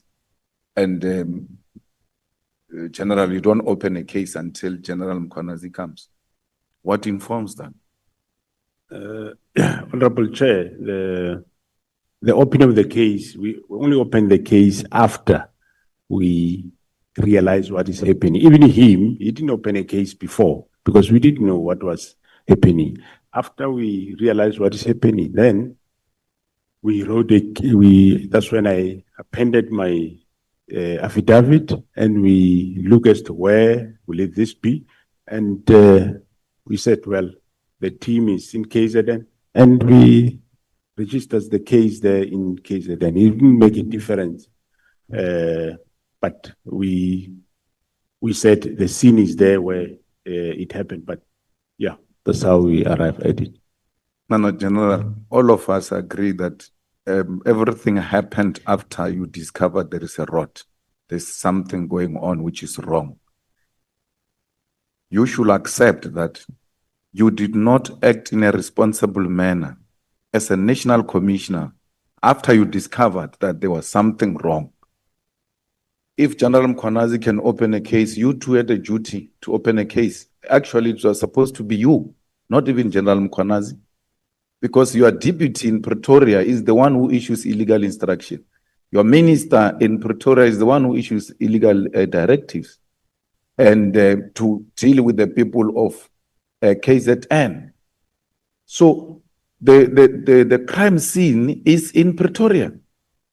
That's where it's being operated from. It's not being operated in KZN. It's being operated from the head office. As a national commissioner, you ought to take responsibility that on hindsight, you now realize that you are actually the most responsible person who should have acted on these matters. Thanks, Honorable Chair. I agree, the responsible, but where the case was open, remember the directive was directed to PKTT, and the seat of PKTT is in KwaZulu-Natal. And, well, you can't open a case without affidavit. I'm the first one to pen my affidavit, and this is how we open a case, because you can't open a case without the affidavit. That affidavit of mine is the one that opened a case. Now, what happens, what are the police protocols when your deputy is told by the most senior, then highest authority. Don't do anything. Don't write this letter. I will attend to this matter myself. Leave it. And then you wake up the following day, this guy has written a letter. Let's leave the case and all of that. In terms of protocol, what did you do? Because Sibia gets suspended after the press conference of Mkhwanazi and all of that, but you discovered that this person, I told him, just from a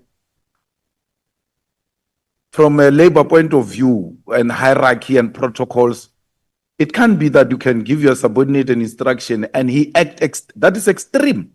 To write a letter to disband PKTT and you don't take action against him until there is this noise on Sibia. Only then we get to hear about special leave and all of that. But that is where after Sibia defied you and wrote a letter against your wish. Yeah, thanks, Honorable Chair. I did say that I did call him and say, leave the matter right at the beginning. He wrote letters, and later I learned that he's still doing this. Hence, I told him, hey, I called him, don't interfere with this PKTT. Chair, no. I hear you. But what are the protocols? I mean, everywhere else, what are the protocols?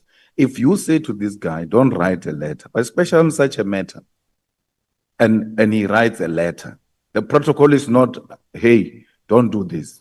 What course of action are you allowed to take, and why didn't you take that action against him?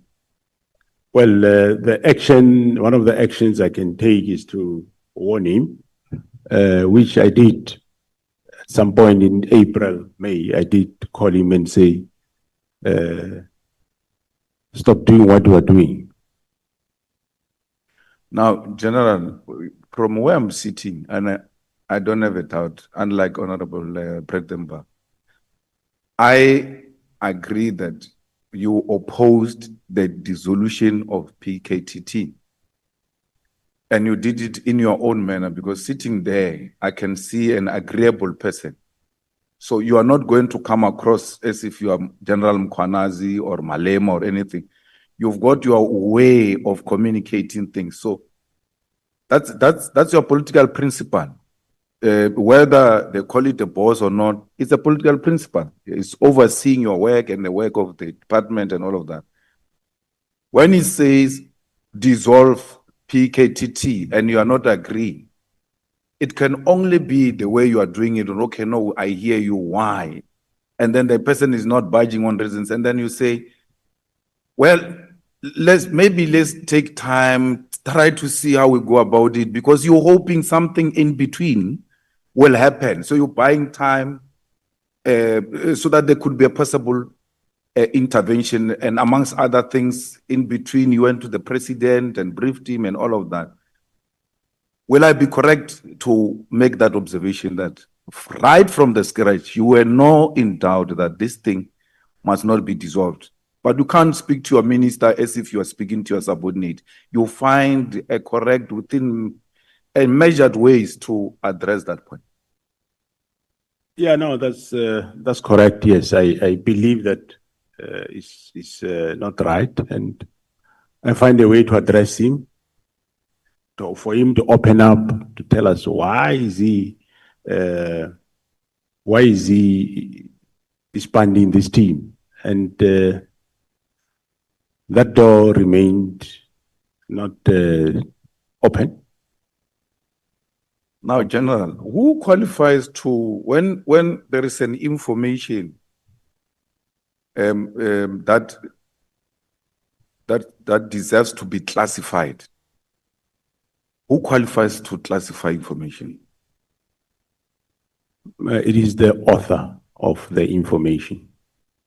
So, minister can classify IPIT investigation on Palapal. Does he have a power to do that? If IPIT investigate and comes to the conclusions, and before they release, they share the information with the minister, a minister says, no, this report is classified. don't release. Does he have such a power?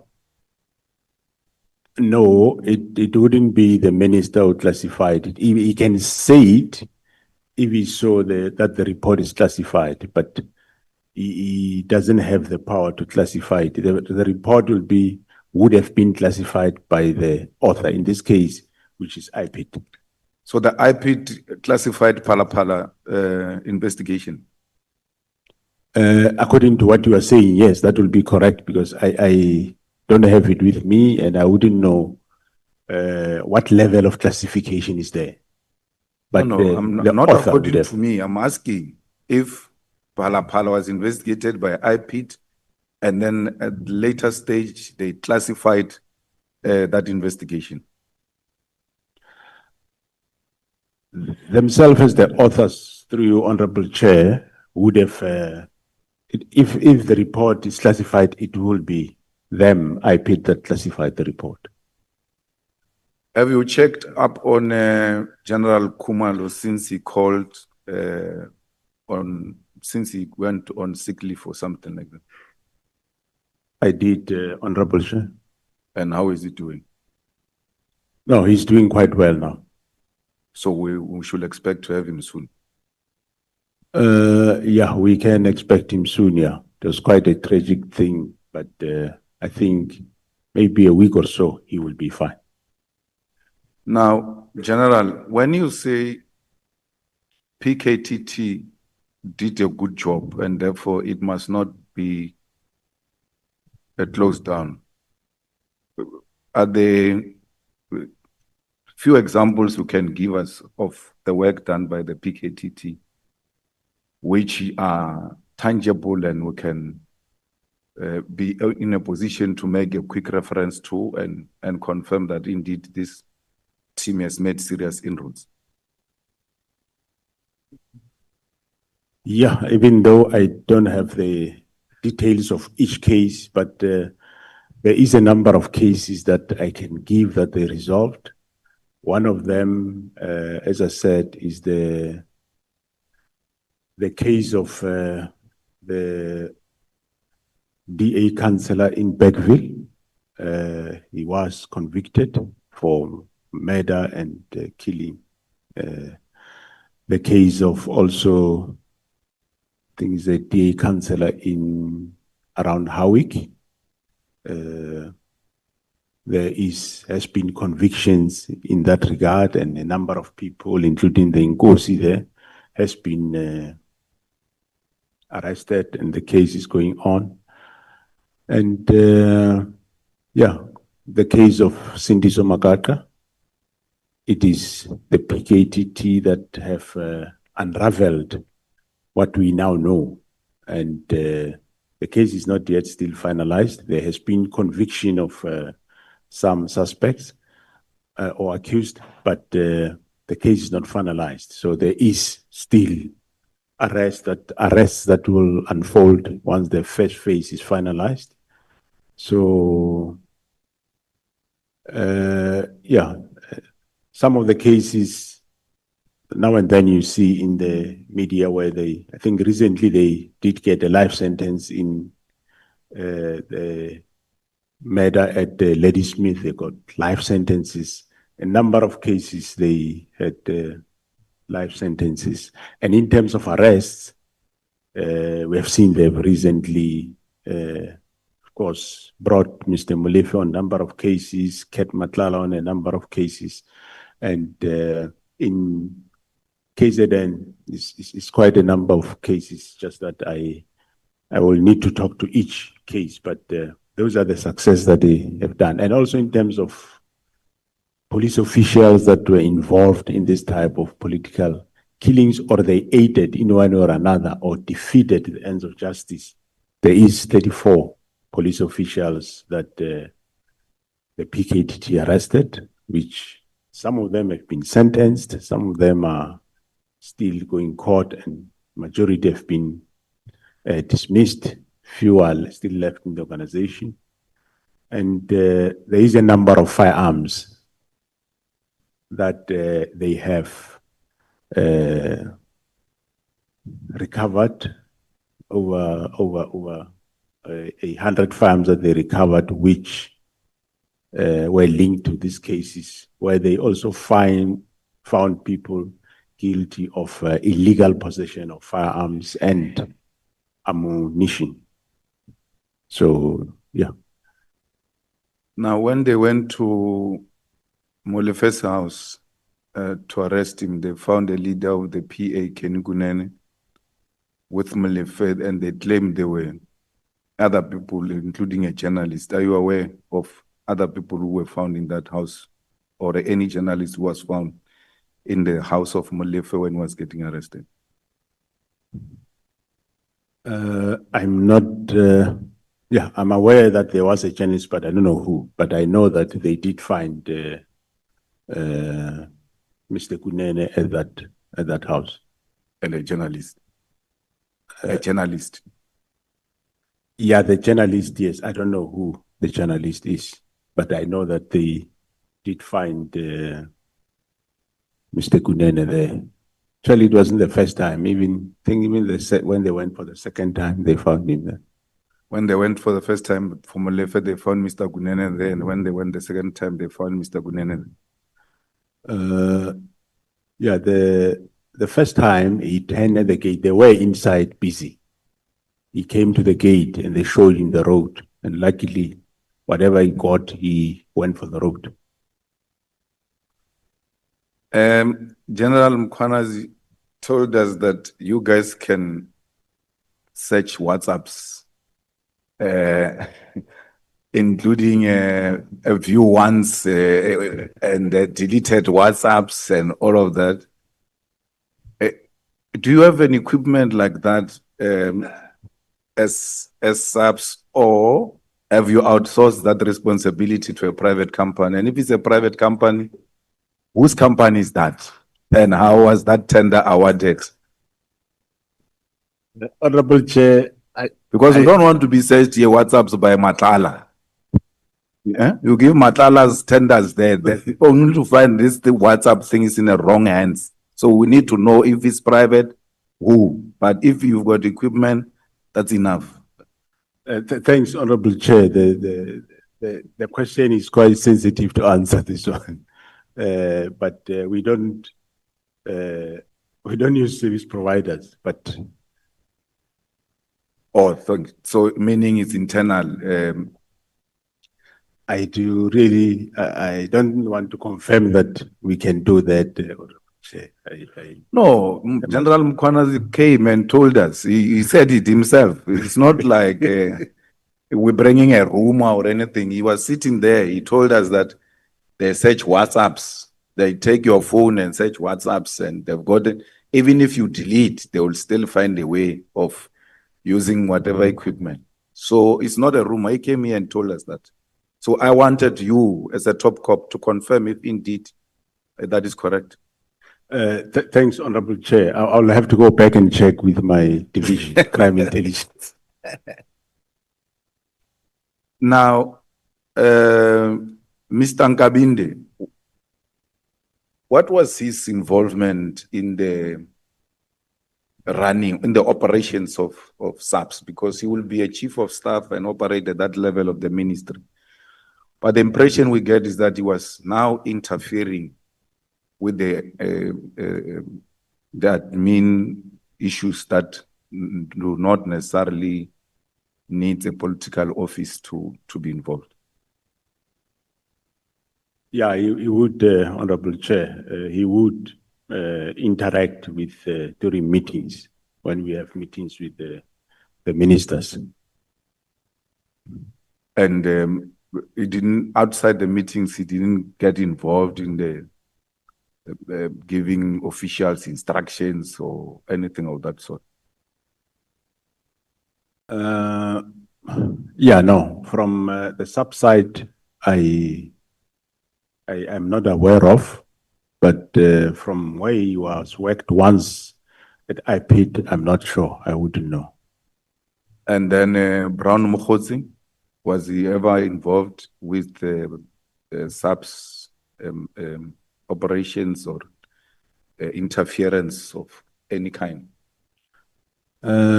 No, what I know of, as I said, the first time Honorable Chair heard of the name Brown Mkhwanazi was from General Mkhwanazi when he raised matters, and I said no, let's investigate it, and we investigated because when he got involved, that's when he was alerting General Mkhwanazi about the Mbangeni search that was done at the prison by the members of SAPS. So it was at that juncture that he did speak to me about Brown Mkhwanazi. He bring back an incident that happened long ago, which actually was resolved long ago by myself, of the Mbangeni search of a prison warder's house. What is so difficult with issuing out security clearance to people like General Mkhwanazi? Because he says it's not of his own fault. There are many others who are awaiting to get security clearance, and it looks like at the intelligence, a crime intelligence or intelligence office, there are some people who are just deliberately holding clearance certificates for certain individuals. Yeah, Honorable Chair, one of the reforms that we are doing is in that environment to reform. We do not say if somebody is not supposed to get, must get. However, those that qualify to get, they should get. But yes, I picked up that there are problems, and General Khumalo was attending to those problems that were in that environment. So now I will take it further. I'm taking it further with the new DIFCOM, with the way to bring reforms in that environment. And the reforms doesn't mean they must dish out willy-nilly security clearances, but all we are saying is they must do it proper, because somewhere there is, they do things in the wrong way. For example, you would recall that there was an issue about security clearance of General Khumalo, which was, they said was issued within a week, which is a lie. General Khumalo started the security clearance in 2018, and it was only finalized that time. And there is nothing wrong if I or any of the commanders saying, how far are you with so and so security clearance? They say, no, in a week we'll finalize it. Okay, no, finalize and let us know. There's nothing wrong with that. But then also there is a Major General Madondo who was there in crime intelligence, which they refused him the security clearance, and which was wrong, because before that, the same directorate did issue him with a security clearance. Because, for example, they say you have a, let's say, a case of assault some years ago when he was still a sergeant or a constable, and that case is expunged, and well, he was found guilty, dealt with it, whatever, he paid fine. And later, when he was a brigadier, they issued issued him with the security clearance. And when it expires, now you can't come and raise the reason that I don't give you now because 30 years or 35 years ago, you had an assault case, whereas you did issue after that. So those were the disparities that we picked up, and hence I think it was himself, General Madondo, and General Khan, security clearance, that we referred to our other sister department to deal with that. So, but we are reforming that section with a view to, well, it's not the only one, but it's a number of areas that we need to reform in that environment. Will you agree with a proposal that the top management of the police must be subjected to lifestyle audit, and that lifestyle audit must be done outside SAPS, perhaps with an institution like SIU? I do agree, Honorable Chair. Hence, I've undertaken that process in April, and we are quite advanced in terms of having those processes to go. I don't see any problem. SIU can do it or anybody else, but for now, SIU agreed to do it and they are going to do it. They will start with myself and go down. Thank you very much, General. Thank you very much, Chairperson. We can go to lunch now. Thanks. I want to thank you. This is so Christian-like. Honorable members, let me do this. I need to correct myself and apologize very profusely to Honorable Vessels. Because this morning when I opened the meeting, I said that we did not know about his whereabouts. And like the gentleman he is, he politely came to me and said, Chair, I know you are dealing with a lot of stuff. Let me remind you that I came to you yesterday to inform you that I will be starting at a doctor. And indeed, it's true, the honorable member informed me that he will start at a doctor this morning. I want to apologize for any inconvenience that could have been caused on his part, on the part of the organization that he represents here, and the public that would have been following our proceedings. They may view him as a public representative who does not take them very serious when in fact the fault is mine. I want to very profusely apologize for that, and I think you will accept my apology, Honorable Vessels. When we come back from lunch, Honorable members, the first speaker will be Honorable Ntuli, followed by Honorable Mwango, and then we will take Honorable Souls, Honorable Vessels, and then the chairperson will determine if there is going to be a break or not. And then the next speaker after Honorable Vessels will be Honorable Cameron, followed by Honorable Skosana, and the last is Honorable Sangoen. Thank you so much. No, yeah, the reason why is because the Chief Whip has requested to be released, Honorable Sangoen, and that is why we have to arrange it like that. But you are sitting together, you can understand it better. And then let me say, the honorable members who have requested to be released, once you finish speaking, if you see time is no longer on your side, you are gladly released from the meeting. Thank you so much. And then may we please come back here at 2:30. Thank you so much.